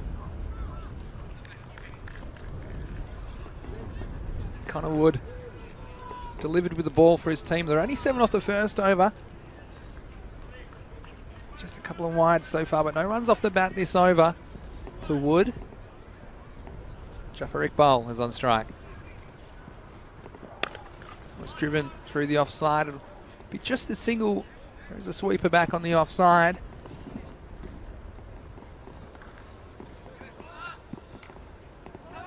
So both these teams, a few nerves around. You can't blame them either, can you? Mark Lott was saying good keeping. Yeah, he's been pretty good behind the stumps today, Alger. This one's up, it's in the air. Hennessy's after it. He's not going to get it on the full, and he's not going to be able to prevent the boundary. So 4 runs. And he had half a chance to pull that one back into the field of play. Didn't get enough on it. Let's have a look at this on the replay. Just missing out with the attempted bat back into play, but that'll be 4 useful runs for Minaj. Make things a little bit easier for them as far as the equation goes. 19, 26 balls remain. At this stage, nothing silly from Minaj. If I had $1 for every time I said nothing silly and I saw something silly happen, I'd be a very, very rich man.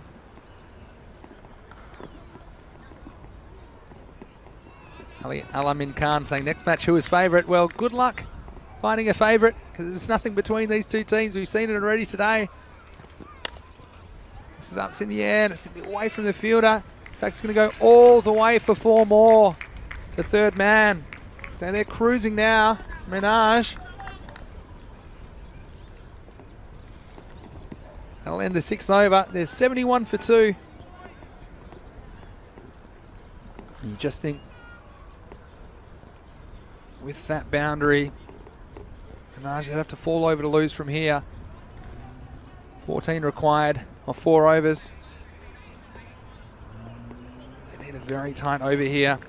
Try and square that equation. They need 2 really tight overs, basically.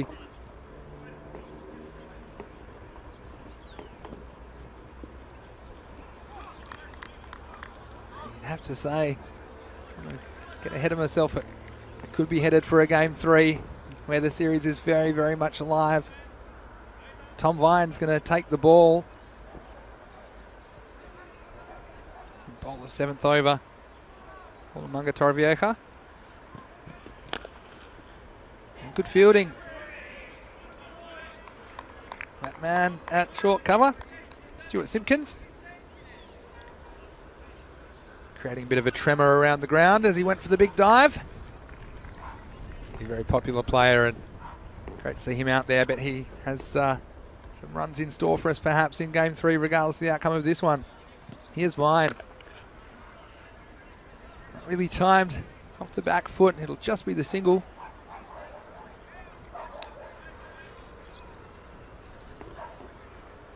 (13 off 22 balls. It'll have to be something very, very special from Lamunga Torrevieja if they're able to defend this total.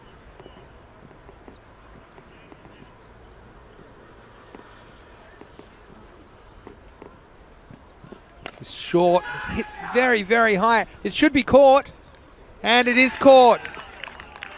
And a wicket goes down at an inopportune moment for Menage. It's Jafar Iqbal. He miscued this attempted pull shot. It was on him a little bit quicker than he thought. It was Theo Remistrovic at point.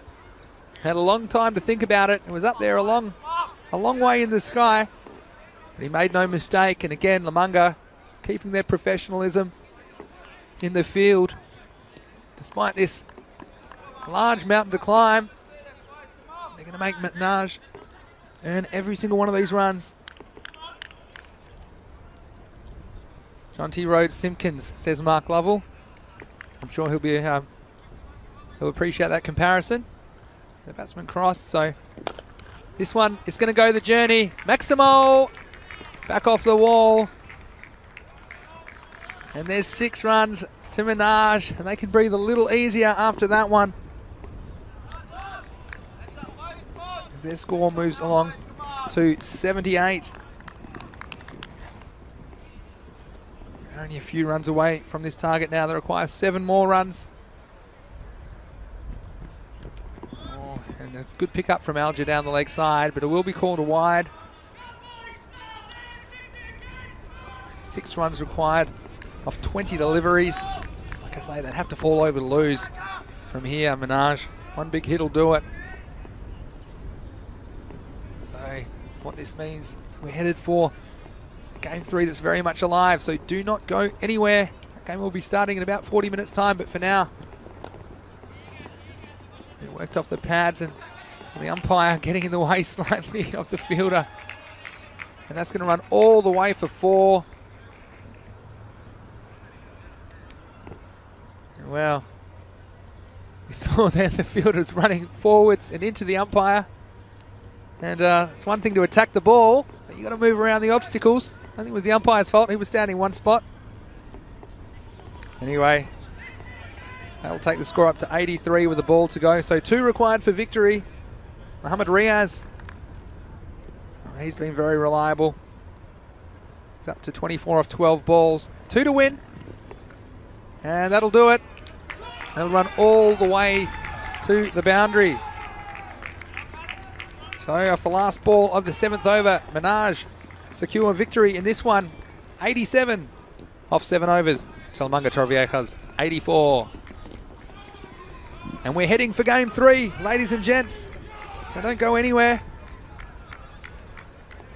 We've got some highlights coming up, but that game will be starting at 11:30 a.m. GMT, which is 12:30 p.m. in Central Europe.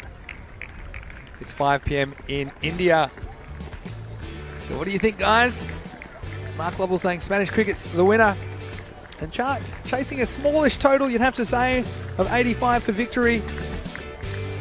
Minaj made a cautious start. 7 runs off each of the first 2 overs. They didn't lose a wicket. And ultimately, probably the wickets in hand just kept them in the box seat during that chase. Usman Mushtaq, he looked good while he was there. He hit 36 off 18 balls. Ended up going LBW. And before that, we saw some more heroics in the field. Ravi Panchal, well, he's been so important for Lamanga Torvieka in that long on position. And as much as they fought tooth and nail,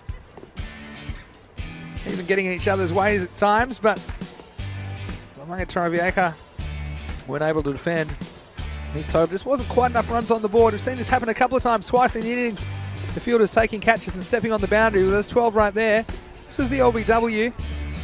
General consensus was it might have been sliding down the leg side. I'm not sure about getting an edge on it, but again, it's one of those borderline decisions. That one went the bowler's way.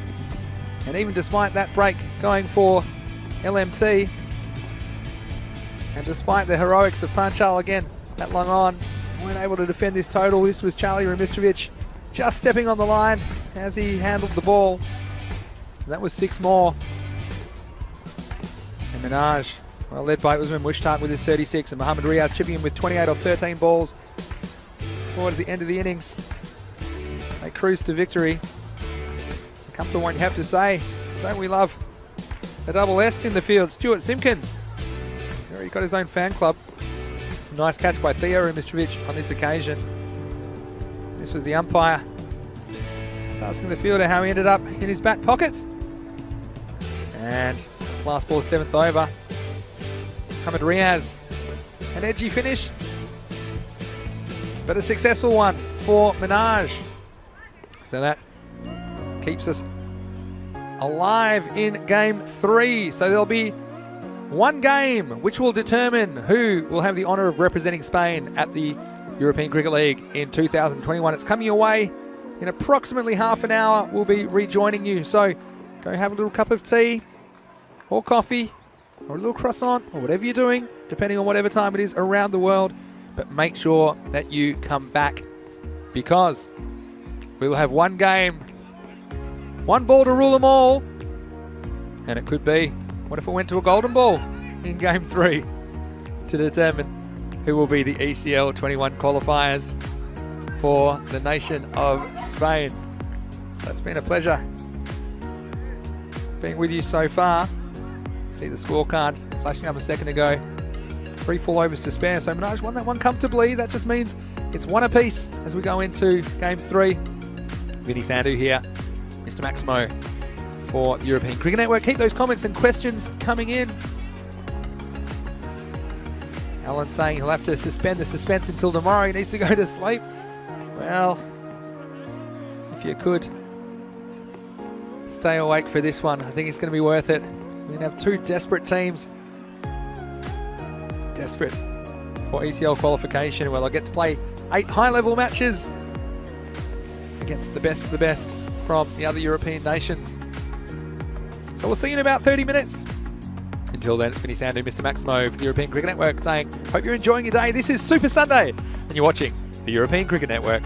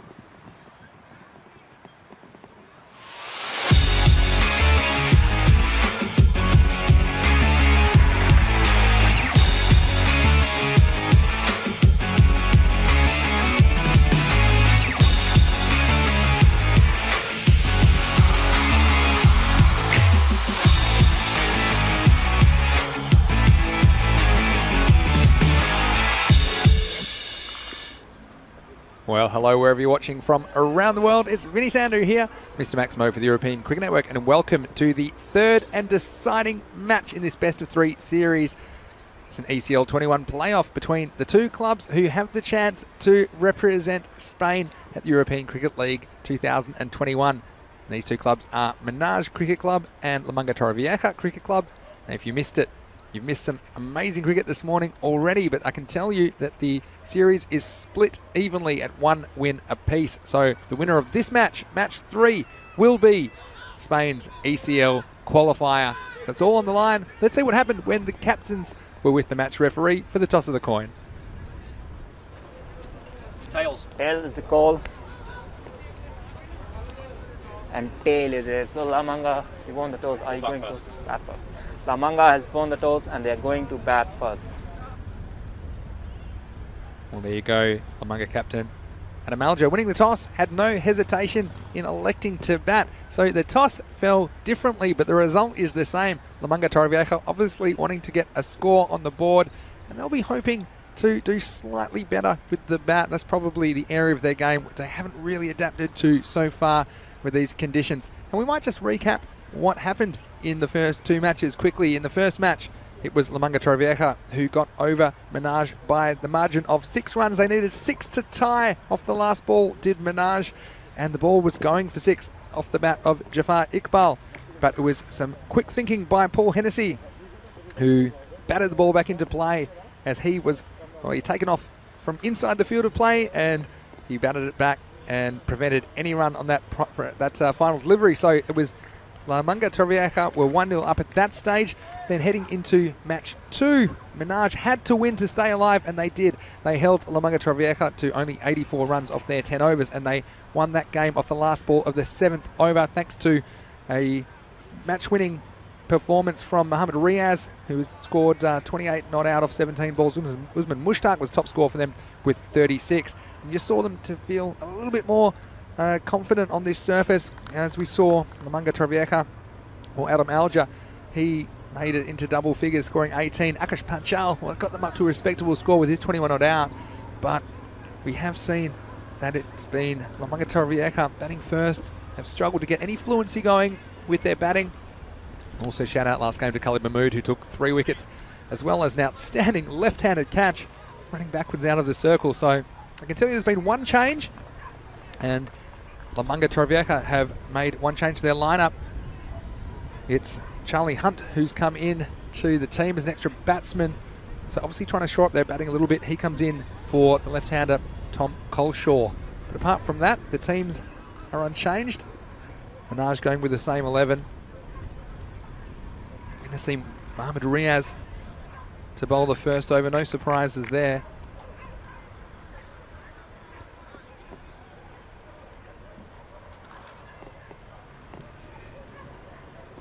It's all to play for. The big prizes on the line. Vinny Sandhu here, Mr. Maximo in the box today. Rico's still having his own kind of Super Sunday at home, but I'm sure he's tuning in and he'll be glued to his device or TV, just like all of you out there, I'm sure. I'm sure if you would like to, we'd love your input in the YouTube chat, wherever you're watching around the world. Wonder if it's going to click for LMT in this game. They've just struggled in the first couple of matches to find any kind of rhythm with the bat. They've tried hard with their running between the wickets and trying to push the issue, but ultimately they haven't had enough balls out of the middle of the bat today. Luke saying, fasten your seatbelts, everyone. Best of luck to both teams. Hope for a great game. Yeah, I think it will be. Keanu wondering, can Alger, Hennessy and Perman do something with the bat? It's going to be the same combination at the top of the order. I thought they might make a change, but they're sticking with Alger and Hennessy at the top. And Hennessy in particular, well, he'd love some runs and he is capable. And here's the first ball of the decider. It's an outswinging delivery. It was too full, but worked away. Alger immediately off the mark.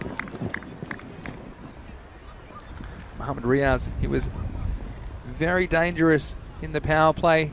He took none for 7, so he didn't pick up a wicket, but he only conceded 7 off his first 2 overs, or his 2 overs in the previous match, match 2. This is one man that Lamanga Torviaka would love to click. Paul Hennessy is facing up for the first time. Starts with a play and miss. You see, this is the natural movement. Riaz with the brand new ball. He's got it on a string so far. It's been hard to get away. So everything dialed up. So what do you think out there? Does anyone favour one team or another? Let us know.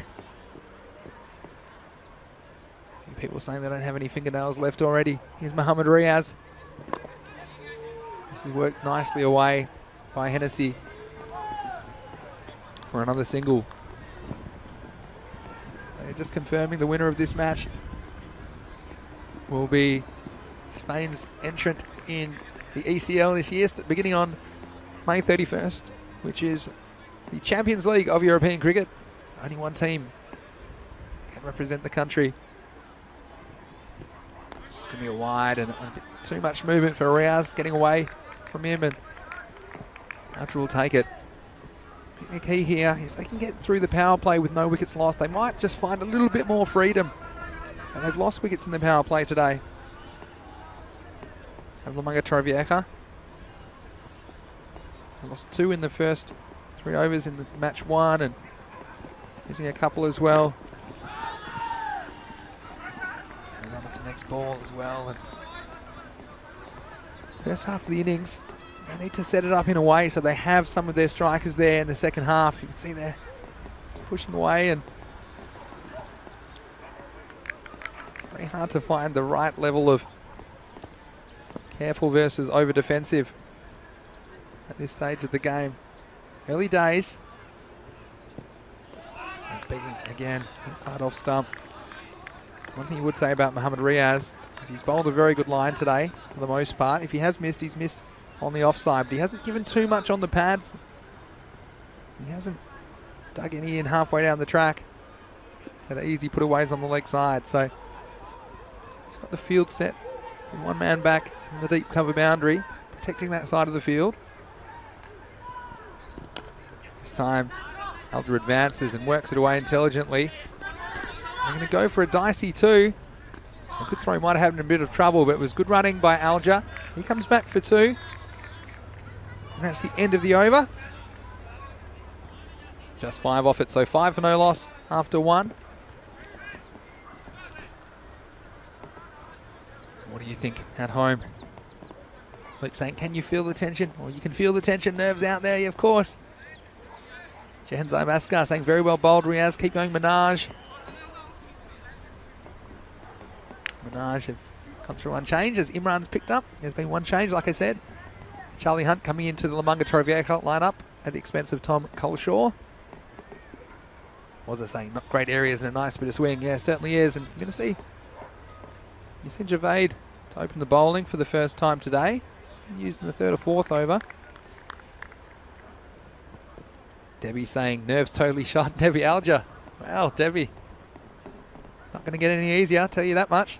So worked away again for a single. And again, I don't mind that because the ball demands respect. She can work it away for one, that's fine. And she's got to hope to get something loose and pounce. And we saw Lamanga Trovieja assisted with some generous extras in the first match. Menage have clamped down in that area in match 2, and so far none given away. Minimal given away in match 3. The next one, well, it's a bit short. Dragged away, fortunately. Alger not edging that one onto his stumps. It goes past the keeper, past everyone for a single. So what do you think in the chat? Let us know, what do you think kind of total is that Lamanga Trovieja would be happy with? I have the feeling that 100 plus runs on the board in an elimination match probably something they'd be happy to bowl at. This one keeping a bit low, and you see again, it's just difficult for the players on this kind of surface. It's not a very natural surface, but of course, fortunate to be playing it all. And they've done a great job, the grounds crew, to turn this baseball stadium into a cricket field. I think if you can, you need to bet on the bounce, keeping a bit low, get on that front foot, drive confidently through the offside.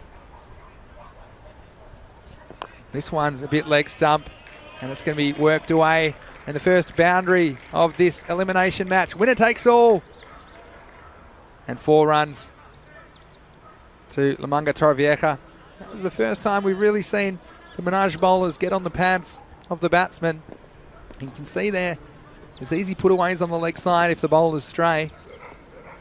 Lily Pounder agreeing, 100 plus. Keanu agrees. Zedman saying, come on Dad, don't be silly and get out. Being stupid this time, smash it. Now, who's your dad? Is it Paul Hennessy? Zedman, let us know. This one, well again, fortunately, it's an inside edge past the leg stump. And well, haven't had too much luck in the first couple of games with the bat, Lamanga Trovieja. This one could have easily crashed into the woodwork, but fortunately, the batsman survived, so another run to the total. The last ball of the over.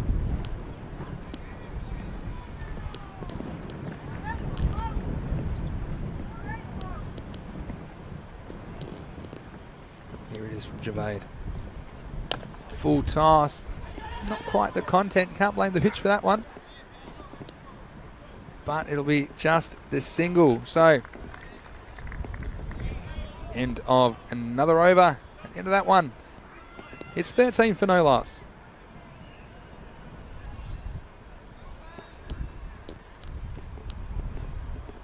Such tension and drama in the air. Jehan Zabaskar saying ball keeping low. Good sign from bowling point of view. Martin think they would like around 95 plus. I thought I said 95 plus Vinny. I was like, yeah, I'd love to be out there, but I'm a bit sore actually, because I'm invited to play in a match yesterday. It made me realise it's a lot easier from the commentary box, but we went okay. Teef Mohammed saying this match will depend on fielding. Yeah, absolutely could do. Mohammed Riaz to bowl his second. It's a bit short this time and cut away, but well cut off at backward point. That's a nice shot by Alga. I think that's the shot which has been underemployed. That ball just short of a length on the off stump, and if you can beat that man, you've always got 4. There's no one back there behind point. There's no third man back on the boundary, but unfortunately, picked out the fielder on that occasion. This one's up, it's in the air, but it's going to be safe. Go out to the sweeper for 1 run.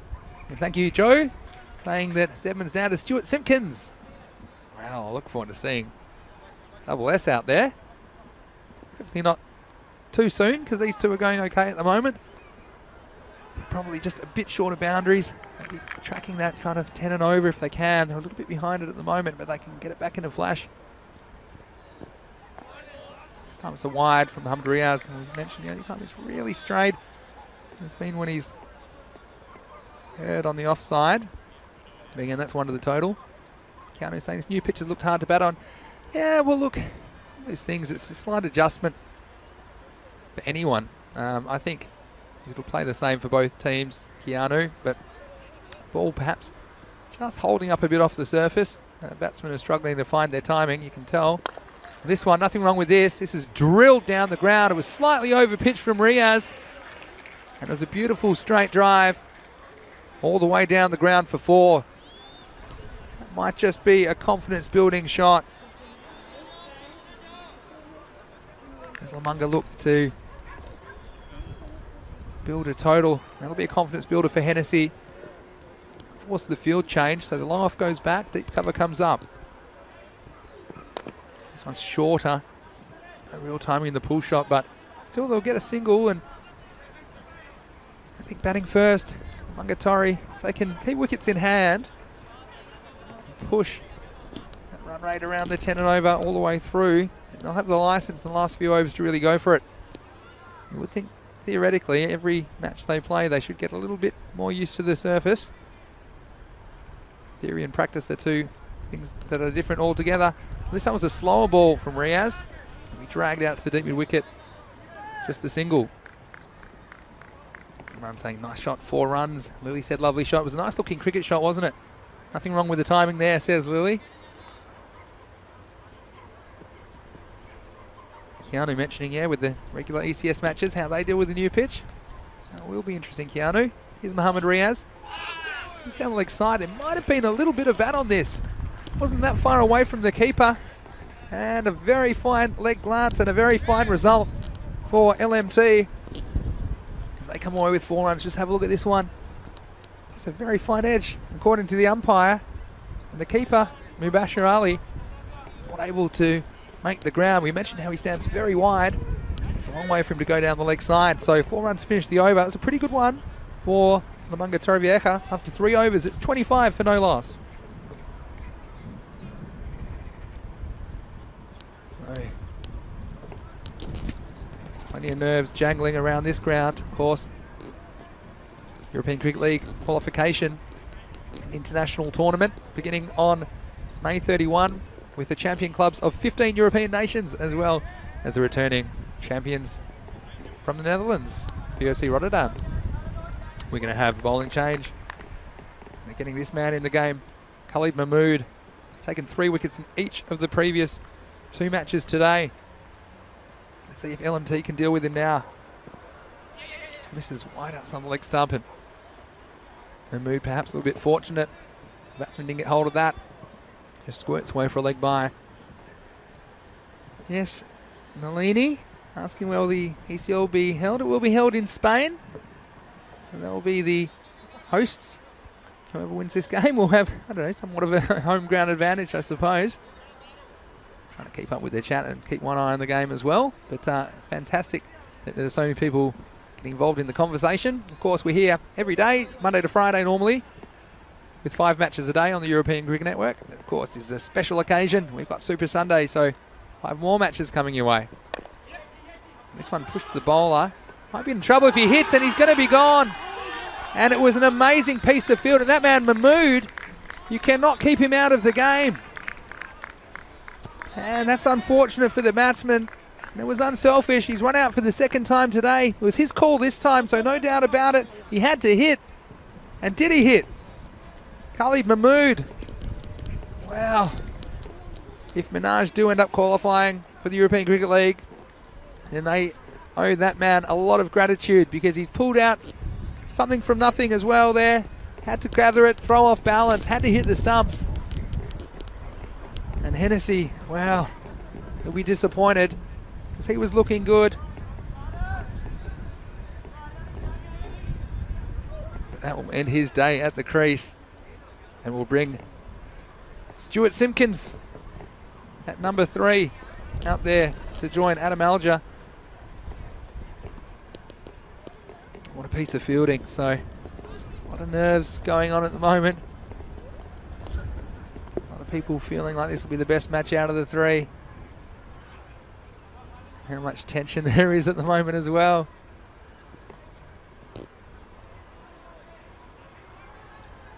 He's cut him to mood. Alger on strike. One gets past him. Rebecca saying that her boyfriend is Charlie Roomy. Wink face. Well, you might have a bit of competition, Rebecca. Hopefully not too much. Brady's done very well this morning. Zedman is watching his dad. He's just strolled out there. He's a non-striker zen at the moment. Alger, again, can't catch up with this one outside the off stump. So we've seen it time and time again, haven't we? It's a difficult one. I don't know if I was missing a few out there, what I'd try, perhaps let the ball come to you and hit it a little bit, cut it a little bit finer, I suppose, is one thing I might try, but not an easy pitch to bat on. LMT are adjusting. This time he does, and he'll get it away for a single.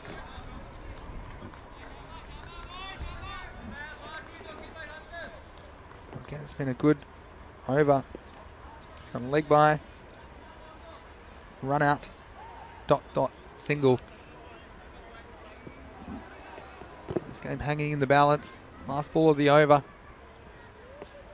27 to score. Simpkins on strike for the first time. He'll get a wide. We've seen Simpkins, he's a strong man.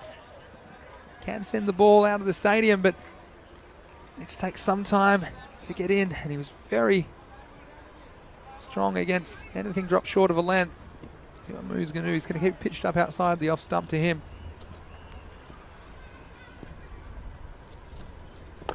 It's a nice looking shot on the offside, and he'll retain the strike.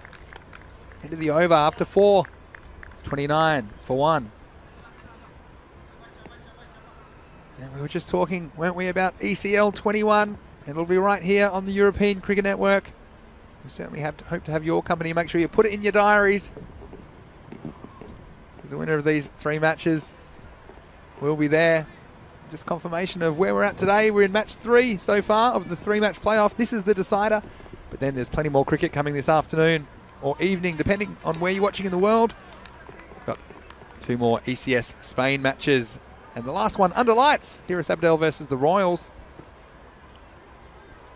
But for now, here's Yasin Javed to bowl his second over to Simpkins. This one's a bit of pad, I think, and so get down to the other end.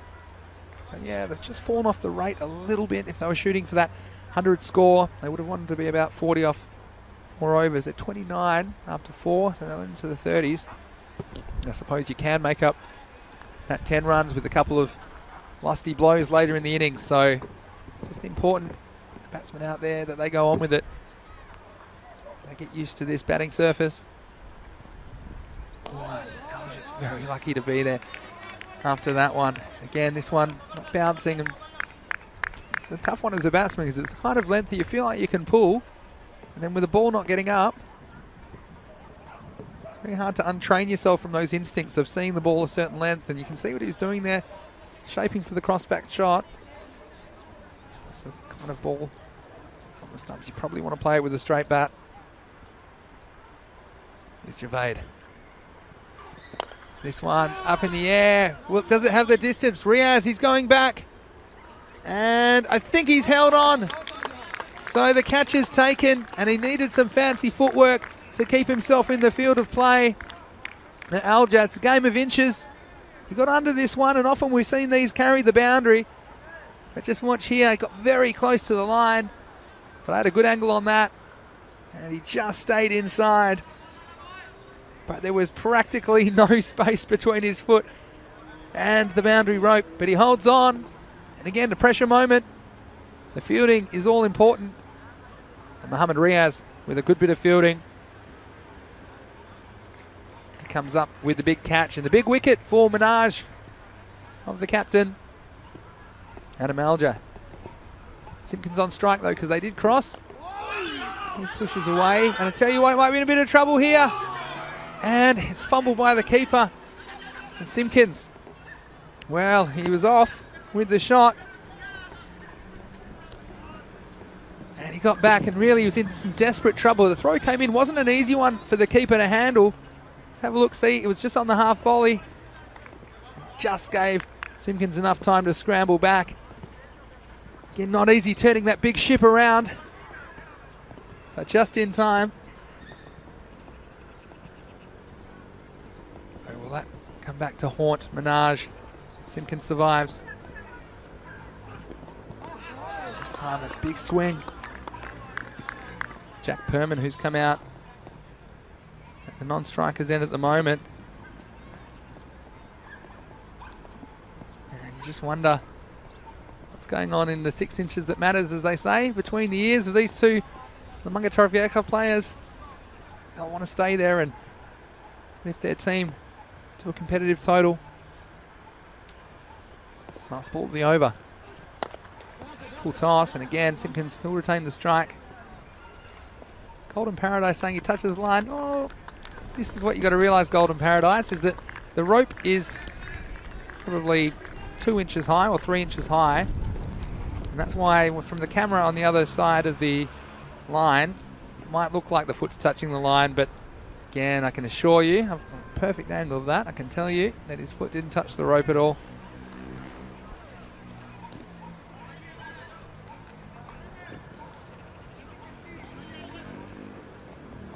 And so, reach the end of another over. It's 31 for 2. Another wicket going down that over. If I look at the overs so far, 5 off the first, then 8, 12. Not that they were getting going, but then only 4 and 2 off overs 4 and 5. And here's Khalid Mahmood. Spearing that one into the pads, and it'll just be a leg by. And he's been a revelation for Minaj today. Not only with the ball, but in the field. Taking an outstanding catch and a run out to help his team. You see Perman on strike now. Can he be the impact player that LMT need at this stage? A lot of nerves jangling at the Montjuic Olympic ground today.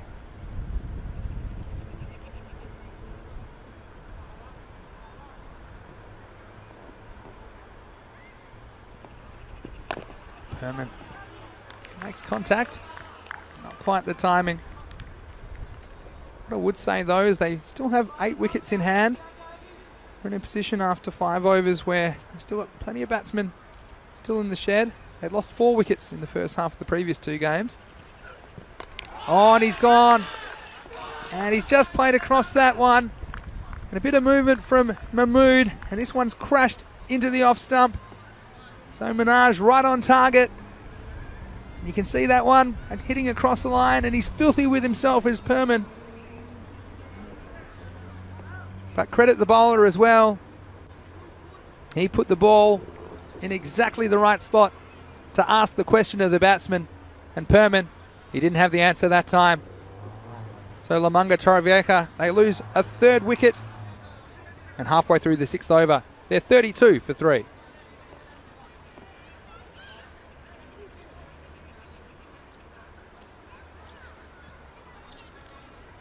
Now, Akash Panchal has come out, and I think that's a good decision because he top scored for them. He's the only batsman to reach 20 for them today. And he's been promoted from number 8 up to number 5. I think it makes sense to get your batsman in form out there as the clock's running out in this innings for LMT. And he's hit on the pads. Had a nervous moment or two. Now has to get his skates on. Akash Panchal. He might have just got a little bit of an inside edge on this one. The umpire spotted it.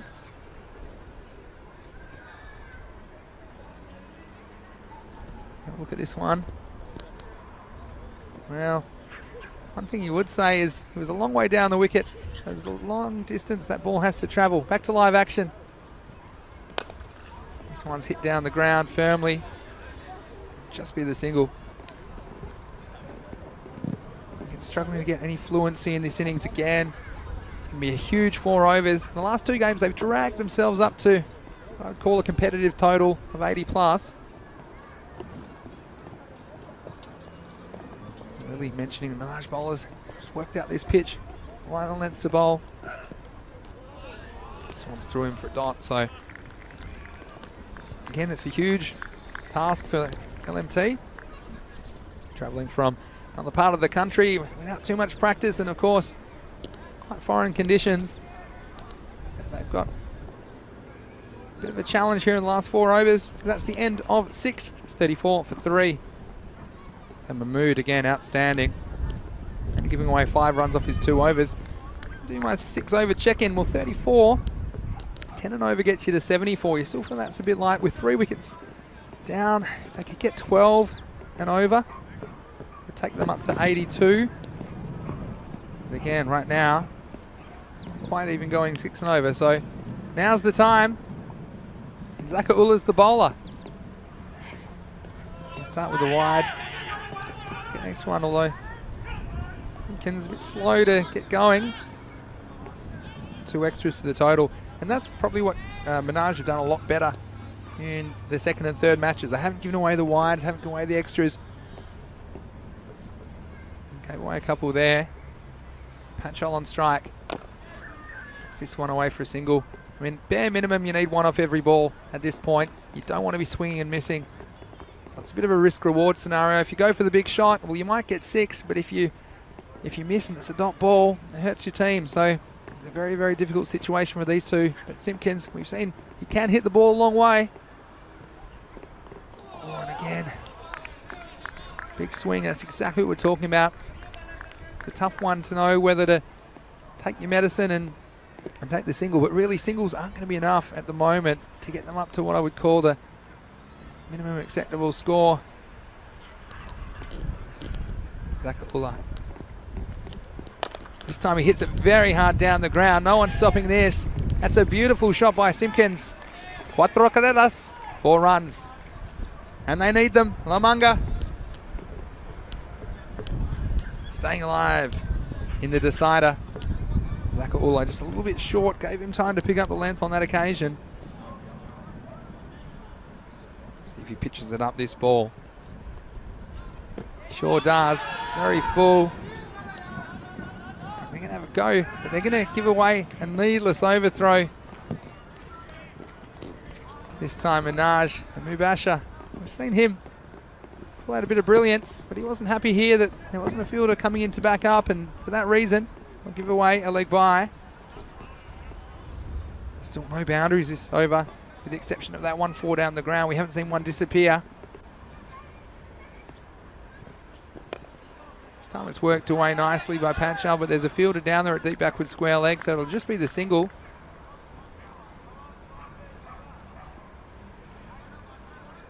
What can they salvage?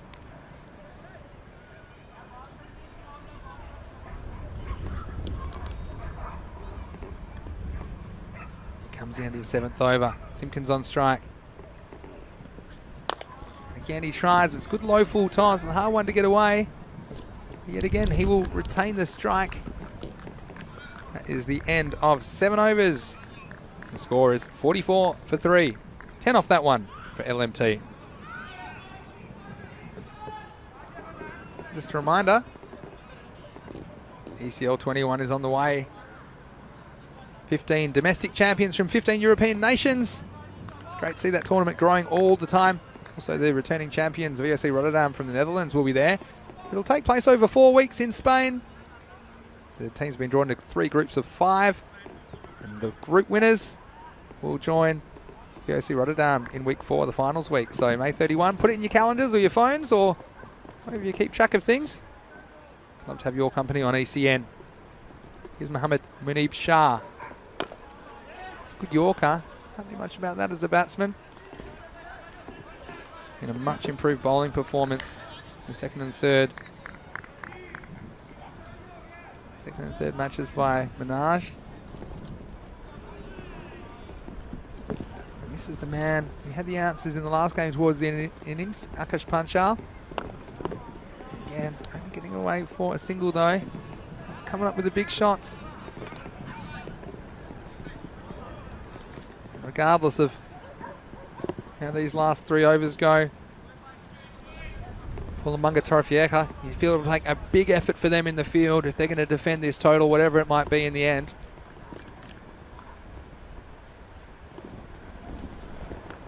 Again, well, Simpson's got something on this. The chase is on. He's going to get 4. Again, it wasn't out of the middle of the bat.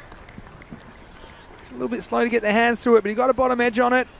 And fortunately, it was in the gap between the infielder and the outfielder. So 4 useful runs, and that will bring up the 50 for Lamanga Torrevieja halfway through the 8th over with the boundary to Simpkins. He's going to run a ball, 13 off 13. Let's see if he can find 1 or 2 maximos they need at this point of the innings. Again, he tries, there's no timing, just going to get the single. Both these teams desperate to win this match and become Spain's qualifiers. It's a marquee tournament, the ECL. He held once a year. Of course, he missed it last year because of the pandemic. Is Panchal on strike this time? And he goes. So it's good bowling. Got to credit the bowler, Mohammad Munib Shah. Needed to come up with an accurate over. It has been for the most part. And Panchal, well, he batted well in the last match, but couldn't quite get going in match 3. He departs for just 4. And with the ball to go in the 8th over, Lamanga Torrevieja, they're 51 for 4.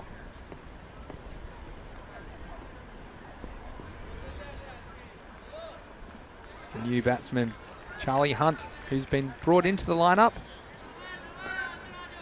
for match 3. Tom Culshaw missing out.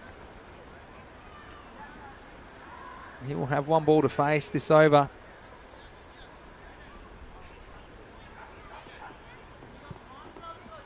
Again, wow, only a couple of overs to go and just struggled. They haven't hit a 6 in this innings. They've hit 5 boundaries. But we've seen able to clear the boundary. Makes a huge difference with your score.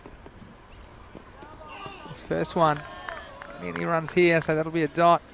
Very optimistic appeal for LBW. That's hit him around the waist. Anyway, that is the end of the over at the end of 8. 51 for 4.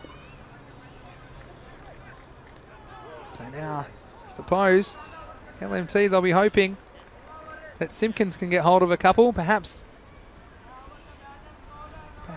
take them into the 70s. Zedman mentioning there's been no straight bats. Come on, boys, keep it straight. Yeah, I'd agree. Keanu, baseball field harder to dive on than cricket field. Yeah, I think that's true as well. Slightly different kind of grass. Aminul Islam making some good comparisons between cricket and football. This is a wide because we've got Zakaullah bowling the 9th over. 10 off the last over, he bowled back in the 7th. These 2 overs, well, they're critical. We know that Lamanga Torrevieja, they'll be fighting tooth and nail in the field regardless of how many they put on the board. Well, this one's going to go the journey. And Simpkins, well, he sends the ball out of the stadium. Maximo! And 6 important runs for Lamanga Torrevieja. Can they surge in the last 2? This was just a bit of a length ball. He took 1 step down the wicket and sent it out of here. Last time it was 6 and out, but this time, oh, and he's gone again. So 6 and out. There's a thick outside edge, and the keeper, oh, it was almost a little bit of a juggle. But you saw there, outside edge, and Simpkins, well, he'll be disappointed.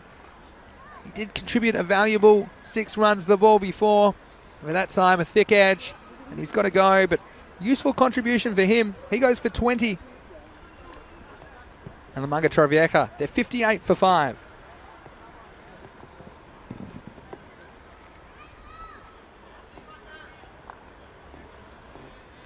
ECN just mentioning the chat. Yeah, working with local authorities to install a permanent pitch and artificial outfield. Yeah, that's the plan here.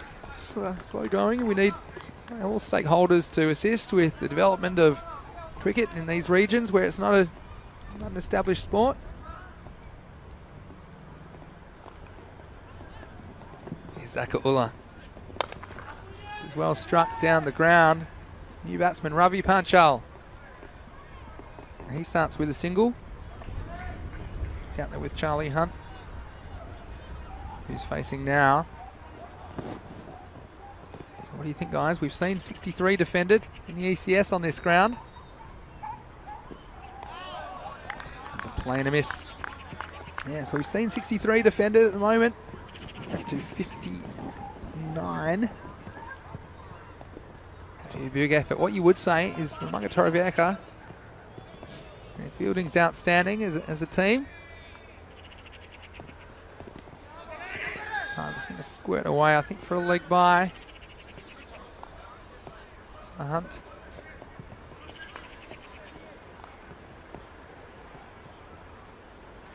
And look, yeah, the Simpkins family are a little bit upset with the dismissal, but I mean, that's the risks you have to take, I suppose, at this stage of the innings. Did get hold of one, didn't he? This next one's driven handsomely down the pitch.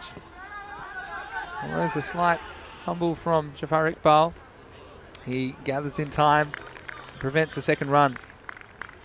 That will be the end of the over. At the end of that over, it's 61 for 5. There were 10 off that over.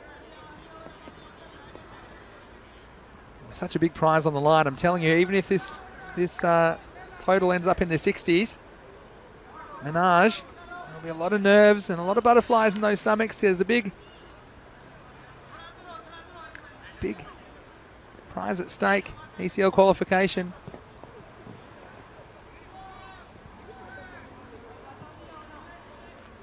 So, here's the last over. It's going to be Mohamed Munib Shah to bowl. First one's driven. It's into the gap. They may look for 2. They're going to come back. It should be out, and there's going to be a run out. It was worth a try. Also, I think Punchal, they fancy him to be on strike. So, unselfish cricket from Charlie Hunt, who's come into this side for match 3. He's run out, but the run will score. And with 5 balls remaining, it's 62 for 6.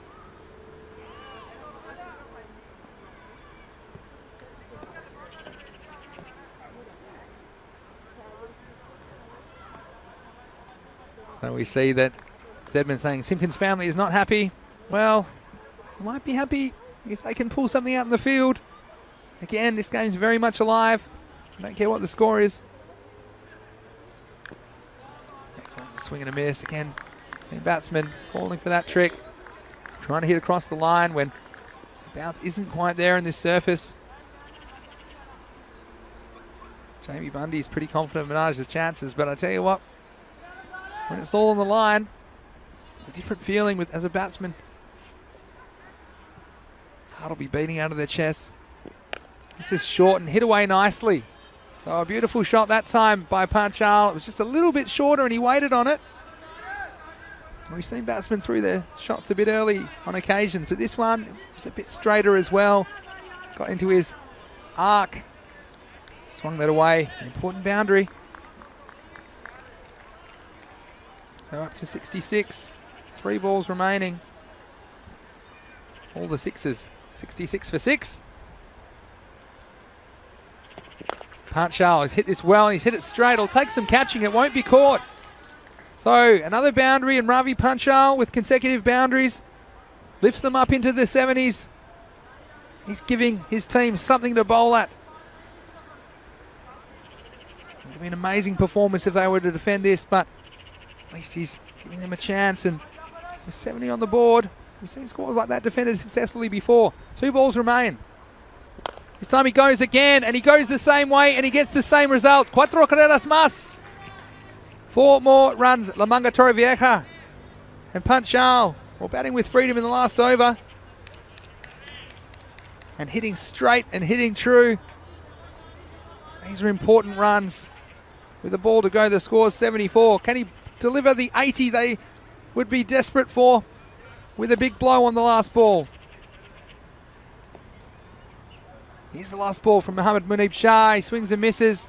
They won't get a run there. And so, well, some good late innings hitting from Ravi Panchal with 3 consecutive boundaries, but they only hit 1 6 for the innings.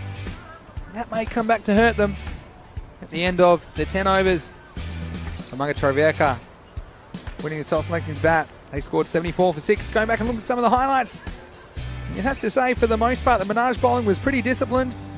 Just the odd occasion they come on the leg stump. And apart from that, His bowling outside the off stump was pretty effective. A couple of nice cricket shots played, but for the most part, you had to say that the batsman struggled to adjust to the conditions. This was a nice piece of work by Khalid Mahmood, who's been on fire with the ball and in the field today for Minaj. And this piece of work is an excellent piece of work to keep his foot just inside the field of play. Didn't touch the rope, and it was half a chance to run out Simpkins. That throw came in, made it a bit too difficult for the keeper, Mubashir Ali. And the key players, Herman, he was upset to go in that fashion. He'll have a chance to reply with the ball though. But for the most part, Minaj were deadly accurate. And if Lamanga Taraviaka missed, they were ready to hit. And this man was also ready to hit. Simpkins, well, the only Maximo of the innings, but he went the very next ball. An outside edge to the keeper. The late innings was Panchal.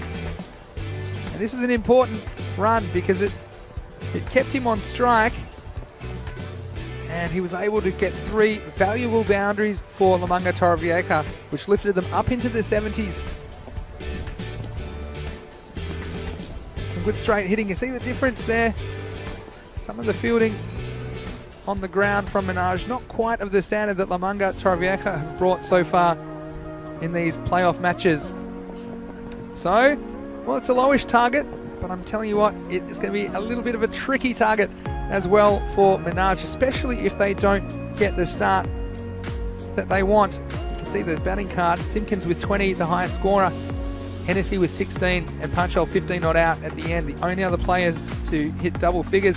And the extras, well, only 6 wides. And that is an area which Minaj have cracked down on in the second and third matches of this series. It's made a big difference on the kind of total which they are chasing. So, 3 times we've seen Lamanga Taraviaka bat first.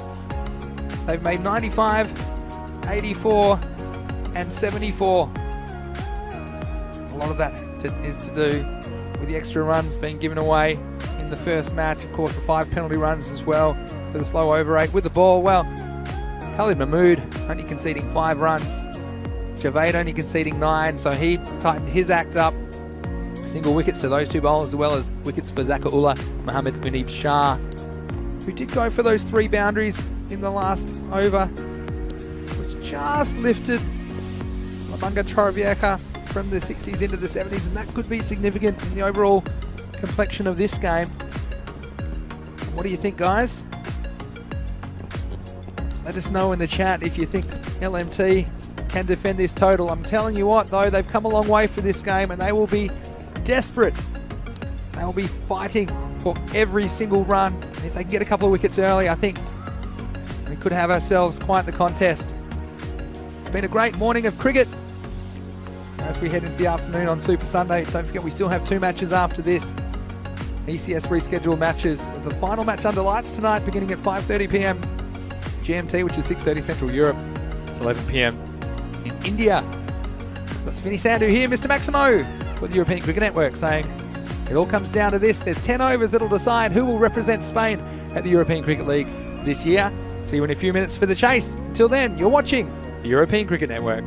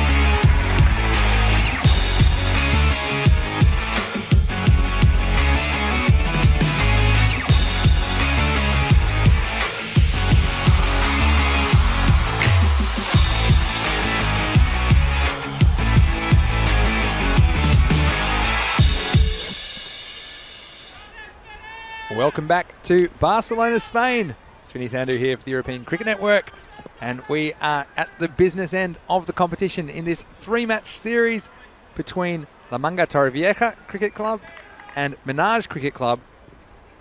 Only one of these teams can represent Spain at the European Cricket League 21, the Champions League of European Cricket. Well, going back to match 1, it was La Manga Torrevieja who got across the line. Well, literally got across the boundary line to stop the final ball going for 6 and forcing a tie. They went 1 up in the series, but Menage came back to win the second match with 3 overs to spare. So it all comes down to this, and batting first after winning the toss, LMT has put 74 runs on the board, so perhaps a little bit less than they would have hoped for. But I tell you, runs on the board in what is essentially a final, they're good runs. Menage will have to work very hard for them, I'm sure. And La Manga Torrevieja, they'll be making them work very hard for them. And it's going to be Ravi Panchal to open the bowling. Now, we only saw him bowl in the first match when he bowled 2 high full balls and had to be taken out of the attack after only 2 legal deliveries. Again, we've seen him do some very special things in the field. And so he showed he was the man for the big moment in the field. And wouldn't it be a great story if he could come back and bowl his team into a winning position in this match? Of course, it's the same opening combination we've seen from Menage. It's Usman Mushtaq and Alumda Hussain. Mushtaq on strike. So here we go. 75 to win. A spot in the European Cricket League awaits the outcome for the winner of this match. We don't know the outcome. That's what's so beautiful about this form of the game. I'm sure it'll be gripping entertainment. So here's Panchal to bowl the first ball. Let's cut away just for the single. I'm telling you that the opening over or 2 is going to make all the difference in this chase. That's just how the players are fielding. Like even that first one, if that gets fumbled and goes across the line, then the fielding side, you have a bit of a moment where you're like, oh, everything's going against us. So conversely, they can pull an early wicket or 2 out. Mung will have their tails up, and the new batsman for Menage will be fielding the pressure. Lumdar on strike for the first time. It's played away. There'll be no run. Just 7.5 and over, which they need. And if you can get a couple of these overs in that go for 5 or less, that can be pushed up, and suddenly that 75 might look a bit more like something in the 90s or 100. More of a pass score. So Imran agreeing the power play will make the difference in the chase. This is up, it's in the air, it's just going to loop over, and it's going to skip across the outfield for 4. And an important early boundary again. He didn't quite get the contact he wanted here. Bit of an edge. But you see that landing on the clay surface. Scoots away for 4. If that'll land on the grass, it probably wasn't going to make it to the boundary. So, little things. You can see Panchal. A few slipped out early in game 1. But he's a good bowler. Searching for an early wicket. This one's down the ground. Takes some stopping, but it will be stopped by Hennessy Ahmed. So La Manga Torrevieja. You've seen them throwing themselves around acrobatically in the field. Martin says keep the wides to a minimum and watch the full tosses. Well, that's very good advice, Martin. This time it's not going to carry to mid-off. It's taken on the 1 bounce by Connor Wood. Wonder if we'll see him bowling the second over. Still 1 ball to go in the first. Bit of an arm wrestle in the first over of the chase. Here's Ravi Panchal. This one's off the edge. It's going to fly away to third man. It'll just be the single to Hussain, who will keep the strike. And at the end of the first over, a 6 for no loss.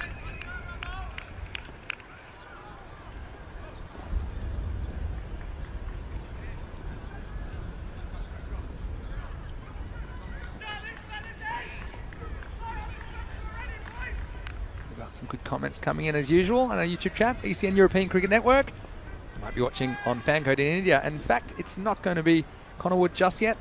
They're going to turn to the spin of Charlie Rumistrovic, who's man of the match for his over in the first game. Just think again, this could be a very influential over in the outcome of this match. It's bowling to the left-hander, Alumdar. It was tossed up and the batsman went after it. It was a thick inside edge. I'll just get one. And I love that they're putting the ball in the hands of the 15-year-old at this stage. He's bowled very well today. He has good control and has the ability to kind of make the ball fall out of the air, if that makes sense. He tosses it up and sometimes the batsmen think they can reach it on the full. But just don't quite get there. Pulls the string on it, as I say. He's going to have Wishtak to deal with at the other end. He's pushed through a bit and played away. Top ball. So I'll come up with that over 1 for 1 in the 8th in match 1, which ultimately decided the result and deservingly awarded man of the match for that performance. This time it's tossed up and again it's right in the block hole. And I'm telling you, I've said this a few times, but it's very easy from the lounge room or even the commentary box. Everyone's saying just bat sensibly, you'll make the 75. Well, I can tell you what, you'll have 11 Lamanga Torrevieja players out there making things as difficult for you as possible. Giving you nothing for nothing. This one is a full toss. Oh, and it's just over his brother, Theo Rumistrovic, at square leg. Again, as a matter of inches. This was the only one. Just lost his length slightly, and don't think he got a finger on it. But again, if he could have pulled that one in, it would have been an amazing catch, an amazing piece of cricket. But in the end, 4 runs is the result. Very tense around the ground at the moment.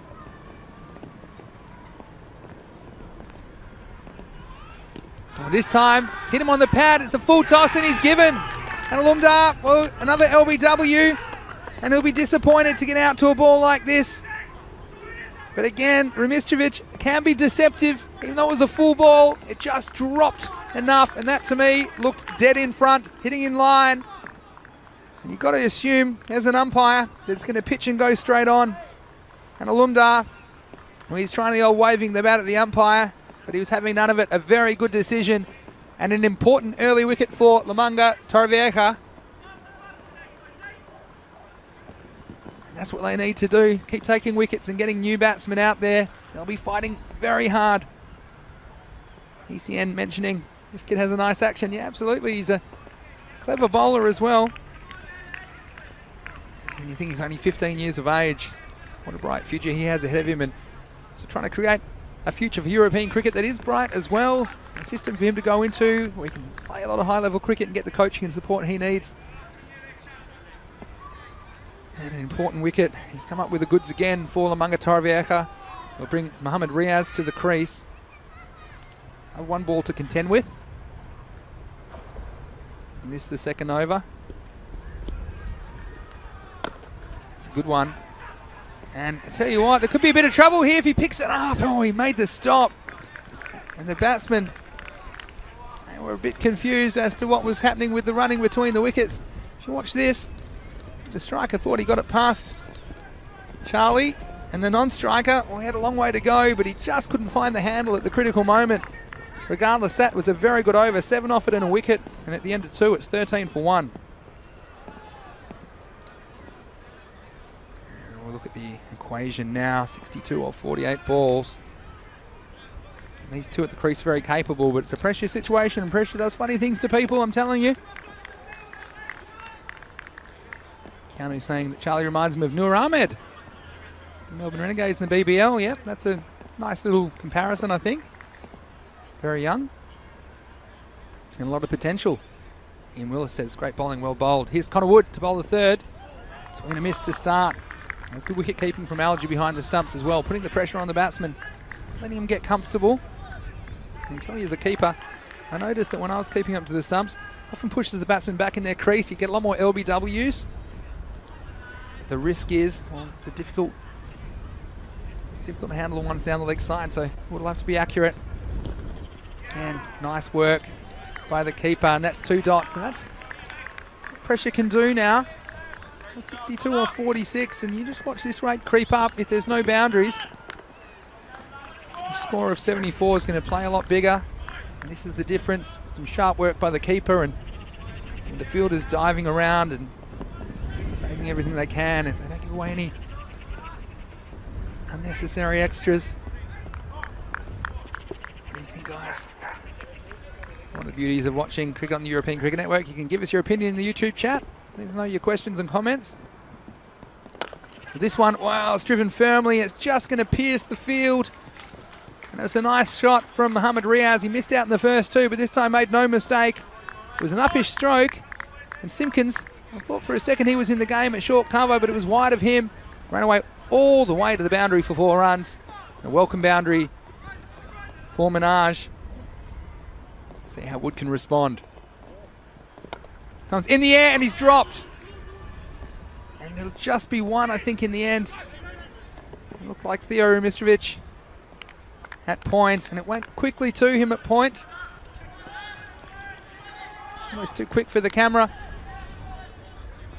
Did get something on it, so it'll just be the single, but again, there's half chances. If you can hold on to one of those, it's going to put Minaj on the back foot.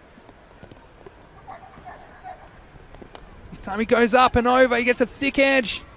I don't know if this will be caught. It'll be a very good effort. And they haven't actually run. What's happened here? Well, I'm not sure there was a run there.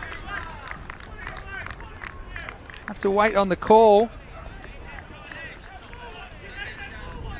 And in the end, what a piece of fielding. He saved literally 4 runs for his team because the batsman assumed it was going for 4.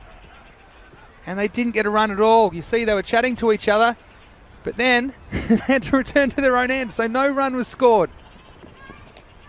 And nice bit of work again, and that's lazy cricket from Minaj. You have to say, you can't assume in a game where there's so much on the line. So that over went dot, dot, 4-1. Interesting dot, dot. Only 5 off it, so 18 for 1. And if you lose this game by less than 4 runs, Minaj, you're going to be kicking yourself for this one. Ends the power play. Outstanding fielding, says Lily Panda. He got the ultimate reward, didn't he? They should have got 2. In the end, they got 0. And they were lucky not to get run out.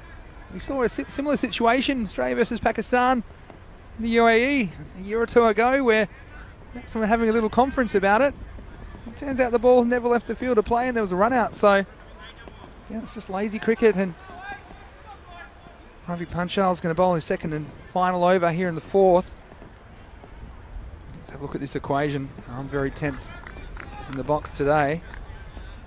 I don't think massages are allowed either at the moment, so I have to deal with it my own way, but 57 off 42. Let us know what you think in the YouTube chat.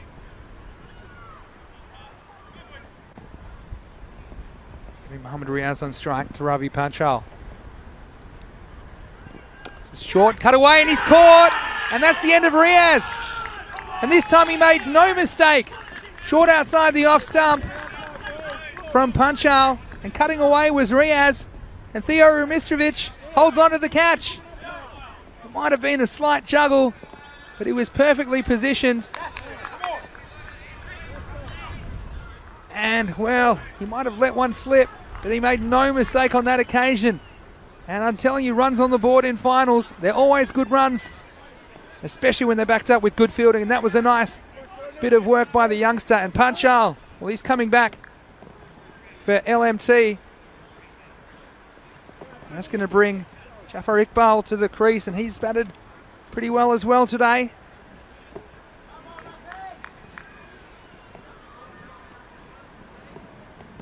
Trying to organise themselves in the field at the moment. Alamanga Taravieka, know the importance of every single run. New batsman, Jafar Iqbal. He's on strike. Oh, it's edged, and there's no one in the slip court, and of course, it's going to run away for 4. So a bit of luck for Jafar Iqbal.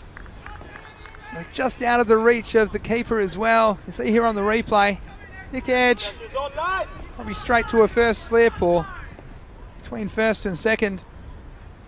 Again, very difficult to protect that area, typically in these short form games. Well, they're going to fight for every run, both sides. This one's down the leg side. It's a nice bit of keeping because he saved 4 there. That could have quite easily gotten away to the boundary. And Alger showing the experience and skill behind the stumps to cut that one off. We've seen those miss before. Panchal just losing his shape that time. We get to bowl that one again. And this one's going nowhere fast. Jamming down on it was the batsman. Like I say, it's right, it's about 8 and over. That might seem comfortable. It's very comfortable when you're watching it on the TV. You get out there and there's such a big prize on the line. It's very tense indeed for both sides in this situation. Who will prevail? There's no timing from the batsman. It's just pulled down the ground for a single. And you see Ravi Panchal, this is what they missed out on in the first match, isn't it? Manga Torvieka with his 2 balls slipping out of his hands and being taken out of the attack early in the first over. They were able to get away with it on that occasion. He didn't bowl in the second match at all. He's back here in the third. He's doing a good job. Can he get the important wicket of Usman Mushtaq, who's on strike now? This is cut away nicely. Third man's got some work to do. And he makes the stop, but this time it's just going to give the batsman enough time to come back for 2. So it's a nice bit of work down there. Charlie Remistrovic doing his work on the third man boundary. I'm telling you, he's a 15-year-old. Your heart's in your mouth with these kind of ones as well. We've seen those go to the boundary. But he cuts off a couple of runs for his team. Last ball, the 4th over. He's cut away. He's got some more work to do, does Charlie. This time, he's able to handle a bit more cleanly, so it'll just be the single. End of 4 overs. 27 for 2.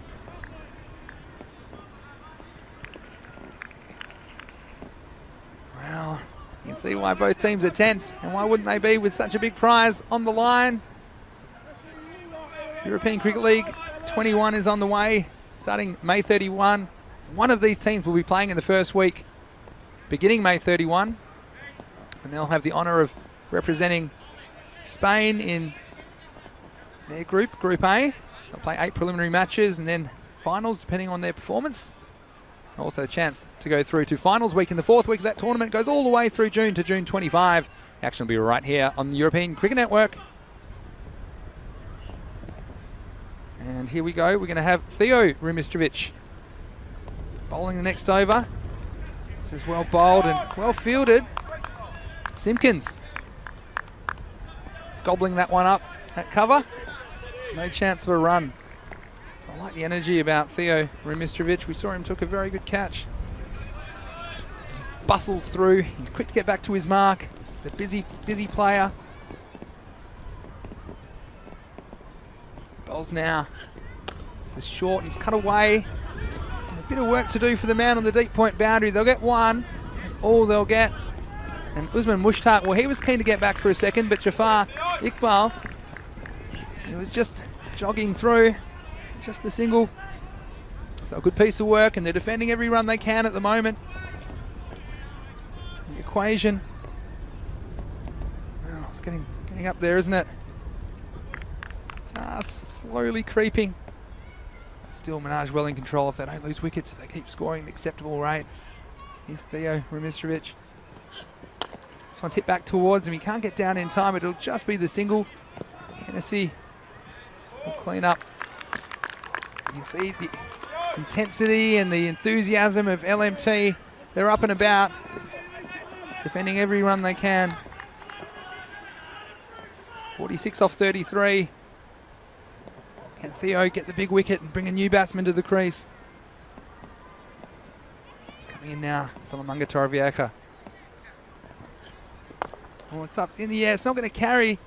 to Ravi Panchal. Down the long on. See him pitch in front of him. Just the single again. So, what are you guys thinking in the chat? Ian Willis saying, much better, Ravi. Well done. Yeah, he pulled good over. Everyone on edge here at Montjuic this morning. This afternoon it is now, I suppose. Here's Theo Remitrovic.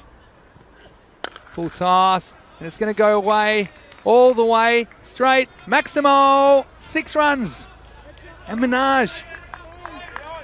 Well, they were just waiting on that one that was a bit loose. And it's a baseball ground. This is a baseball shot. Carrying the fence. He'll round the bases. Collect 6 runs for his team. And so that's a circuit breaker for Minaj. Just what they were after. He's fortunate, at least it stayed below the waist, so it won't be a no ball or a free hit, but still the 6 runs. Very valuable for the batting side. See how he responds. So it's a clever slower ball, worked away by Jafar Iqbal for a single. I guess that was the difference in the Munga Torrevieja innings. They were only able to get 1 6 in the entire innings. And when you're chasing 75, 1 or 2 of those big hits are going to get you pretty close to the target. End of the over. Pretty good one despite the 6. And we're 10 off it, and it's 37 for 2. So just to emphasise how close we are. Well, if you double 37, how many do you end up with? You end up with 74, which is exactly how many La Munga Torrevieja scored. But everything's going to be important. It's going to be Paul Hennessy coming into the attack for the 6th over. They'll be fighting tooth and nail in the back half of this game. They need 38 off 30 balls to win. Minaj do have wickets in hand, still 8 of them. Here's Hennessy. This is up, it's in the air. There's some good fielding down there from Jack Perman, who came across from deep mid-wicket, so it's just a single. All of the last 2 years, all of the hard work, these 2 teams, it comes down to this final 5 overs to see which one of them will get to represent Spain at the ECL. This is almost within Simpkins' grasp. And again, that's good work from the outfielder to get around there and keep it to a single. There was in a big gap, and Simpkins, well, he was sniffing around, but it's just out of his grasp. But a nice bit of work from Connor Wood at long off to keep it to a single. So 36 off 28.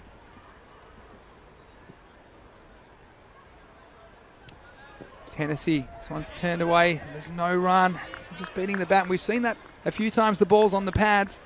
If they're not too short, they'll seen a lot slide into the pads and let's go off for either leg by or no run, like we saw on that occasion. So valuable dot ball.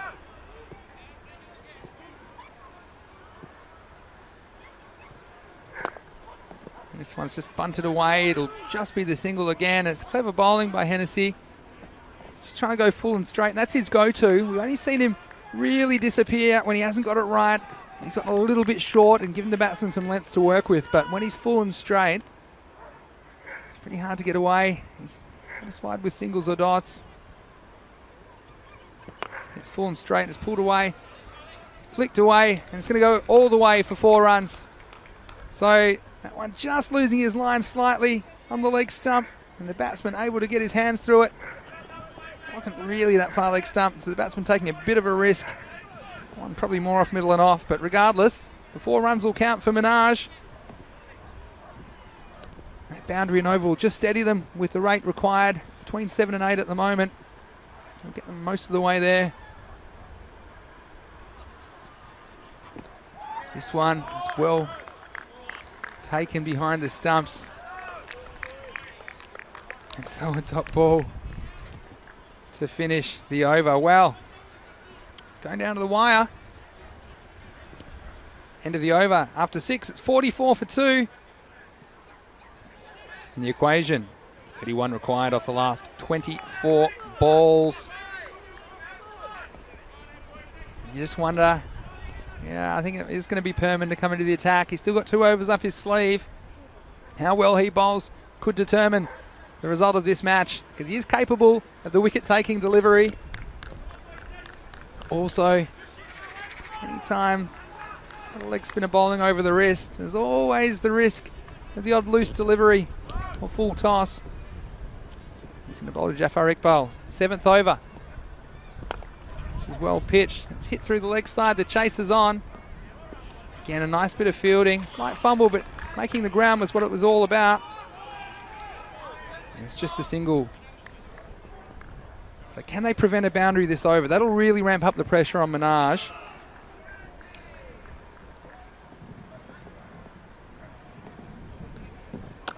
Short and cut away. In the end, they won't get a run. Yeah, I think, and whether they don't get a boundary this over will depend on 2 things. Depends on Perman not bowling any bad balls, but also the outfielders making the ground on these ground balls and preventing the ball crossing the line. So they're the 2 things that I think are important this over. Minaj aren't going to get that boundary. On this one, it's going to go all the way. And it wasn't really a bad ball, but the batsman took it on. Slog sweep over mid-wicket and 6 runs. Maximo and Minaj. They were meant to be competing at the 2020 European Cricket League. And they missed out. And they're desperate not to miss out in this year's tournament. So an important 6. 24 off 21. He's going to go again, but this time it's straight up in the air. Perman's going to do it himself. And he drops it. And he was never settled really under that high ball, because he had a few issues against him. He was kind of running with the flight of it in the end. He also had Simpkins. But in the end, he called him off it. And you can see that also the sun was a factor. In the end, it'll just cost him a run. Again, it would have been a useful wicket and a useful morale boost for Lamanga Torrevieja. This one's hit away on the offside. Chase is on. It's going to go all the way for 4. So Perman, this one was just a bit flatter on the off stump. And the fielder is a little bit too straight to cut it off, so takes it back to a run of ball now. 19 off 19. It's a full toss. It could disappear as well. It's going to go all the way. Maximo! 6 runs. And Perman just losing the handle towards the end of the over. After that drop catch going for 4 and 6. So 10 of those runs given away after the missed opportunity. That's the end of 7. Minaj, they're 60 for 2. Okay, we've got a big day on Super Sunday. After this, there'll be a little bit of a break, but we'll be back because we have 2 more matches coming your way on Super Sunday. Fan code ECS Spain match 51. The City Lions versus Hiras Abadel. That's starting at 3:30 local, 8 p.m. Indian time. And then final match tonight under lights, match 53 between Hiras Abadel and the Varna Royals. So stick around. Plenty of great cricket action still to come on Super Sunday. Right, here's Charlie. He's been brought back. And he came up with a miracle 8th over last time. He's going to have to do it again, because now the equation, 13 required off 18 balls. 17 now. The first one was a valuable dot. Can he pull something out of the fire for Lamanga Torre? Let's hit away and get a single in the end. They can almost do it in singles now. Minaj, don't need to take any risks. I think another boundary in this over will make it very, very tough for LMT.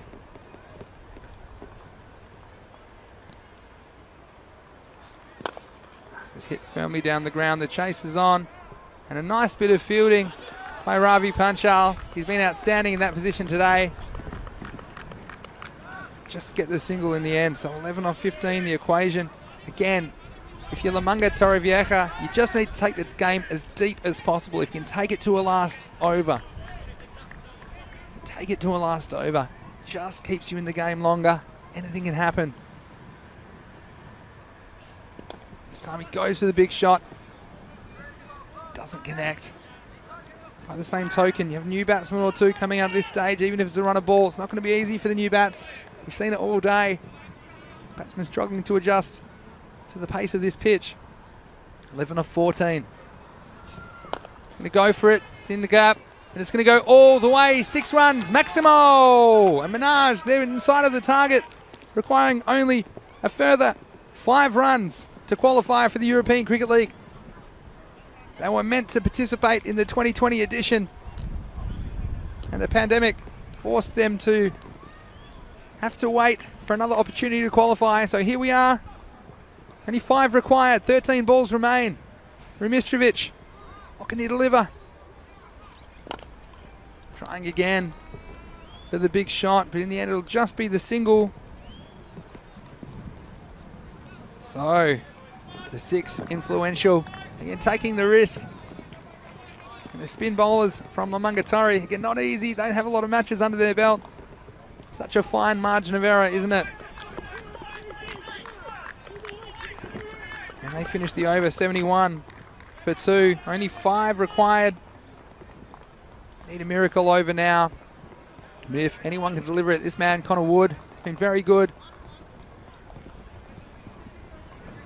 Everything would have to go perfectly for LMT. So how to get back into this one. 4 runs required for victory. It's up, it's in the air. Can it stay in the field of play? And the catch is taken. So staying alive. Alamanga Torrevieja. And there was a nice bit of work. And we've seen him do some great things in the field. And Usman Mushtaq falls with the finish line in sight. The batsman did cross. That could be important as well. But still 11 balls remain. It'll be Khalid Mahmood. Well, he has been one of the reasons that Mungatari have struggled to post a competitive total today. He's been outstanding with the ball and in the field. He's got the job to do with the bat in hand right now, but he's at the non-striker's end. Here's Wood. It's going to be hit down for a single. So now 3 off 10 again. If you can just find a way to get the ball into a last over. It might be the kind of a time where you need to bring some more fielders into the circle and try and force a dot ball or two, especially with a new batsman on strike. So we'll see what happens here. Still got no one in the circle in front of square. In fact, someone's just come into that position now. Here's Akash Panchal. Comes into a mid-wicket to try and stop that single. This time, yeah, the dot ball, and that's your only chance. Need some dot balls.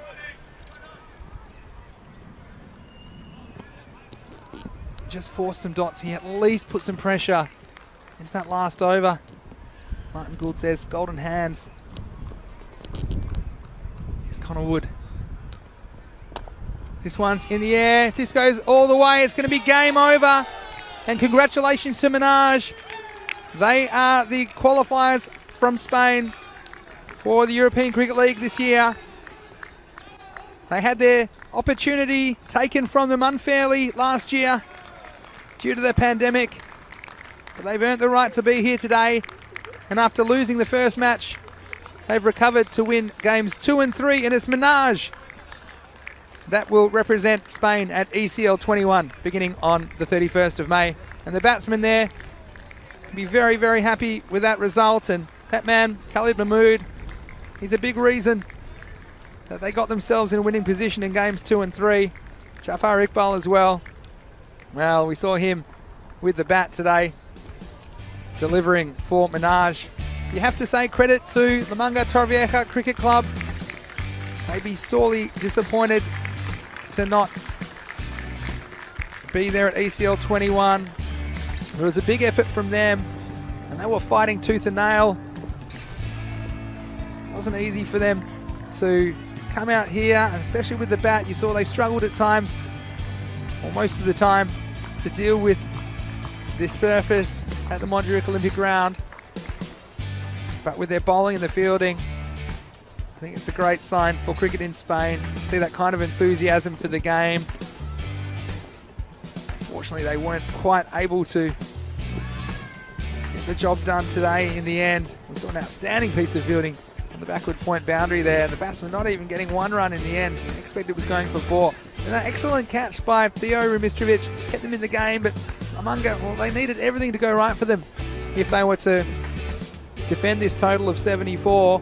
Just those little things like the edge away from the keeper and the sky ball late in the innings just kept Minaj in the hunt.